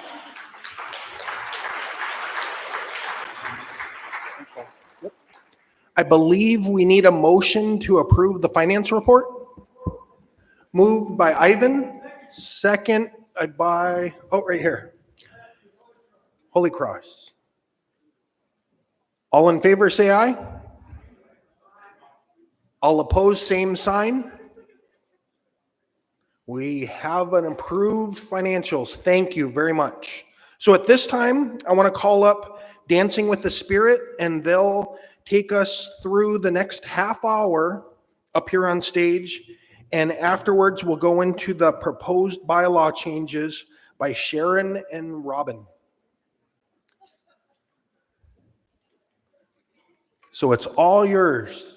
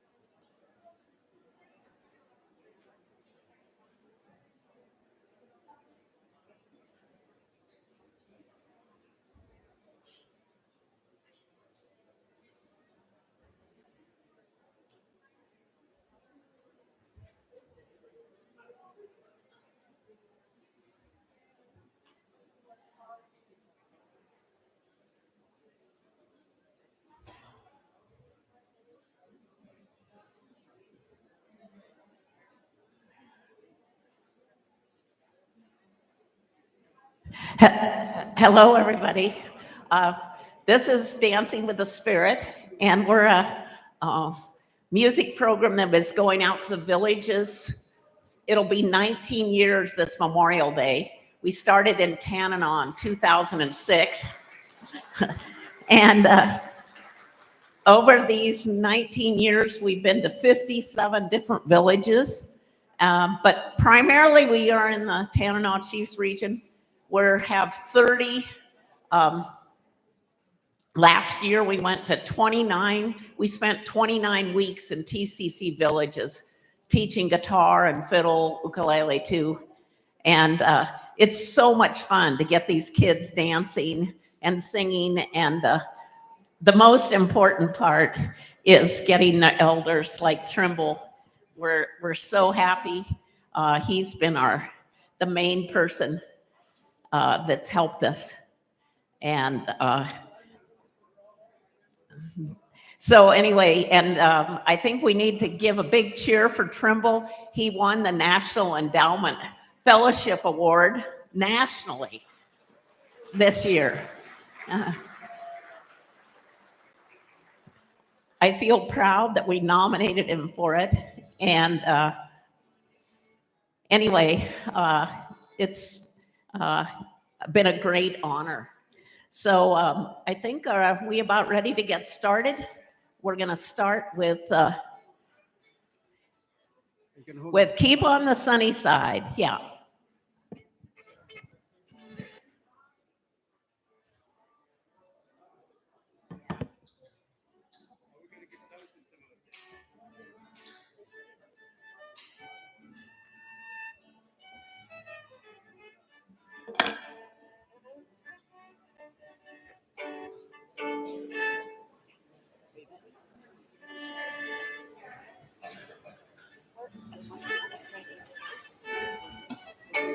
Let's go.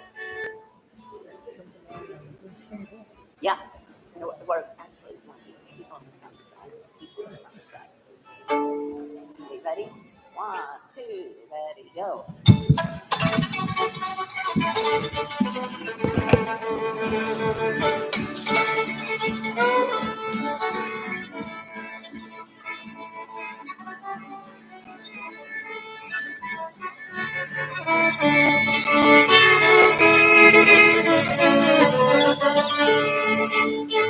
There's a dark and a troubled side. There's a bright and a sunny side too. Though you meet with the darkness and strife, the sunny side you also may view. Keep on the sunny side, always on the sunny side. Keep on the sunny side of life. It will help us every day. It will brighten all the way if we keep on the sunny side of life. Fiddles.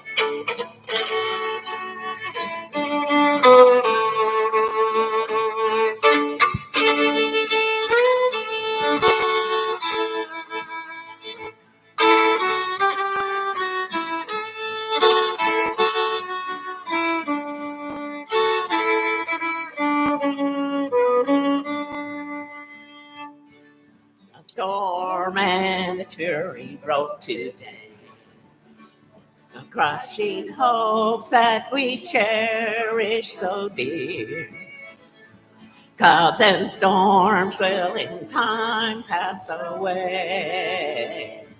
The sun again will shine bright and clear. Keep on the sunny side, always on the sunny side. Keep on the sunny side of life. It will help us every day. It will brighten all the way if we keep on the sunny side of life.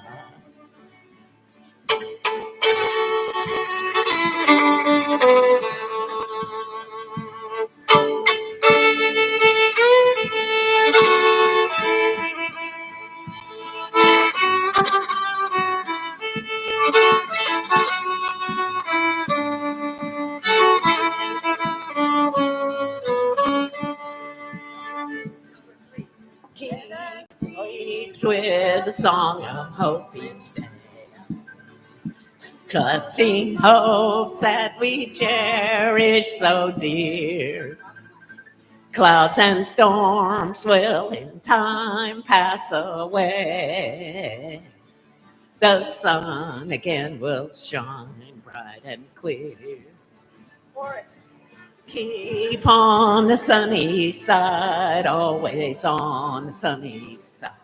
Keep on the sunny side of life. It will help us every day. It will brighten all the way if we keep on the sunny side of life. If we keep on the sunny side of life.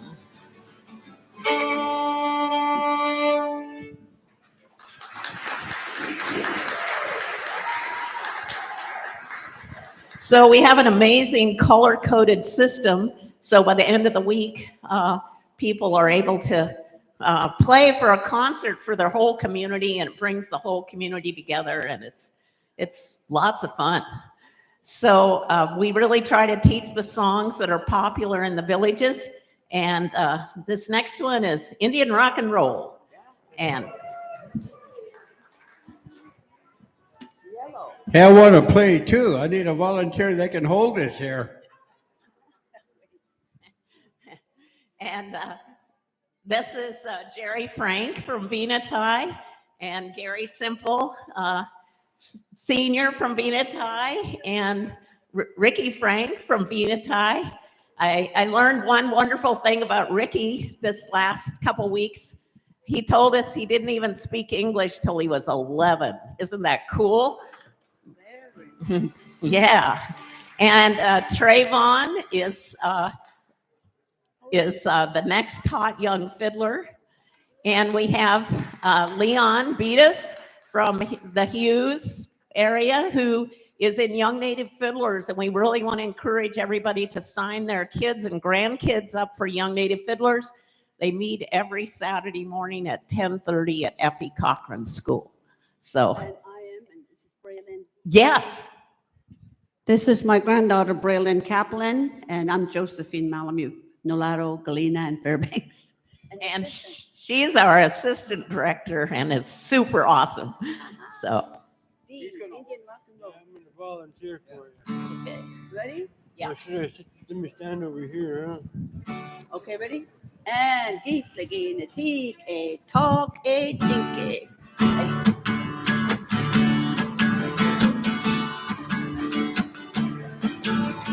Heya no, heya no, heya no, heya no, hey.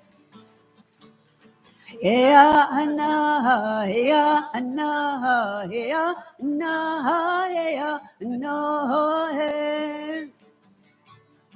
Oh, it's a Indian rock and roll, and that's how we do the stroll.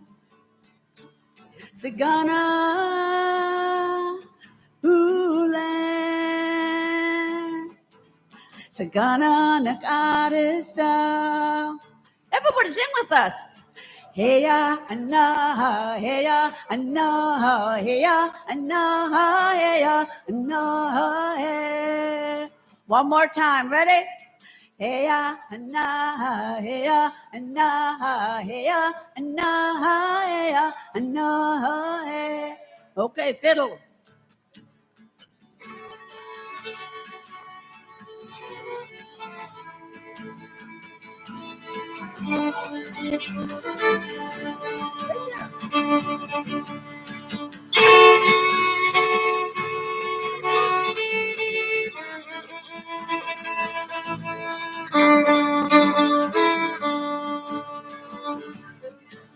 Oh yeah, no, yeah, no, yeah, no, yeah, no, eh.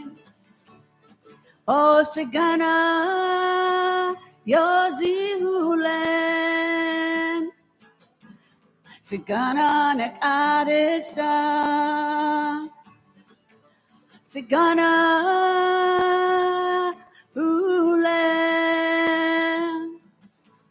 Sagana Nek Adista. Okay, last two times. There we go. Heya, na, heya, na, heya, na, heya, na, hey.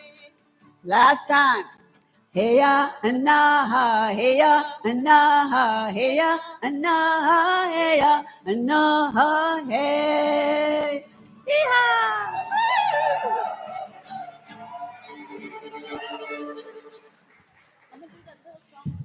Yeah. So one of the things we really try to do is teach languages everywhere we go, local languages. And Josephine's granddaughter has a little song she's going to sing for us. Tell them your name. What's the song you're going to sing?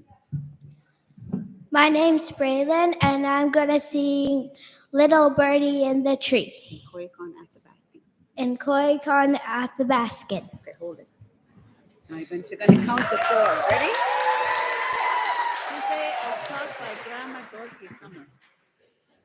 And the song we learned, it was from Grandma Dorothy Summer. Okay, ready? Count first. Tige, tige, toge, tige. Sangang go, dolly do, dolly do, dolly do. Sangang go, dolly do, seke dility. Little birdie in the tree, in the tree, in the tree. Little birdie in the tree, sing a song for me. Sangang goes dolly do, dolly do, dolly do.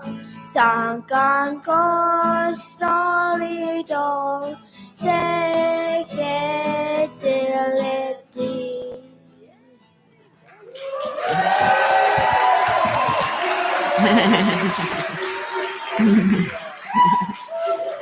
Okay.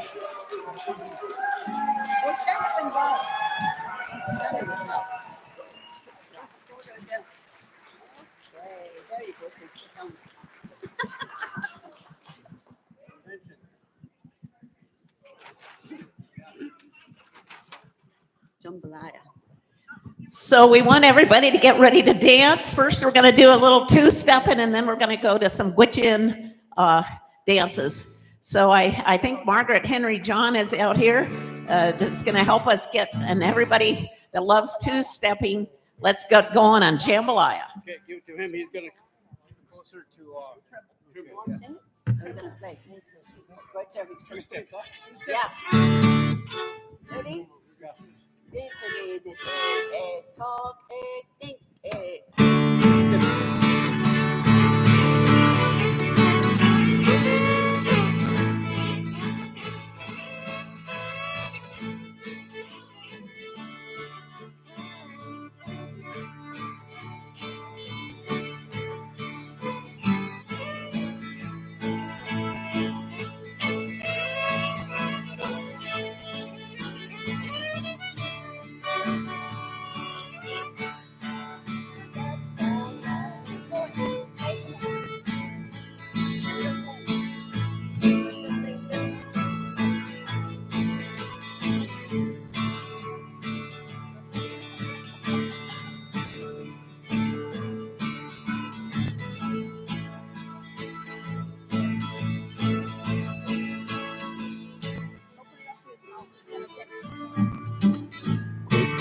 Goodbye, Joe. We gotta go. We go now. We gotta go. Please, down the trail. What if one street is what we will mile? Son of a gun, we happy cause all time. The love proof is hard till I come. Cause tonight you told me how you carried me home. It gets hard till the job in the game. Son of a gun, we had to fought on the bow.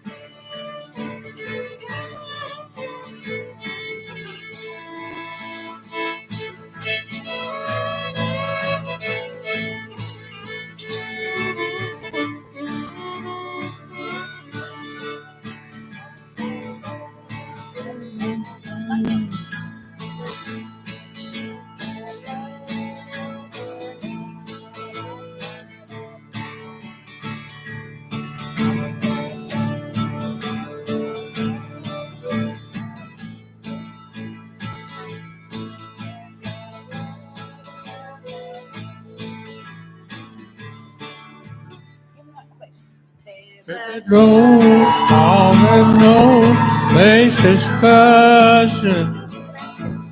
Kinfolks come see one by the dozen. Christian song for we of my home.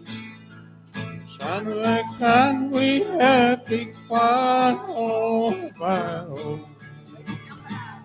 And the luck of his heart till it come.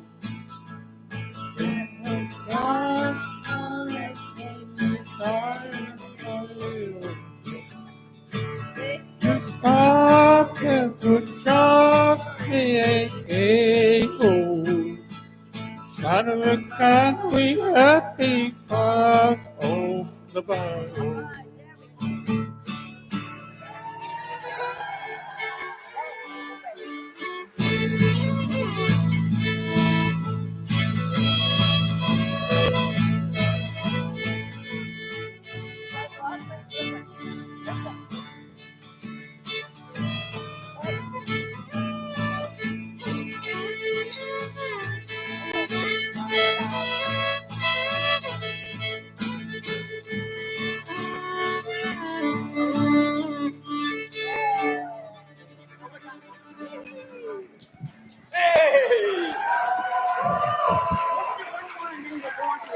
No, let's just dig now. So one of the most famous Gwich'in dances is the scarf dance. And tell us the word in Gwich'in for scarf dance. Konot ai. Scarf dance. Everybody try it. Konot ai. Yeah, good. Okay, Margaret needs a couple people, or Kenny needs another person. We're hoping we're going to fill up the aisles with people dancing.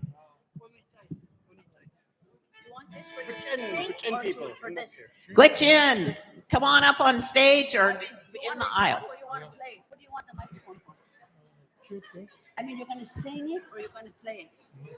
Play it, just play. Okay, there you go. Are you doing scarf dance? Chicken. Jig. Oh, he's going to do jig. Jig, get ready.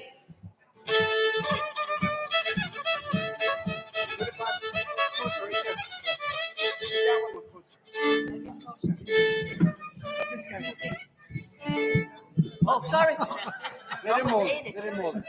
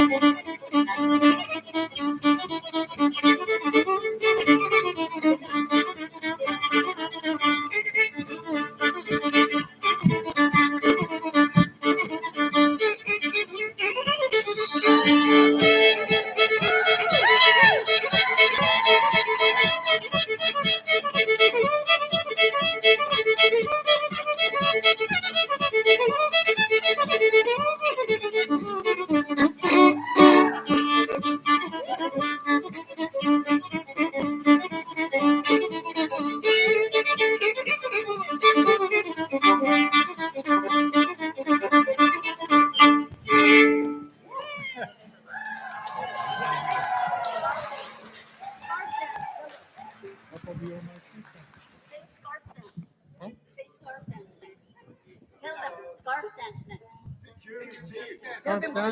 Jerry's gonna. Oh, right there, the handkerchief. Handkerchief dance. Handkerchief dance next.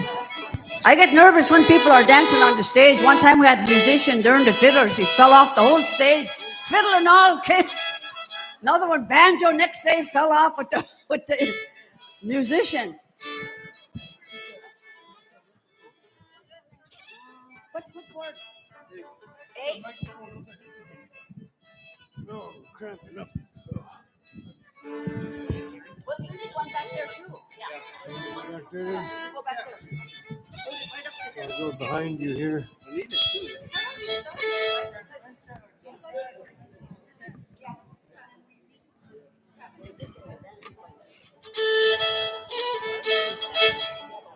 I'm good.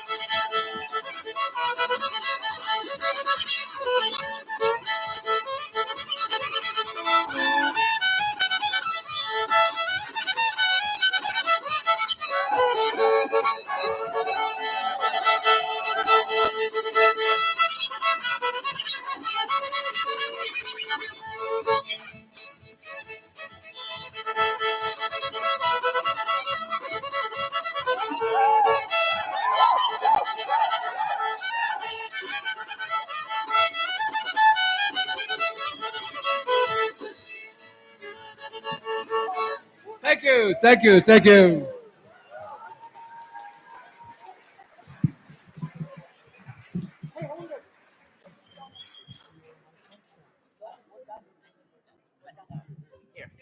So we just want to remind you that we're Dancing with the Spirit has loved having your support all these years, and we hope it will continue both at the village and schools and TCC.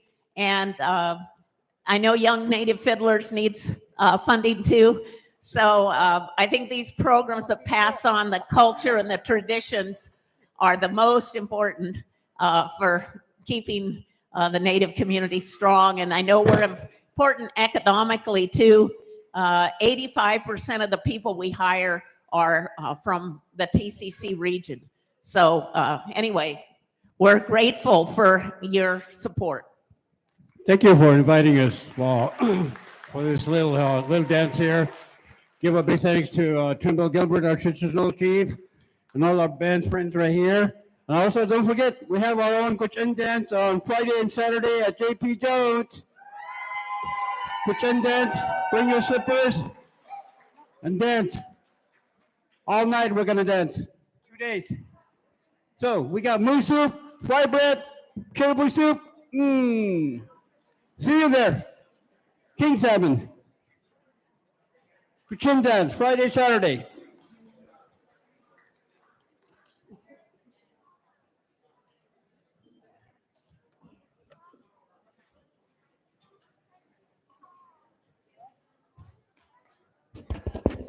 Let's give them another warm applause, please.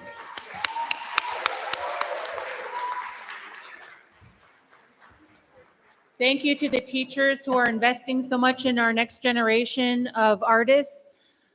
One of our members here was sharing how much music was a part of our lives growing up, and we appreciate everything you're doing for our next generation. Masi. While everyone is getting the table set up, we're going to transition into the proposed bylaw change discussion. The packets were shared earlier by staff. And also, I just wanted to share that the proposed bylaw change was shared earlier this past fall.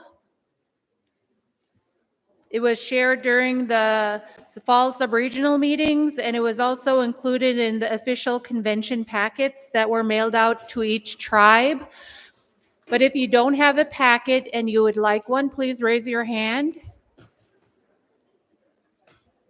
Okay, we're good.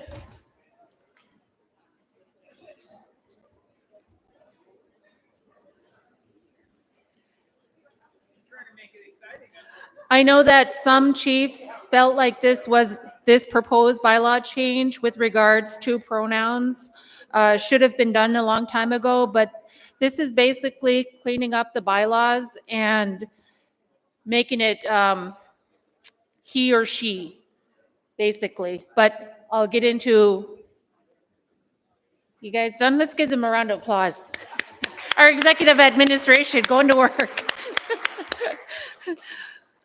Earning their salary today.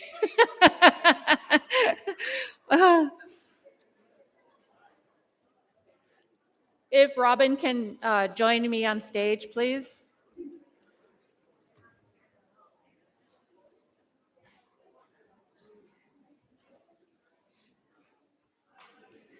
Okay, at this time, we'd like to present the proposed bylaw change. Welcome. Please welcome Robin Brown.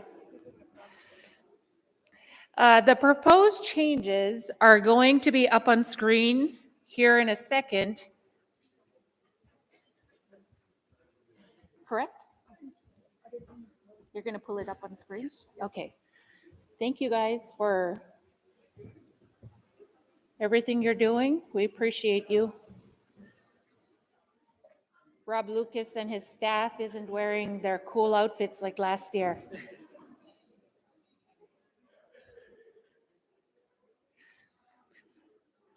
Okay.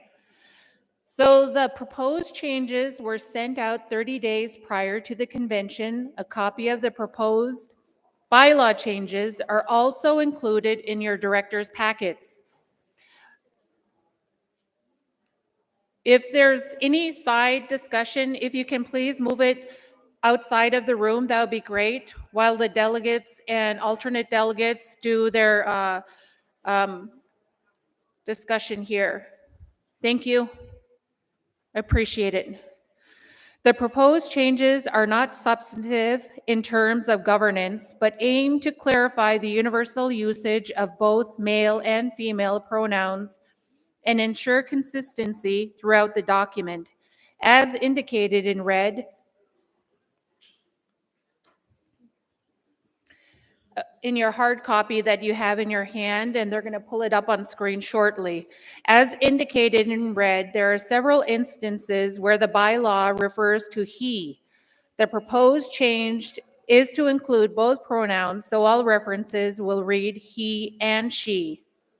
As noted, TCC's bylaws may be amended pursuant to Article 14. These bylaws may be altered, amended, or repealed, and new bylaws may be adopted by a majority of the directors present at any regular meeting or special meeting. If at least 30 days written notice is given by certified mail or as many as 33 days to prevent the open period from ending on a weekend or holiday, or intention to alter, amend, or repeal, or to adopt new bylaws at such meeting. At this time, I'd like to entertain a motion to amend the bylaws to include both pronouns, so all references read he and she. This is Rhonda. I'll make the motion. There's a motion on the floor. Is there a second? Karma Alvi. Motion was made by Chief Rhonda. Discussion.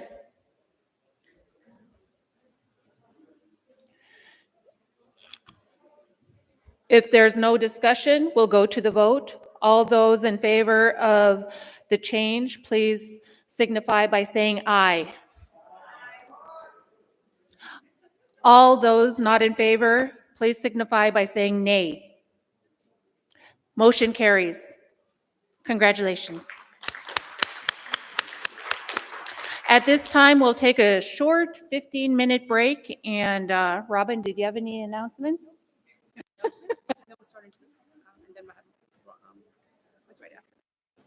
Yep, that'll be just a short break and then we'll go into the resolution. We'll take a short break and we'll move into resolutions and Will Mayo, right?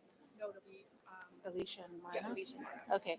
Alicia and Marna will be taking us into the approval of updated resolution rules. So everyone is welcome to take a 15-minute break and we'll see you shortly. So maybe come back at quarter till? Yeah, quarter till. Please come back at a quarter till. Thank you.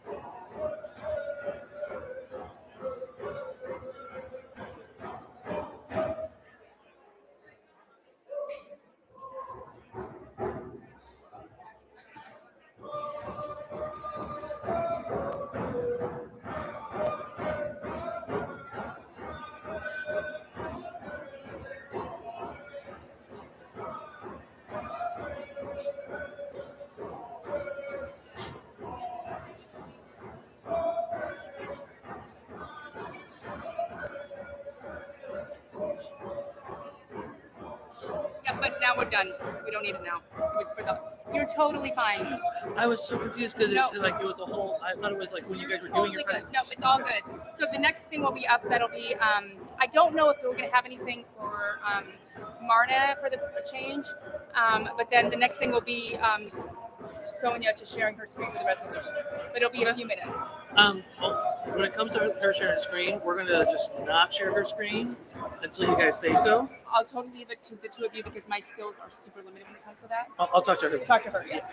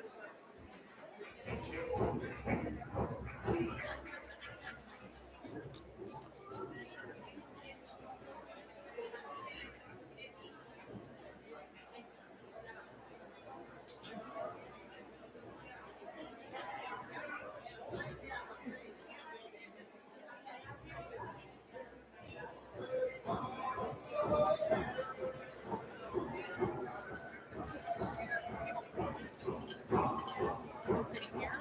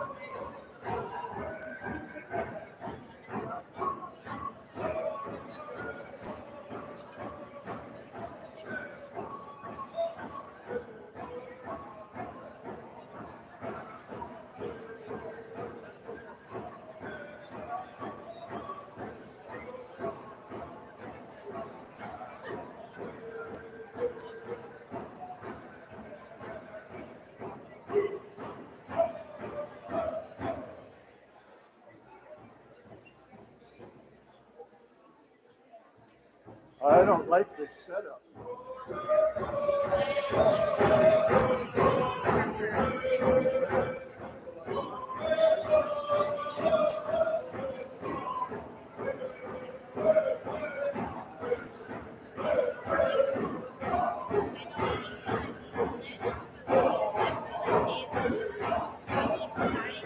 It's all wired up.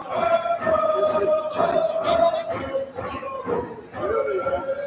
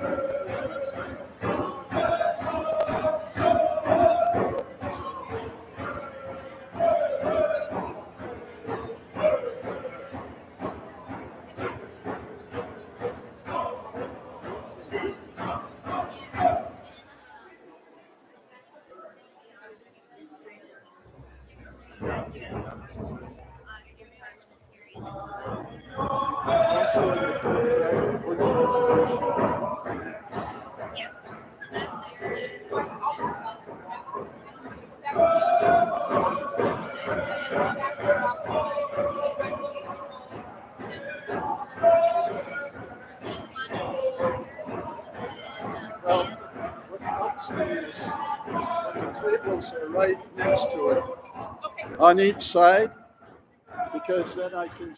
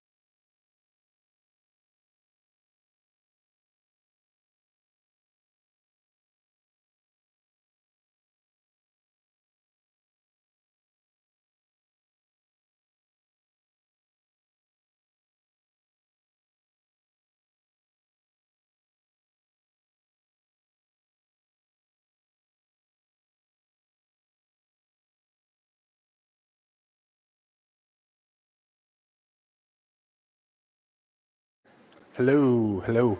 We have a short video that we'd like to play. It's a thank you from the Minto basketball team for the donation for them going to state. So if we can play that video. TCC, thank you. We know that you work tirelessly on behalf of our tribes and our people. And like you, we work all year towards a common goal. And for us, the goal is to get here in Anchorage. And we all just want to say thank you for your contribution to us. It comes at a time when, even though we extended our season, it really puts a strain on our district financially to be able to come here. For you guys to give that donation, it is truly appreciated. And from the Minto Lakers, we just want to say thank you. Thank you, TCC. All right. Thank you.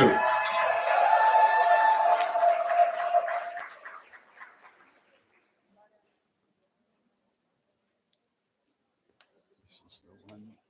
It's got 31 in there, so I'm all up to date. So before we get started, Alicia and Marna have a great presentation. They have a what?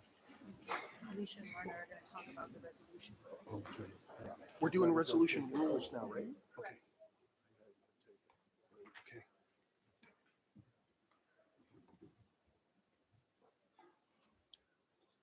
Hey, Marna, Are you ready to do resolution rule? Okay. We did.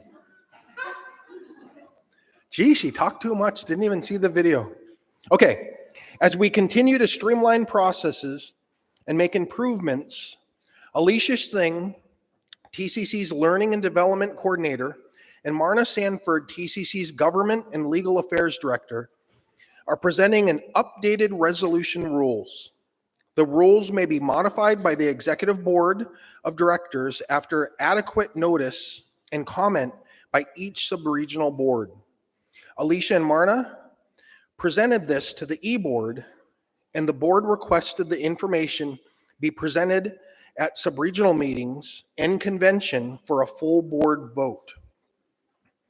A copy of the newly proposed rules is also included in the director's packets. Please welcome Alicia and Marna.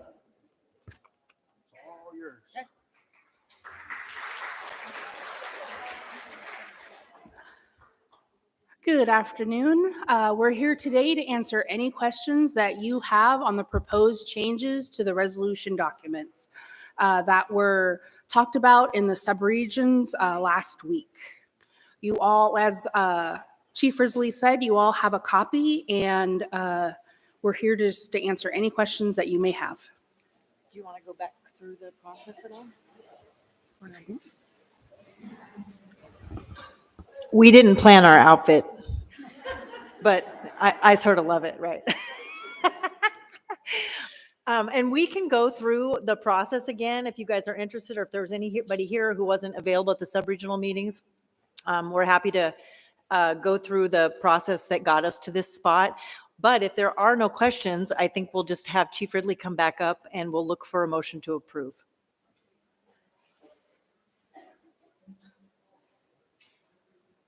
Okay. Yeah, I think so. We're just efficient today. I know. So is there a motion to accept the new resolution rules? Moved by Ivan, second by Lori. Any question? Nope. If all in favor, say aye. All opposed, same sign. We have our new resolution rules. Thank you.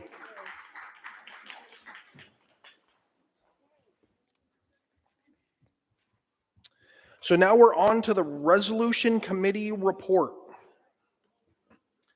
At this time, I'd like to welcome Chief Ivan Dementif, the chair of the Resolutions Committee, to the stage to present the committee report.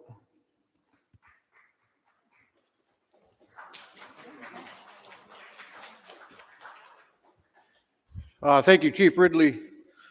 All right, my fellow leaders, I was honored again to be your Resolution Committee Chair once again this year. I don't know how that happened 2 years in a row, but I'm here. The Resolution Committee report consists, we met on February 20th, 2025. We reviewed all the submitted resolutions. On February 20th, there were 5 committee members present by Zoom, and a quorum was established. The results of the committee were myself, committee members, Ivan Dementif, Lower Yukon, Alice Dale, Upper Kuskokwim, Juanita Wilson, Upper Tanna, Rhonda Pitka, Yukon Flats, Brooks Anderson, Loudon, and Carolyn Ketzler, Yukon Tanana. The following staff were in attendance to assist us in the committee was Jacqueline Bergstrom, Amber Vasca, Keith Rubin, and Olivia Carnes. And I appreciate the staff for being there and assisting us at that time. The committee reviewed the 2025 resolution rules. These rules adopted by the TCC Full Board of Directors October 26, 2017. Govern the procedures of consideration of resolutions for future annual meetings of the full board of directors for the Tanana Chiefs Conference. These rules may be modified by the executive board of directors after adequate notice and comment by each subregional board. Staff also provided a brief update on the proposed new rules that will be presented at the sub-regional meetings and put in front of the full board of directors for a vote on today. So that's what we just approved here. So thank you for that. The committee reviewed a total of 30 resolutions submitted for consideration. Of the 30 resolutions, 29 were submitted timely by the February 7th deadline at 5 p.m. One was submitted after the deadline due to the technical issues with the internet, but accepted by the committee without issues. On March 10, the committee reviewed a late submission, and they voted the resolution met the emergency in nature and it was considered to the full board of directors. Currently, there are 31 proposed full board resolutions for your consideration. Per the resolution rules, any proposed edits from the staff and the committee are sent to the tribal sponsors for approval for edits. The committee would like to thank the tribes for their submissions and collaboration with the staff and the committee prior to convention, as well as the resolution edits have been approved by the sponsored tribes. Therefore, the full board will be considering the 31 resolutions with no outstanding edits. At this point in time, I'd like to turn it back over to Chief Brian Ridley for the approval of our resolution committee. Thank you. So at this time, is there a motion to accept the resolution committee report? By Lori, second, right over here. Any discussion? Questions been called? All in favor say aye. All opposed, same sign. We have our 31 resolutions to go over. And we're ahead of schedule, I believe. So we may be able to get through some of these resolutions once we read through and figure out which get pulled or not. At this time, I'd like to welcome Will Mayo to the stage to moderate the consideration of the 2025 resolutions.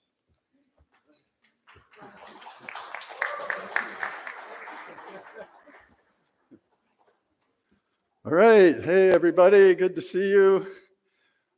We got work to do, so we're going to get busy. Let's see. And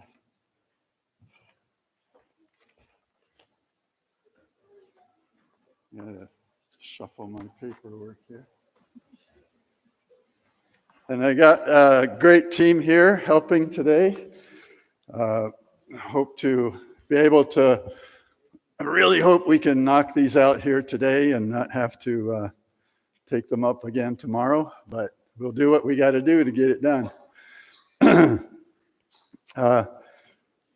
Let's see, we've got 31 resolutions. I am going to read the resolutions. Therefore be it resolved. And if a delegate wants to pull one for discussion, just say pull after I read the resolution, and we will pull it for discussion. When we've read through all of the resolutions, then we will adopt as a package the resolutions that were not pulled. So I would accept at that time a motion to adopt the resolutions not pulled. And then we'll get those done. Then we'll go back and we'll begin to take up the resolutions that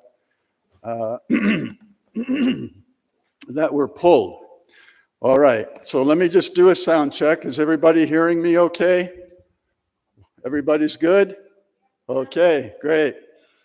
So just before I start reading, I got to get my water here. Right here.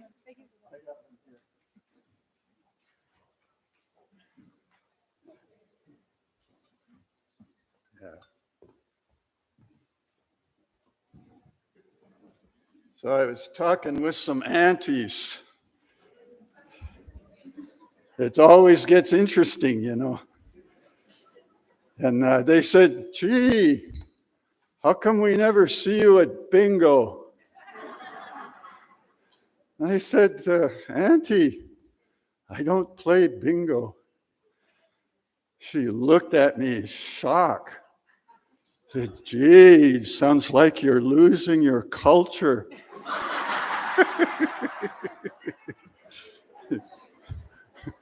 Well, I eat fry bread, I said.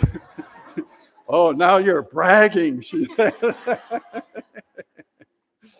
Okay, you ready to go? Resolution 25-01, addressing the epidemic of obesity.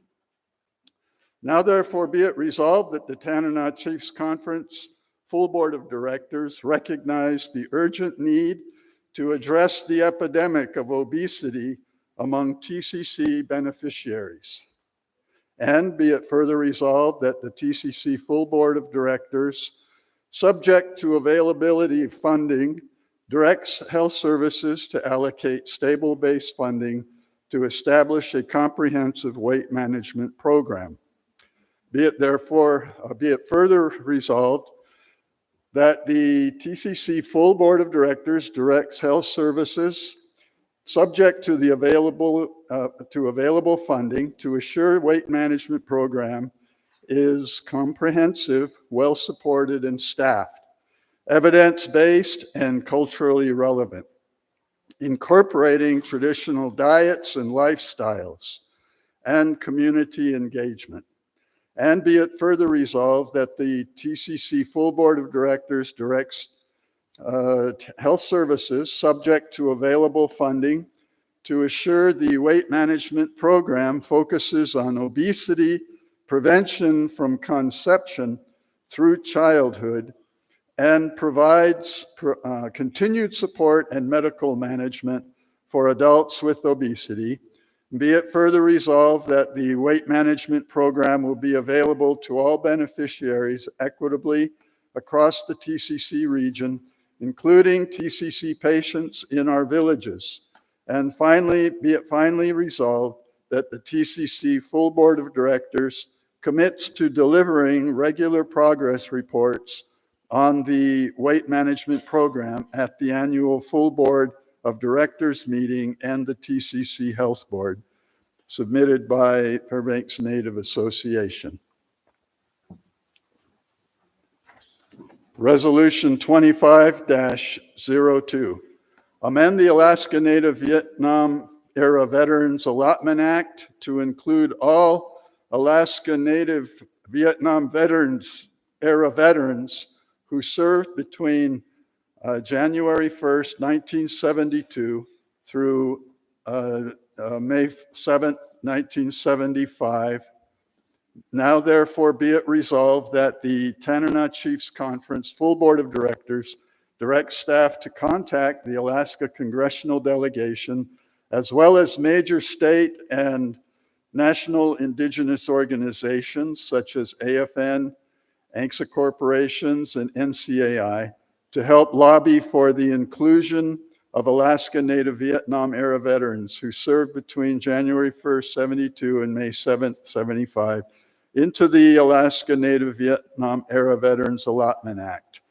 Submitted by the Tanana Tribal Council, 2502.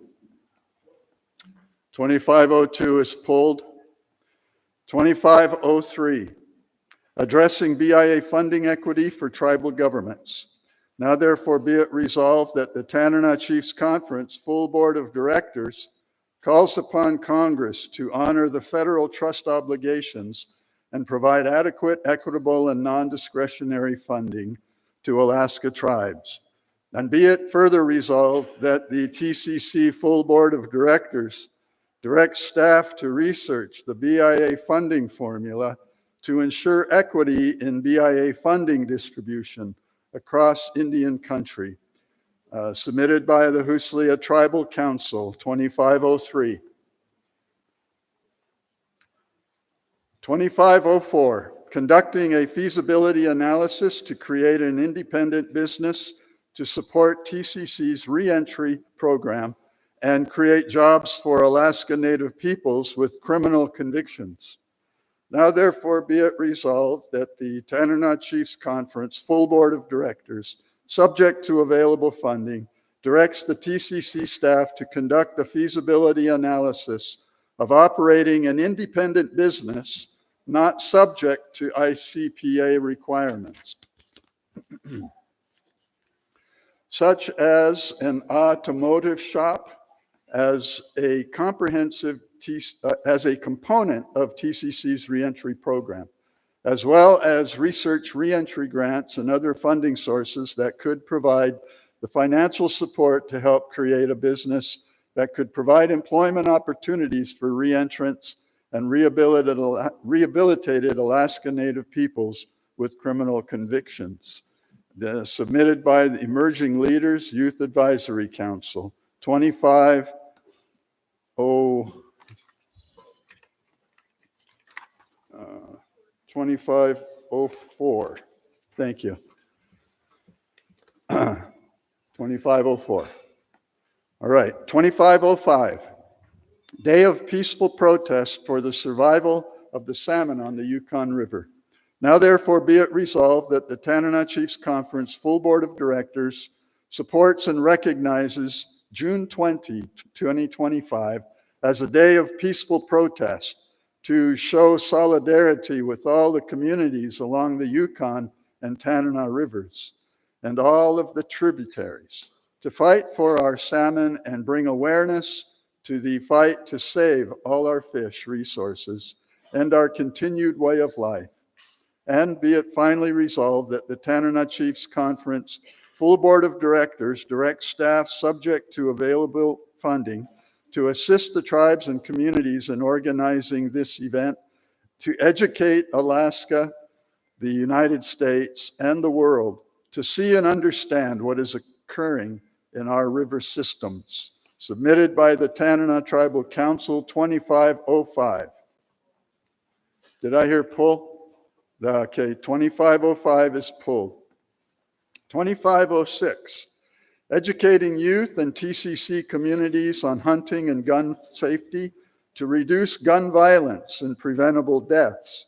Now therefore be it resolved that the Tanana Chiefs Conference full board of directors, subject to the available funding, hereby directs TCC staff to develop or partner to offer in-person hunter safety and gun handling education classes to tribal members and TCC communities. Submitted by Emerging Leaders Youth Advisory Council, 2506. All right. 2507, fish wheel access and education.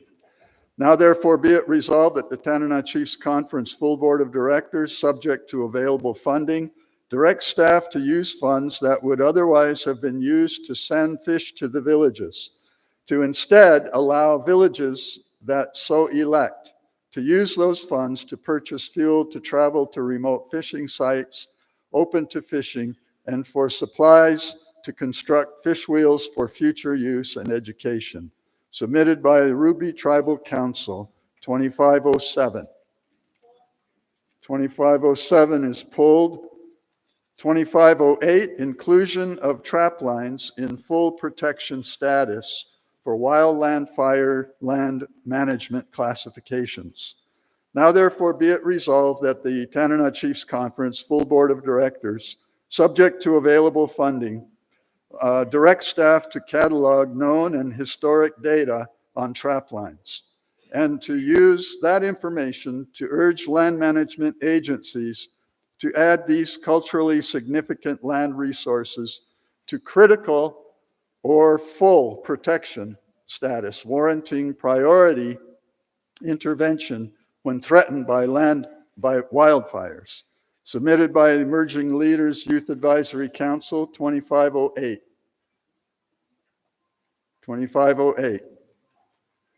2509, request to TCC to increase the number of employees in the LIHEAP department to ensure timely application processing. Now therefore be it resolved that the Tanana Chiefs Conference full board of directors, subject to available funding, directs TCC staff to prioritize filling the vacant LIHEAP positions and increase program staffing from 2 employees to a minimum of 3 employees who are dedicated to the LIHEAP program to meet the increasing energy assistance needs of TCC communities, submitted by the McGrath Native Village Council, 2509. 2510, resolution condemning Jeffrey Amherst, mass murderer who introduced biological warfare to the indigenous of America. Now therefore be it resolved that the Tanana Chiefs Conference full board of directors, subject to available funding, work with other states and federal indigenous entities to lobby to have Jeffrey Amherst's name removed from the university and college and towns named after him. And be it finally resolved that the Tanana Chiefs Conference full board of directors, subject to available funding, advocate to other state and federal indigenous entities, such as NCAI, to condemn General Jeffrey Amherst for using biological warfare against the indigenous people to tear them away from their lands by their roots. Submitted by the Tanana Tribal Council, 2510. 2510 is pulled. I know that sounded like something else, like maybe a champagne bottle, but I put fizzy things in my water. No, really. Don't laugh. Oh, sorry. 2511. Resolution demanding the city of Fairbanks and the state of Alaska make a formal apology to the Fairbanks Four for unlawfully imprisoning them for the murder of John Hartman, while one of the killers of John Hartman was free to murder again. Now therefore be it resolved that the Tanana Chiefs Conference full board of directors and tribal entities demand the city of Fairbanks formally apologize to the Fairbanks Four for allowing the racist employees to falsely imprison the Fairbanks Four for half their lives, while the perpetrators of the brutal beating of John Hartman went on to murder more people after the Fairbanks Four's imprisonment. And be it finally resolved that the TCC full board of directors demand the city of Fairbanks and state of Alaska, due to the racism and malfeasance of their employees who were charged with the safety and well-being of all under their jurisdictions, fully compensate the Fairbanks Four comparable to what the Central Park Five received for being unlawfully imprisoned by their justice system, for spending 17 years unlawfully imprisoned for a murder they did not commit, while the confessed killers went on to murder more people. Submitted by the Tanana Tribal Council, Resolution 2511. 2511 is pulled. Resolution 2512. The resolution demanding the Vatican, European governments, and American government rescind the doctrine of discovery. Now therefore be it resolved that the Tanana Chiefs Conference full board of directors, subject to available funding, direct staff to contact other state and national indigenous organizations and work and coordinate together with the end result of demanding the Vatican, the European governments, and the American government rescind, not renounce or repudiate, the doctrine of discovery. Repeat, to rescind the doctrine of discovery, but to completely rescind the doctrine of discovery as it goes completely opposite of the teachings of Jesus and break every one of the Creator's 10 commandments. by turning Christians into the same kind of profit and power-seeking parasites as the Roman Empire, who executed the namesake of the Christian religion, Jesus. And be it further resolved that the Tanana Chiefs Conference full board of directors, subject to available funding, directs staff to work with other state and federal indigenous entities to demand the Vatican, the European and American governments acknowledge the damage the doctrine of discovery has done to many countries and the creation of the refugees and immigrants of color. Our Christian state and federal politicians denigrate, cage, and kick out of America. And be it further resolved that the Tanana Chiefs Conference full board of directors, subject to available funding, direct staff to work with other indigenous entities to demand the Vatican and European and American governments apologize for foisting the doctrine of discovery on the indigenous people of America and worldwide, and demand the Vatican, European, and American governments to work to make reparations or reimburse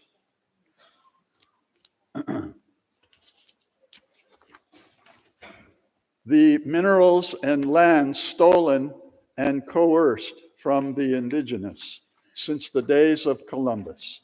And be it finally resolved that the TCC work with other indigenous entities to demand the Vatican and the European and American governments work with all indigenous tribal entities to find a way to move on together to make a better America for all races of people who call it home.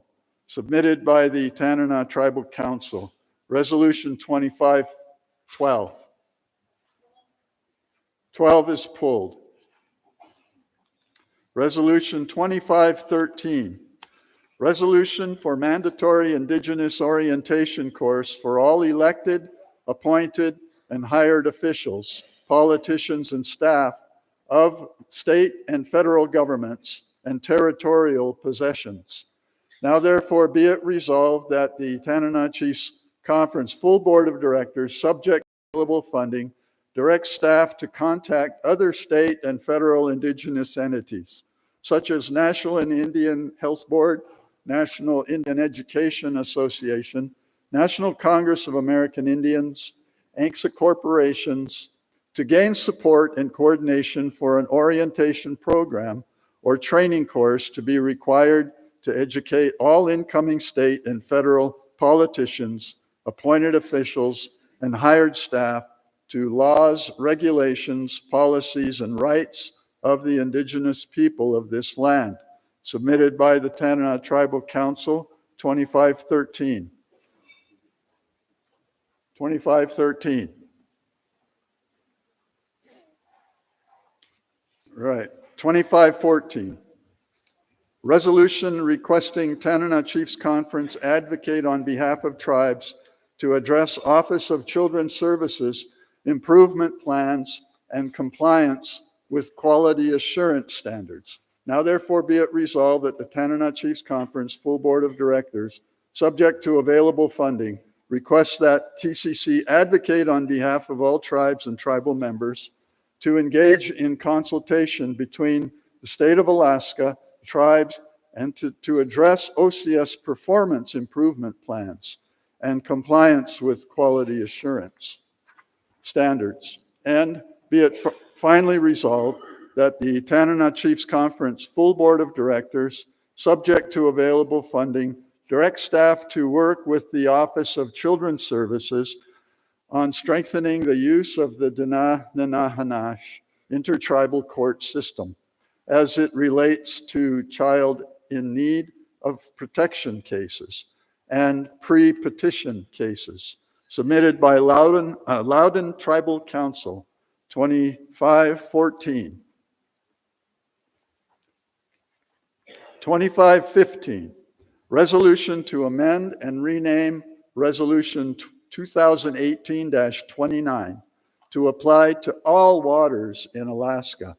Now therefore be it resolved that Resolution 2018-29 be reaffirmed and renamed to be identified as 2018-29 Protect Interior Alaska Watersheds. The resolution will further be amended to read as follows. TCC Full Board of Directors requests the state of Alaska and the United States government to proactively monitor, report, and seek protection for all waterways in TCC's region that have a potential to be impacted by current and future mining development in the Yukon Territory and in Alaska, submitted by Emerging Leaders Youth Advisory Council, Resolution 2515. Resolution 2516. Resolution to amend bylaws removing Alaska residency requirements for board members. Now therefore be it resolved that the Tanana Chiefs Full Board of Directors direct staff to provide proper notice pursuant to Article 14 of the bylaws prior to the annual meeting in 2026 that state that Lake Minchumina proposes an amendment to remove the Alaska residency requirement from service on the Board of Directors. And be it finally resolved that upon proper notice, the full Board of Directors will officially vote on the proposed amendments as follows. Article 4, Section 1, General Powers. The affairs of the corporation will be managed by its Board of Directors. Directors must be, and then residents of the state of Alaska, and is struck. Alaska Native members of member villages of the corporation.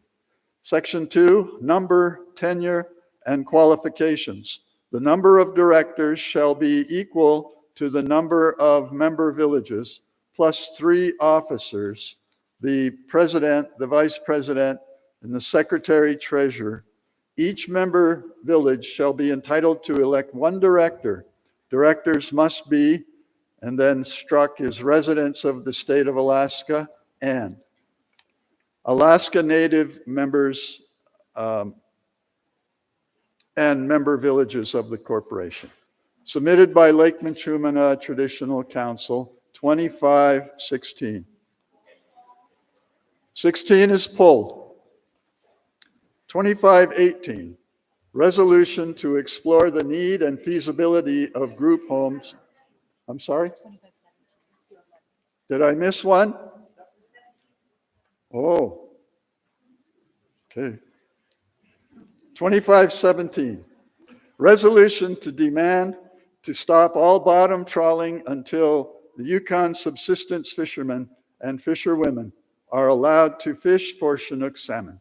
Now therefore be it resolved that the Tanana Chiefs Conference Full Board of Directors direct staff to contact the Alaska Congressional Delegation and other state and federal indigenous entities to demand the for-profit commercial bottom trawler fisheries to stop completely until indigenous people can fish for Chinook salmon on the Yukon River, submitted by Tanana Tribal Council. 2517. 17 is pulled. 2518, resolution to explore the need and feasibility of group homes for tribal children in foster care. Now therefore be it resolved that the Tanana Chiefs Conference Full Board of Directors direct TCC staff and leadership to explore the need and feasibility for tribal group homes for children in foster care in the TCC region, submitted by Tote Native Association, Resolution 2518. Resolution 2519, resolution to increase youth engagement in cultural activities and tribal governance. Now therefore be it resolved that the Tanana Chiefs Conference Full Board of Directors, subject to available funding, direct staff to incorporate initiatives aimed at increasing youth engagement in cultural activities and tribal governance structures into TCC's wellness and prevention and tribal government and client services programs. And also direct staff to research funding opportunities that will allow TCC to host rural wellness gatherings focused on teaching youth cultural and traditional activities. Submitted by the Emerging Leaders Youth Advisory Council. 2519. 2520, resolution to oppose Hillcorp development. Now therefore be it resolved that the Tanana Chiefs Conference full board of directors directs TCC staff to develop a specific plan to publicly advocate against development in the Yukon Flats, and a communication plan with Doyon Limited to ensure both TCC and tribes are notified of any proposed action for development in the Yukon Flats, submitted by Emerging Leaders Youth Advocacy Council, 2520. 2521, resolution to recognize Kenneth Newman Sr. Now therefore be it resolved that the Tanana Chiefs Conference full board of directors recognizes and thanks Kenneth Newman Sr. for his years of service to rural Alaska and for bringing tribal members home to rest after death in their native village with their family and communities, submitted by the Koyukuk Tribal Council. 2521. Resolution 2522, resolution to research funding opportunities to build a new sanitation facilities in villages.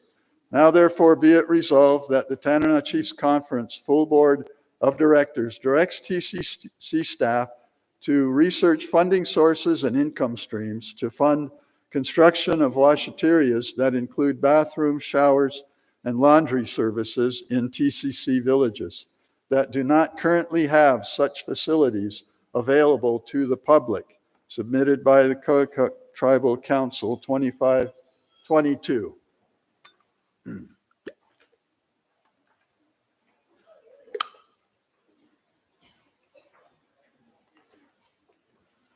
2523, resolution to revert the name of Mount Foraker back to Denali Ba'ot.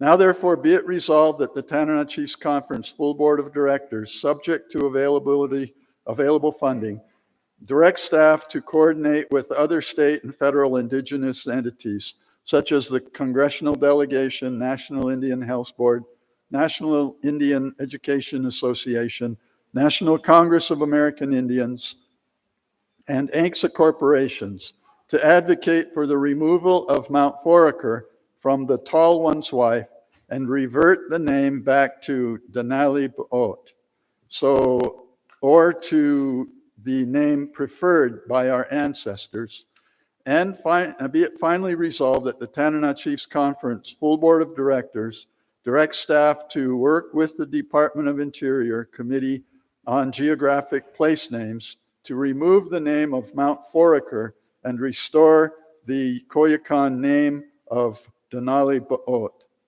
submitted by the Tanana Tribal Council. 2523. 2523 is pulled. 2524, resolution to sign on to the Declaration of the International Indigenous Salmon Peoples. Now therefore be it resolved that the Tanana Chiefs Conference full board of directors supports being a signatory of the Declaration of the International Indigenous Salmon Peoples, submitted by the Emerging Leaders Youth Advisory Council, 2524. 2524. 2525, resubmitting resolutions 2023-13, resolution 23-13, patient medical lodging and meals. Now therefore be it resolved that the Tanana Chiefs Conference full board of directors directs staff to ensure that patients have all of the travel information and accommodations they require in a timely manner. And be it further resolved that the Tanana Chiefs Conference full board of directors, subject to available funding, directs staff to ensure that patient lodging and meal needs are met without creating a burden for the patient or family. And be it further resolved that the Tanana Chiefs Conference full board of directors directs staff to, subject to available funding, ensure that no medical care is delayed or canceled due to the lack of adequate lodging. And be it finally resolved that the Tanana Chiefs Conference full board of directors, subject to available funding, directs staff to review the current travel process and revise it to ensure that our tribal members' needs are met and we can achieve the vision of healthy people across generations. Submitted by Tanana Tribal Council 2525. 20, did I hear pull? 25 is pulled. 2526, retaining the U.S. Bureau of Land Management ANCSA 17D1 public land orders for the conservation of wild food economy resources. Now therefore be it resolved that the Tanana Chiefs Conference full board of directors and the member tribes of TCC region urge newly appointed Secretary of Interior Burgum to acknowledge the extensive interdisciplinary analysis of the ANCSA D1 environmental impact review that concluded retaining the ANCSA D1 public land orders referenced in the final environmental impact study and record of decision published in the Federal Register dated August 23rd, 2024, is in the public interest for conserving wild food resources that support subsistence economies and general food security among Alaska Native peoples. And be it finally resolved that the Tanana Chiefs Conference affirms their endorsement of the ANCSA 17 D1 public land orders as presented in the Secretary of Interior's order number 7947, dated August 29, 2024, that officially retains the D1 protections and supports the Secretary's finding that retention of the orders is in the public interest to wisely manage intact habitat that supports wild food resources on public lands, consistent with the principle of sustained yield that is critical for sustaining rural hunting and fishing dependent Alaska Native villages across Alaska. Submitted by the Lower Yukon Subregion, 2526. 2527. Support for the conveyance of Duck House, Geese House site to Doyon Limited. Now therefore be it resolved that the Tanana Chiefs Conference full board of directors shall support the conveyance of these lands to Doyon in partial fulfillment of its entitlement under ANCSA legislation through the United States Congress. The Geese House Site Conveyance Act would provide for the return of this culturally important site to preserve and protect the Native peoples of the Doyon region. And be it finally resolved that the Nenana Native Association supports the conveyance of the selected lands to Doyon Limited. Submitted by the Nenana Native Association, 2527. 2528. TCC initiate a village public safety officer arming pilot project. Now therefore be it resolved that the Tanana Chiefs Conference full board of directors approves the initiation of a VPSO arming pilot project with the following provisions. Number one, TCC will develop comprehensive policies, procedures, and training for the pilot program. And number two, participating communities must approve armed VPSOs in their communities through a tribal resolution. And number three, TCC will respect tribes and communities that do not want armed VPSOs. And number four, TCC will work to maintain appropriate insurance coverage. And number five, the pilot program will be reviewed and evaluated by TCC and can be terminated or expanded based on its performance and impact on public safety in the TCC region. And be it finally resolved that this resolution shall be the policy of TCC until it is withdrawn or modified by subsequent resolutions submitted by the TCC Executive Board, 2528. 2528 is pulled. 2529, resolution to consider the feasibility of a traditional youth program, Healing Through Culture and Wellness. Now therefore be it resolved that the TCC full board of directors direct staff to explore the feasibility of creating a prevention program similar to Crossings Search with a culture camp setting. Is designed specifically for youth that focuses on prevention and wellness, recovery through native culture, traditional activities, nature, and uses the guidance of elders as tools for recovery and health. Submitted by the Tok Native Association, 2529. 2530, Wellness and Healing Center. Now therefore be it resolved that the Tanana Chiefs Conference full board of directors directs staff to research funding sources that would provide a housing kit to include freight and labor costs for each village in the TCC region for the purpose of a wellness and healing center. And be it finally resolved that the Tanana Chiefs Conference full board of directors recognize that tribes are seeking healing of our native people. With the current struggles we are facing, tribes need a place to heal, to come together, to strengthen our ties to the land, waterways, and our culture. Submitted by Arctic Village Council and Manly Village Council. 2530. 2530 is pulled. 2531, resolution to rejoin the Alaska Federation of Natives. Now therefore be it resolved that the Tanana Chiefs Conference full board of directors recognizes that at this time, rejoining the Alaska Federation is in the best interests of the interior tribes.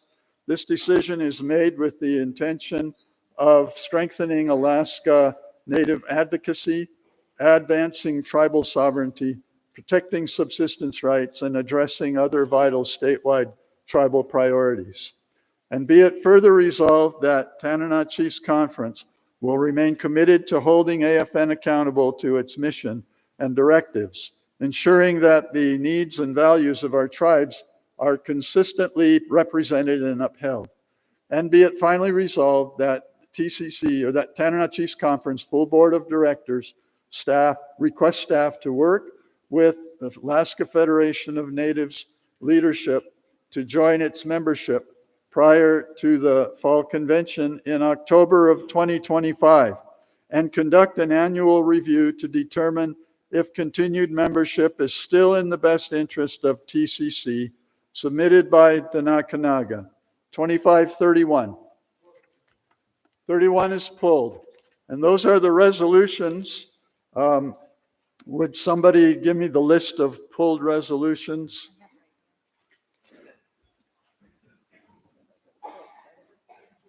All right, the following resolutions have been pulled, just to review. And all of the resolutions that aren't pulled, I will ask for a motion to adopt. So move, Mr. Chairman. Okay, Ivan, I'll read the list of pulled, and then I'll take your motion. So the pulled resolutions are 2, 5, 7, 10, 11, 12, 16, 17, 23, 25, 28, 30, and 31. And Ivan has made a motion to adopt resolutions 1, 3, 4, 6, 8, 9, 13, 14, 15, 18, 19, 20, 21, 22, 24, 26, 27, and 29. Do I have a second? Okay, Sandra, thank you. Any discussion on the motion? The question has been called without objection. All in favor signify by saying aye. All opposed say no. The motion carries unanimously. All right, we are now ready to consider the pulled resolutions. I will go one by one. So resolution 25-2, do I have a motion to adopt? There is a motion. Is there a second? There's a second from Janet. Did you guys get the first one? Okay. There's a motion and a second. We are therefore under discussion for this resolution, 2502. Please indicate that you have discussion. Okay, Curtis. Okay, thank you, Will. As you know, the Vietnam the Alaska Native Vietnam Era Veterans Allotment Act was to rectify the Native Allotment Act was extinguished by ANCSA. And the Native American, Alaska Native veterans, Vietnam era veterans, is good to serve up to January 31st, 1971, which left out the Vietnam era veterans who served from January 1st, 1972 to May 7th, 1975. And I heard a gentleman earlier talking about the Vietnam Era Veterans Act, Allotment Act, saying that, I think it was Alan Titus talking about there was a lot of young people who didn't know about the Allotment Act, who didn't apply for it. So I'd like to keep that in mind in asking for the Canada Chief's support in advocating that the Alaska Native Vietnam Era Veterans Allotment Act to include all Alaska Native Vietnam Era veterans who served after January 1st, 1972. And being a Vietnam era Alaska Native veteran myself, 8 months into the Vietnam War era, I'd like this to be approved, not for myself, if anything, for the Alaska Native veterans who did serve in Vietnam during that time. Thank you. Thank you, Curtis. Is there any further discussion? Okay, Steve, former President Steve Guinness. You know, Mr. Chairman, I don't have any objection to this resolution, but one thing I want the delegates to think about is that currently we do have a native allotment program in place. And we're already struggling with just those veterans in that particular time period of getting land and trying to push for lands to be made available around the areas where we come from. So we're already challenged right now with just that particular program. Then so I'm just a little concerned about how this particular resolution might compound that problem we're already faced with right now. And again, I'm not objecting to his resolution. I think it's a good resolution that those veterans during that time period should be acknowledged as well. But the issue that concerns me again is just that how is it going to impact what's currently going on right now? Thank you. Thank you, Steve. Is there any further discussion?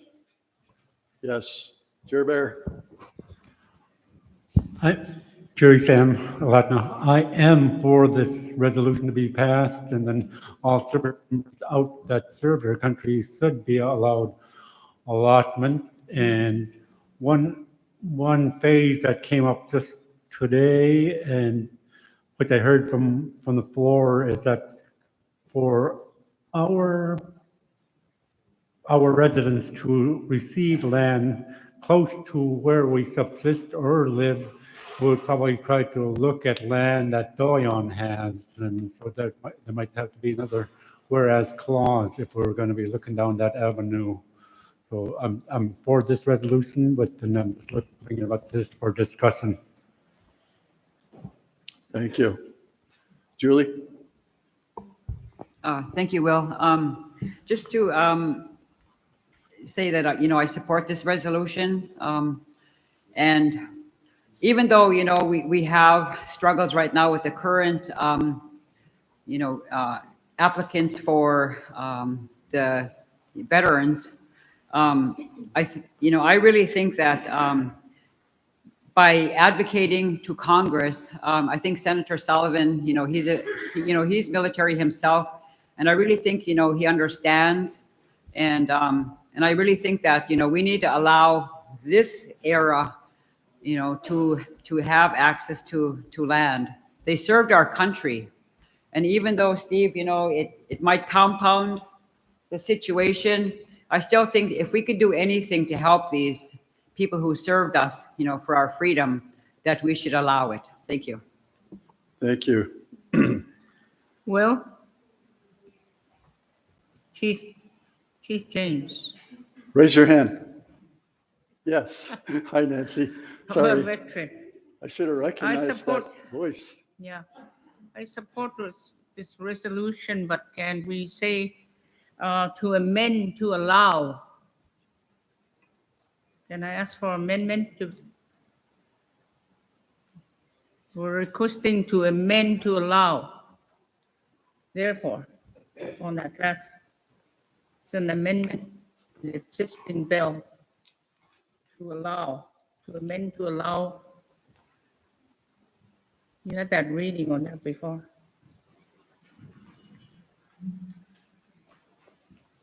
I think that would be more helpful. Instead of saying to help, to amend, make an amendment to include. That way, instead of saying to help, but to include.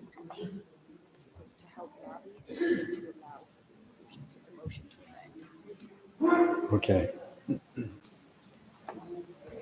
It would read better and it would be more effective, I think.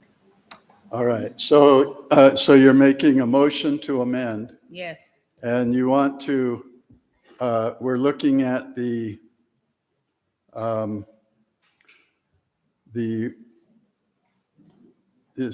whereas clause? Whereas clause, now therefore be it resolved. The last one. Could you mark it? Oh, it's in the resolved. Yeah. Okay, so your motion would be to take out to help lobby, Yeah. and to replace it with to allow include, for. To include, yeah. Okay. Okay, you already had it. That would automatically be an amendment. It's an amendment, Saying, yes. Instead of saying to help. Okay, thank you. Is there a second to that amendment? Okay, Julie. And is there discussion on this amendment? The language is up on there on the screens. If there is no discussion, I'll call for the vote on the amendment. All in favor, say aye.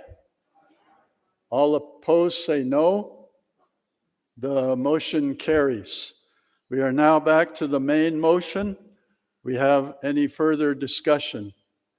Please go ahead. Our elder advisor is going to make a comment.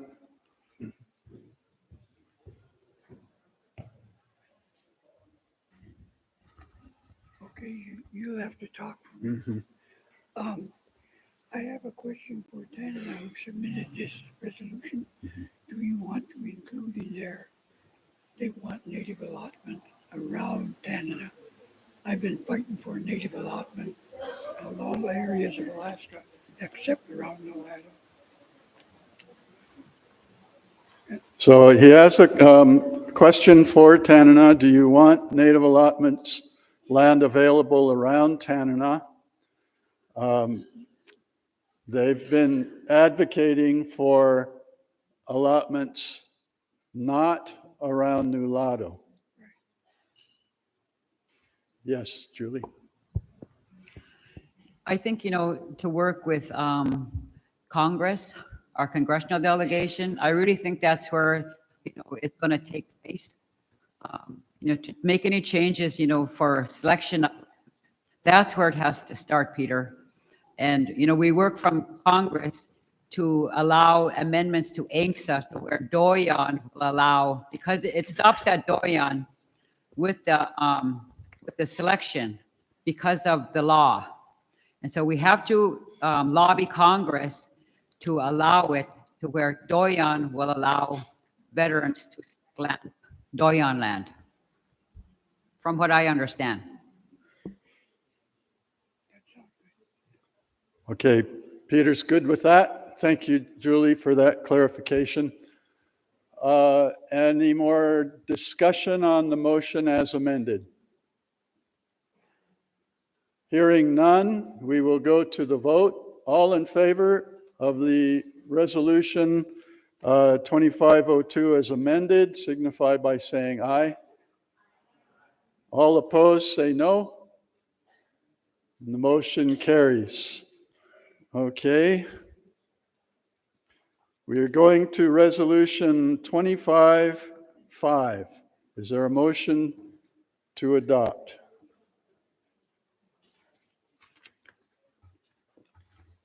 I'm turning to it here. Oh, it's split. Oh, there it is. Okay. 25-5, a day of peaceful protest for the survival of the salmon on the Yukon River. Did I hear a motion? Okay, there is a motion. Thank you. Is there a second? Someone say, okay, thank you. All right, there's a motion and a second, and we are now under discussion. The floor is open. Yes, Julie. Thank you. Just a little bit of how this came about. My husband, Tom, he really thinks that this idea of having a day of peaceful protest will bring awareness to kind of what we're dealing with along our river systems.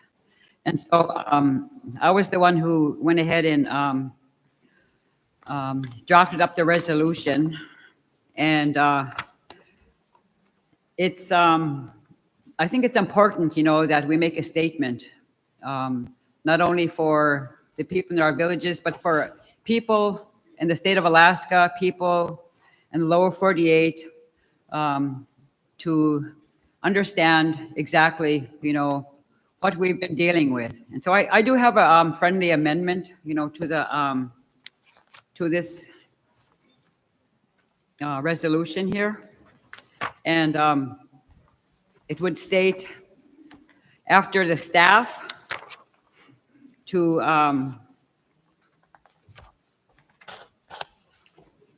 where's my resolution here now? Oh yeah, okay. Right after Tanana Chief's full board of directors direct staff, and to add, to enlist the help of other organizations such as Yukon River Intertribal Fish Commission, Native Movement, and other organizations for their support in making this protest successful. I do have the wording right here if somebody want to grab it. Maybe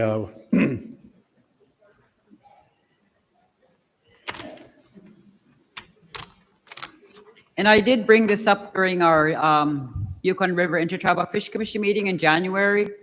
And the people from the lower river, they were in full support of something like this. Okay. And so it's already been brought, to the Fish Commission. And I think, we're going to probably get a lot of support. And this would be, all the tributaries, where we live.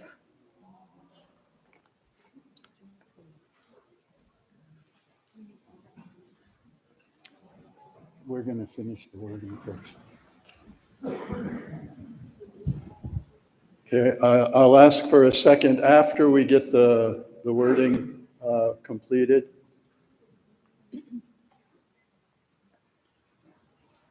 Will, I have a comment. Okay, Janet, just a moment, Janet. Could we have somebody act as a runner for Amber so she doesn't have to type and also run? Chief, you're volunteering? Okay, be available to run for wording and so on from the delegates. Thank you so much. I'm sorry, Janet, go ahead. Thank you. I support this amendment, but what worries me is I think we need to let that first pulse go by. And so maybe we might have to change the date just to maybe after the 4th of July, just so we know that first pulse has gone by, because years ago, we never started fishing until after the 4th of July around the Rampart area, just to let that first pulse go by, because my dad used to also always say, those are the scouts, those are the strongest fish. So maybe if we can just change that date. Thank you. Okay, let me handle that as an amendment after we get a second for the amendment that we're currently in a motion for. So there's been a motion for this wording.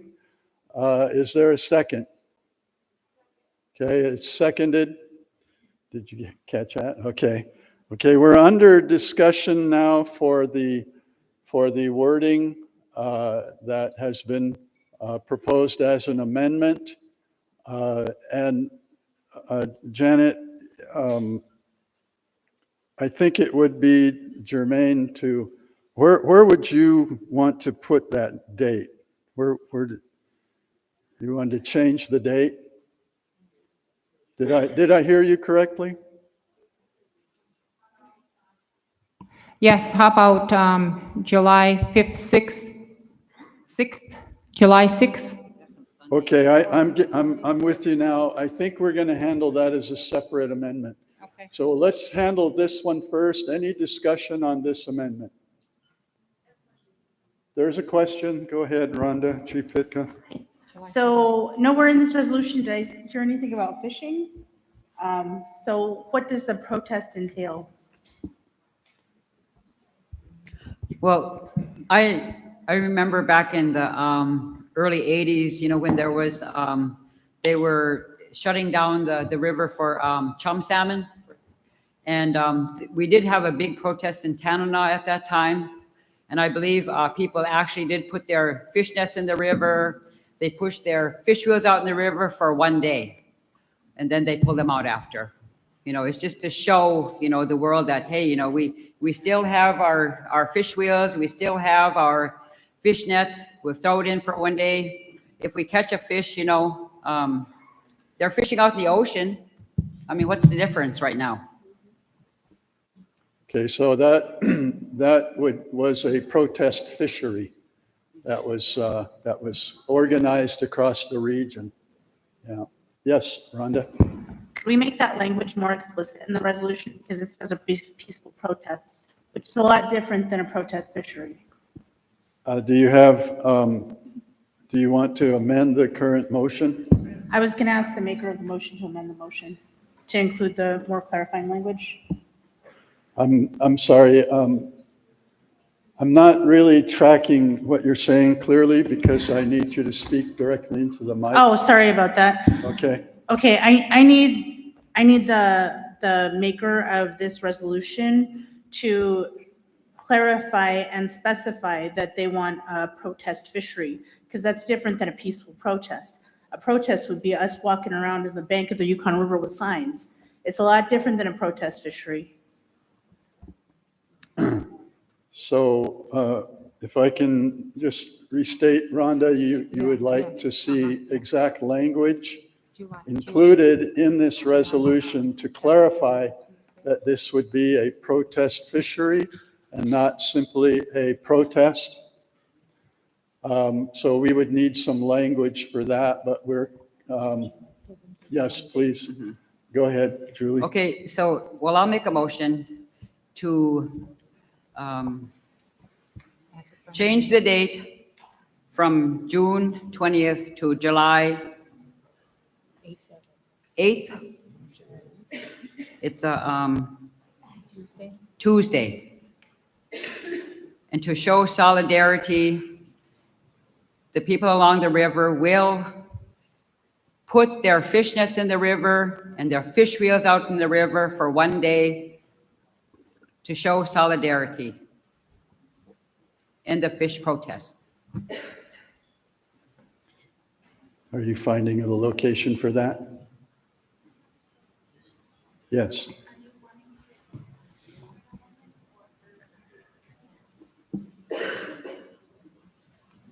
Let me see that first. Okay, we have the first and second. And fish nets. We have a first and second on the current amendment. And if we could go ahead and so now there's an amendment to that first one of the date. So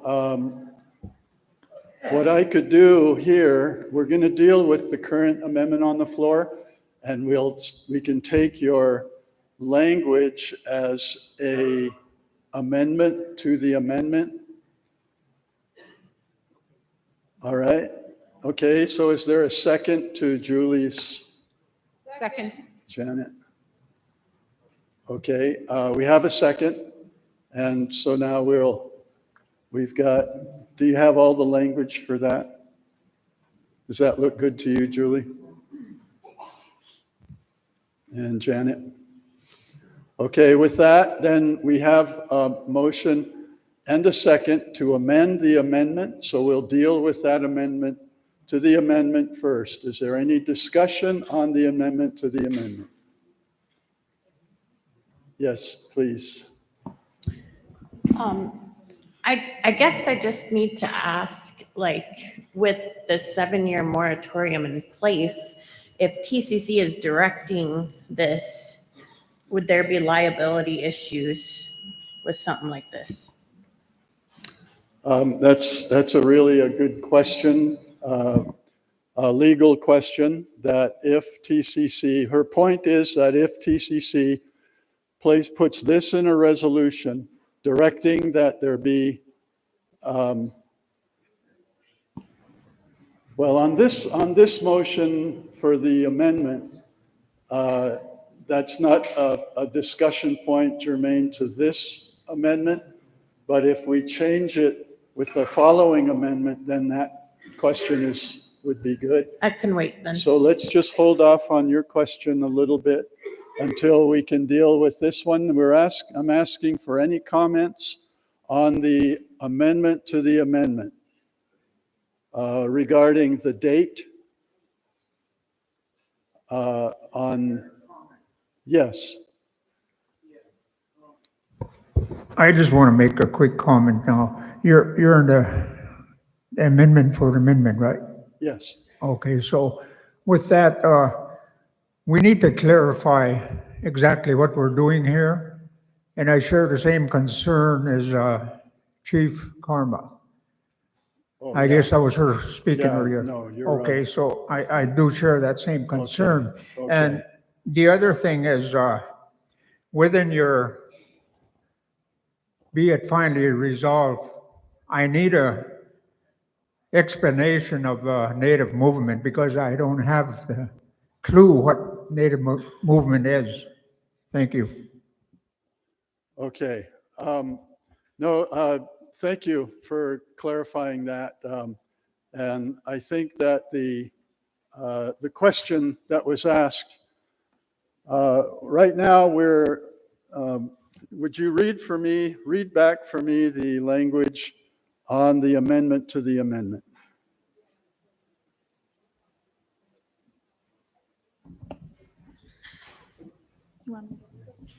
So the amendment on the floor is TCC full board of directors support and recognizes July 8th, 2025 will put their fish wheels and fish nets in the river as the day of peaceful protest. And then, yes. Do you want me to read this one? That one isn't, let's see, is this?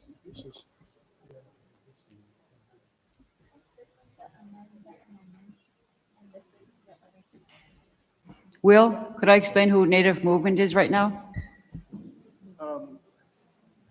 Yeah, I'm just trying to keep this in Okay, sorry. the order. But so the original amendment is listed below, and the amendment is above. The amendment to the amendment is on the upper language. And so what happened to that language on there?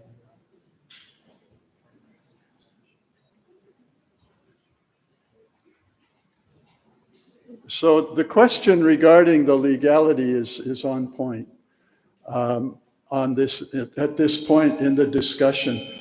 Let me just clarify this for a moment, just so maybe it's just me that needs the clarification, but I want to make sure we're all on the same page. So the amendment to the amendment that July 8th, 2025, as a day of peaceful protest, will put their fish wheels and nets in the river. So this question that came up is on point. There is a legal question here that if TCC passes this, that TCC would be liable for directing an illegal activity. So that is a point that's well made. I don't know if staff wants to address it, legal staff. But I would say that, do you want to vote this one down? Will, Because could I just clarify something, please, to my understanding regarding that? It was my understanding that when that moratorium was developed, that the secretary, not the secretary, but the commissioner did not sign that piece of paper. So that was a question. Is this actually a moratorium if it wasn't signed by the commissioner of fish?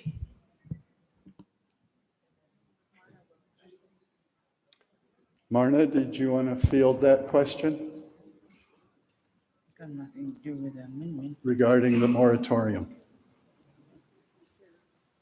Hey, what's his name? Maybe you could borrow one on the table.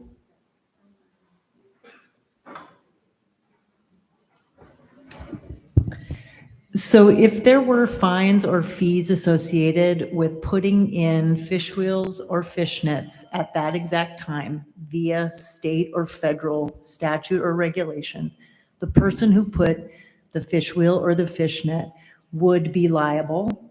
The individual would be liable. There is probably somewhere in the statute that says you can't encourage people to do illegal things, but I don't know that might be a tenuous relationship. But certainly, again, if there were fines, fees, or criminal charges associated with putting your stuff in the river at that time, that would be applicable to the individual. All right. Okay, so we're on the discussion for the amendment to the amendment. All right, I saw Nancy first and then Charlie. Thank you. The way it's written, peaceful protest will put their fish wheels and fish nets in the river. If we keep that, that's encouraging liability. just the way it's written, it needs to be fine comb, I think. Because once, this is our resolution, once we adopt it, it's got Tanana chiefs on it. And we're telling our tribes will put their fish wheels and fish nets in the river. We're encouraging them. Yes, thank you. Thank you, Nancy, for that. Charlie? Thank you. I wanted to say that if everybody fished in one day, 5,000 king salmon are caught, that's a quarter of what's going to be making it to the spawning ground. So we ought to think about having a lawyer ready and thinking about this more so we can have a better outcome, something that's meaningful instead of just wiping the fish out that's left. I think we need to think about it more. Just something for people to think about. Thank you. Okay, thank you. So under discussion for the amendment to the amendment, is there any further discussion? Yes, Julie. And then Joanne. So I guess the real reason behind this is our voices are not being heard. And I know there's a liability. As an individual, you know, I can put my net in the river. Lori could put her net in the river, and that's our liability. And I understand it's a Tanana Chiefs resolution. But somehow we have to get our voices out there somewhere, somehow. And how do we do that? That's my question. How do we get our people along the river? They fish, some people fish anyway, you know, illegally. But, you know, I'm just looking for a way to show, you know, the people out there that, hey, you know, we need to do something together on a certain day. And to show everybody, you know, that we have rights too. Okay, Julie, how about this? If I could make a suggestion. On the second, finally resolved, it says that the full board of directors direct staff subject to available funding to assist the tribes and communities in organizing this event. That part of that organizing would be to clearly define what that event is. And so that all this other language would not be necessary if you're not necessarily going to be putting wheels and nets in the water. But a discussion can go forward after this is passed to decide exactly what the protest will look like. So what I'm saying is that this motion would be, it's a motion on the floor. I can't remove it, but we could vote it and then move on to the next item. On I'll rescind my motion then, if the second will agree to where, you know, somehow with your suggestion that we just do that. Okay, so what we have is the second. We have the amendment to the amendment. Who made that? Who made the amendment to the amendment? Julie and Janet, do you both agree to pull that language, pull that amendment? Okay, so the amendment to the amendment is agreed upon, that we'll just cancel it, take it off the table by consent. Is there any objection to that? Nancy? I will. I recognize Nancy right now, and then I'll take the next one, wherever that is.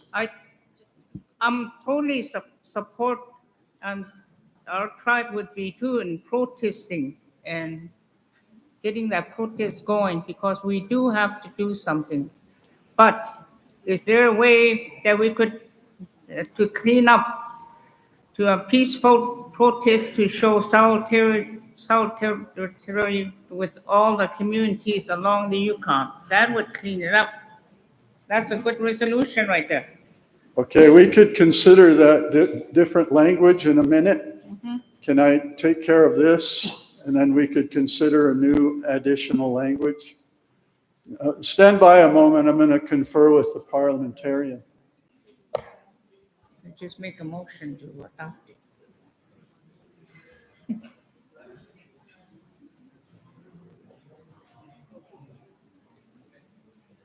Can you need it? Water. Yeah. Okay, so that is taken off the table, and that brings us to our main motion that that as it reads right there is, and we have a motion and a second on the floor to adopt this language here. Is there any further discussion? Hearing none, all in favor of the amendment, please say aye. Opposed, say no. The motion carries. The amendment is passed. And Nancy, you wanted another amendment. Could you help me with the language and No. where you want it? It's good. You're, I wanted that deleted to encourage. so you're good? Yeah, it's Okay, good. thank you. All right, we are now to the main motion on the resolution as amended. Is there any further discussion? Okay, the question was called, but we do have one more, at least one more comment. So I'm going to recognize Chief Pitka. Yeah, I would just say that I would have to oppose any protest fishery along the Yukon River during these times of conservation. We're in such low numbers of salmon on the Yukon River at this time that any fishing would jeopardize any escapement that we have and any returns. So any other ideas besides a protest fishery I can endorse, but I can't endorse a protest fishery. Thank you, Chief Pitka. That language has been removed, so I think we're good there. The question has been called on the motion, on the resolution as amended. All in favor, say aye. All opposed, say no. The motion carries. All right. So we have passed 2505 as amended. All right, we are now going to be considering 2507. Let me turn to that.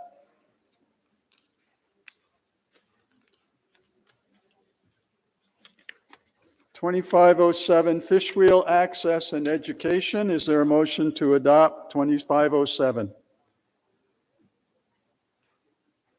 Is there a motion to adopt 2507? Okay, good, thank you. We have, did you get that? Is there a second? Thank you. The motion was made right here. Yeah. And then Brenda on the second. So, all right, we have a motion and a second on 2507. We are now under discussion. Any discussion?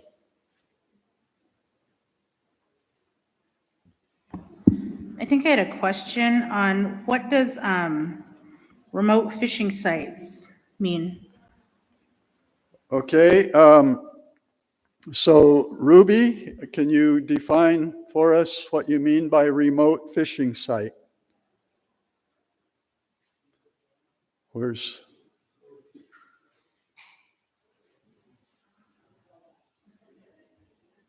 Is there anyone to speak to that question?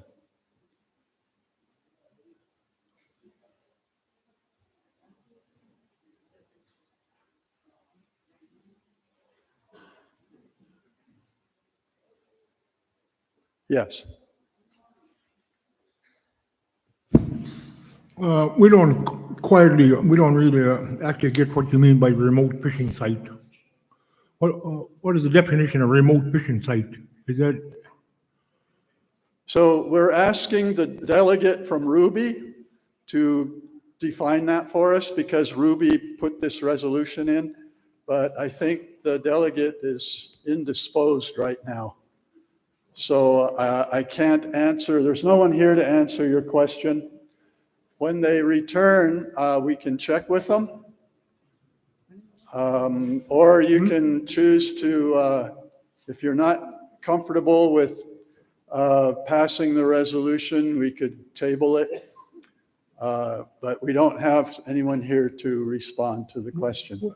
I guess it's real simple. The big picture here is we don't want to use fish nets.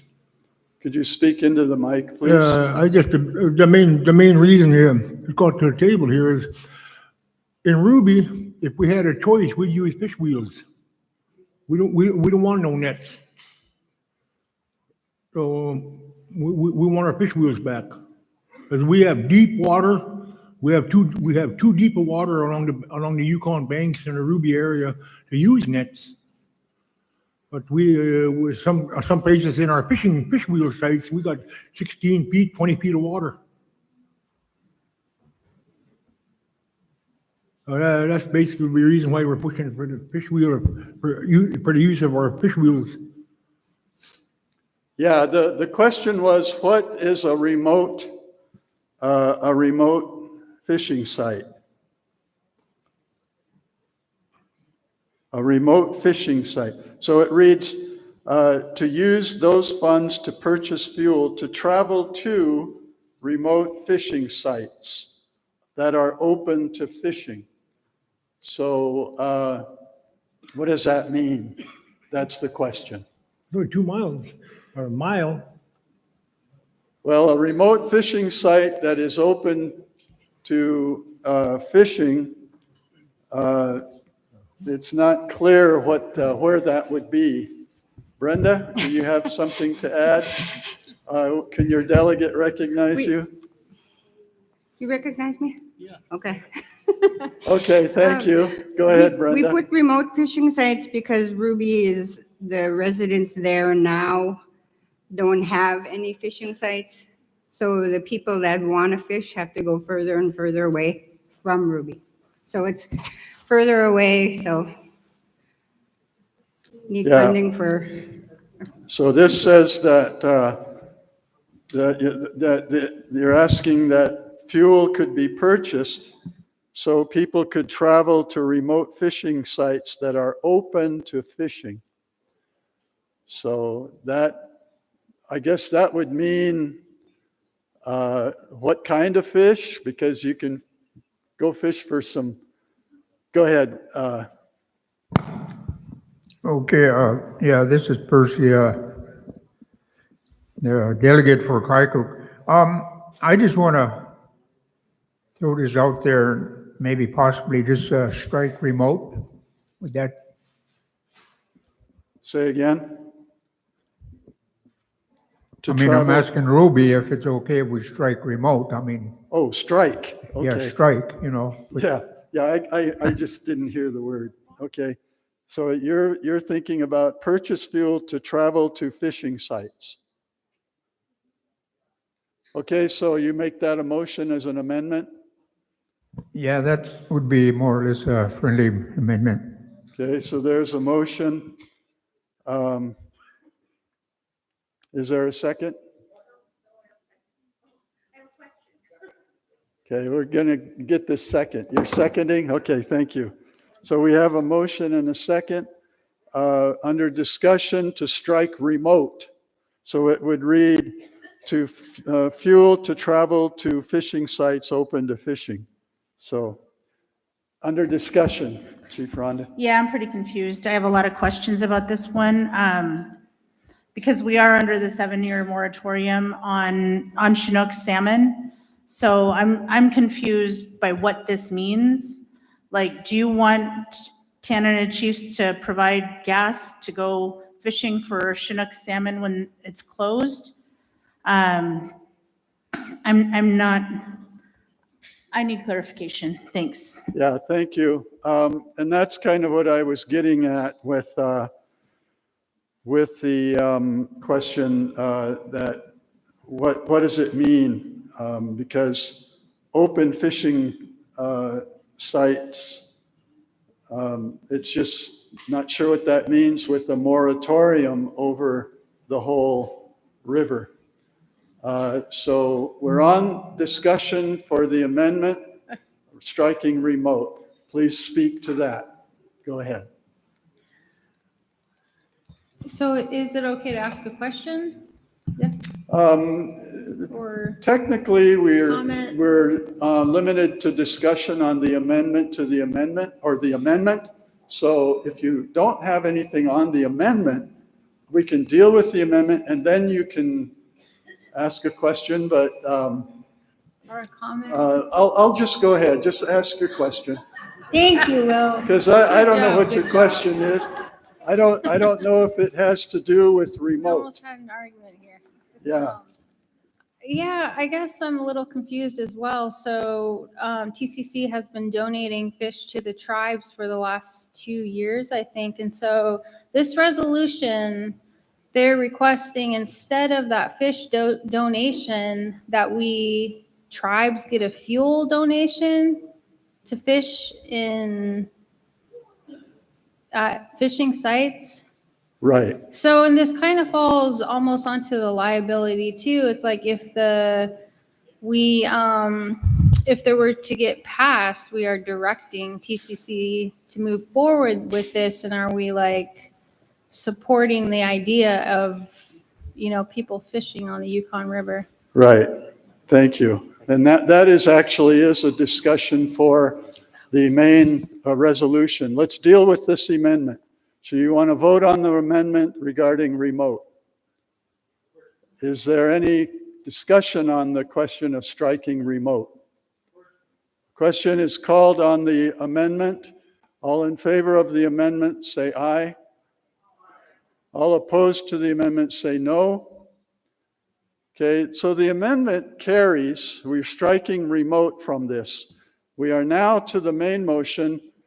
And I didn't know what you were going to ask, so I didn't know if it was regarding remote or the main motion, but now that you have asked it, your question is now in order, that we've dealt with the amendment. So her question is what does it mean are we not going to buy fish from elsewhere and use that money now for fuel to go fishing somewhere that's open, that we're not sure where that is, because the fishing is currently closed, the entire river.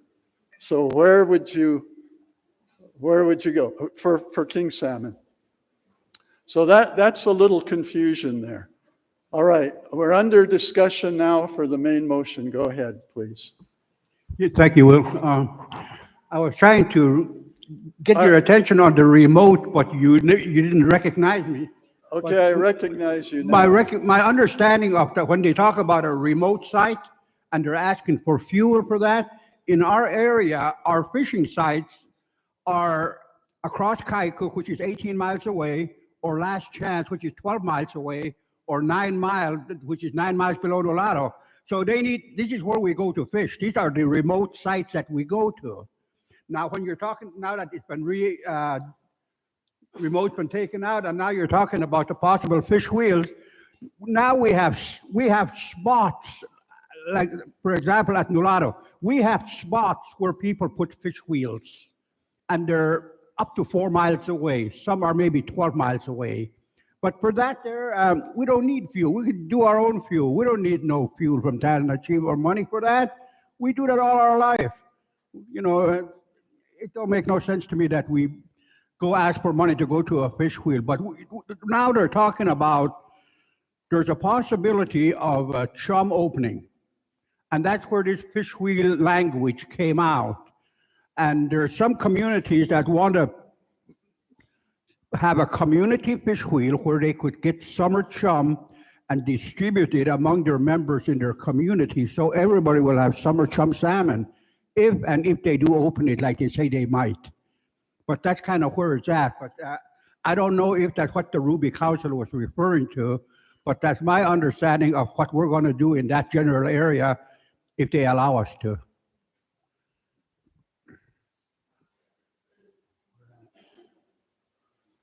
Okay, okay, we're on the main motion, and all we have to deal with here is the language that's on here. I can't answer your questions, and if there's somebody who can answer the question, we would invite that answer. Otherwise, we go to the vote after discussion is done, and you decide what you want to do with this. So there was some hands up here, please. Is that Ray? Yeah, Ray, please. Yeah, I was going along with Morris and Galena did the safe fish wheel. They collected what they could and released what they had to. And this is the way I want to go, because where are fishing in Manly, it's pretty hard to fish with a fish net, or even the little one, because the river where I fish is a lot of drift, and it's not like the Yukon River, anyways. But a fish wheel, a safe fish wheel, to provide for my people in Manly, and I do give fish to people in Minto because they're off the river. But that's where I want to be on this whole thing for the fish wheel.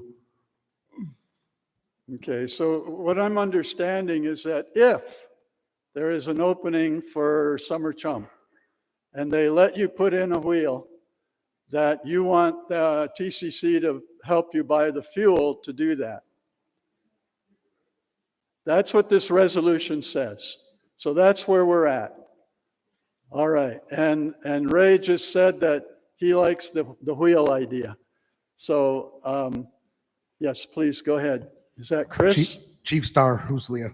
Oh yeah. From what I read, so I think the funding they're asking from TCC is what TCC spends on sending fish out to communities.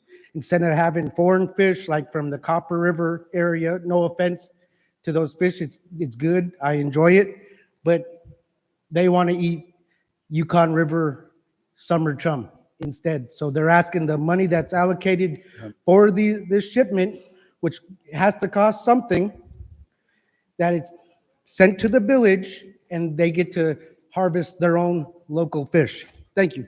Thank you. Okay. Yes, please. I'm not sure. Is that Dawn Newman, recognizing Natalie Newman to speak. all right? Hi, so when I'm an emerging leader, when I first looked at this reminded me of the Smokehouse Collective, which is run by Denali Hodgkins out of Bristol Bay. The Smokehouse Collective is basically, you can send your youth there to learn how to fish out of Bristol Bay. This is what this resolution is reminding me of. Instead of using the funds to send fish, send your youth to the fish camp in Bristol Bay. Thank you. All right, you have the resolution before you. Is there any further discussion? Yes, please. Yeah, someone like it's getting a pretty big heated discussion about trying to get little gas to go check your fish wheel. So if it's coming down to that to be such a big thing, we could take the gas out. We don't need gas to go check our fish wheels. We can do that on our own, at least, but at least let my people eat. Okay, so if that's the case, then the delegates could vote this resolution down, and then we'd be right where we are. Okay? Well, where? Up here. Where's that? Oh, yes, go ahead, Chief. Thank you, Will. Chief Ivan Dementa from Lower Yukon. I like this resolution here, just on the fact that I think it is basically asking that, they don't want to have no ship. If they elect not to get fish shipped into their community, they would like for the assistance, that funding to go towards either assisting their locals with gas and to assist with building a fish wheel.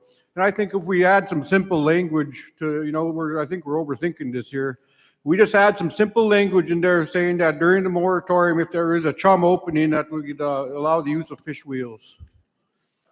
I mean, that solves this issue right there. We're just to protect TCC and bylaws. Okay, thank you. Yes, you have your hand up, please. If Ruby is open for it, I propose an amendment saying that to instead allow villages that so elect to use those funds to purchase fuel to travel to fishing sites open for the following fish: chum, whitefish, sheefish, just for have clarity. Okay, are you making an amendment, motion to amend? Do you have that language, staff? Okay, is there a second? I second. It's seconded. We are under discussion for the amendment that is being written up here, designating or clarifying which fish. I was thinking salmon, but this covers chum if they have an opening. Okay, under discussion. No discussion? Question. Go to the vote. All in favor, say aye.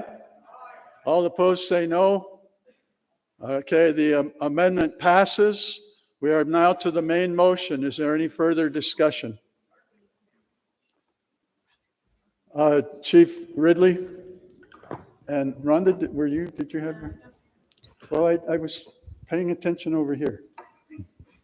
Go ahead, Chief. Just to complicate things a little bit. So as we go into this summer, usually Amber and her staff will be reaching out to all of the tribes. Do you want a fish shipment or not?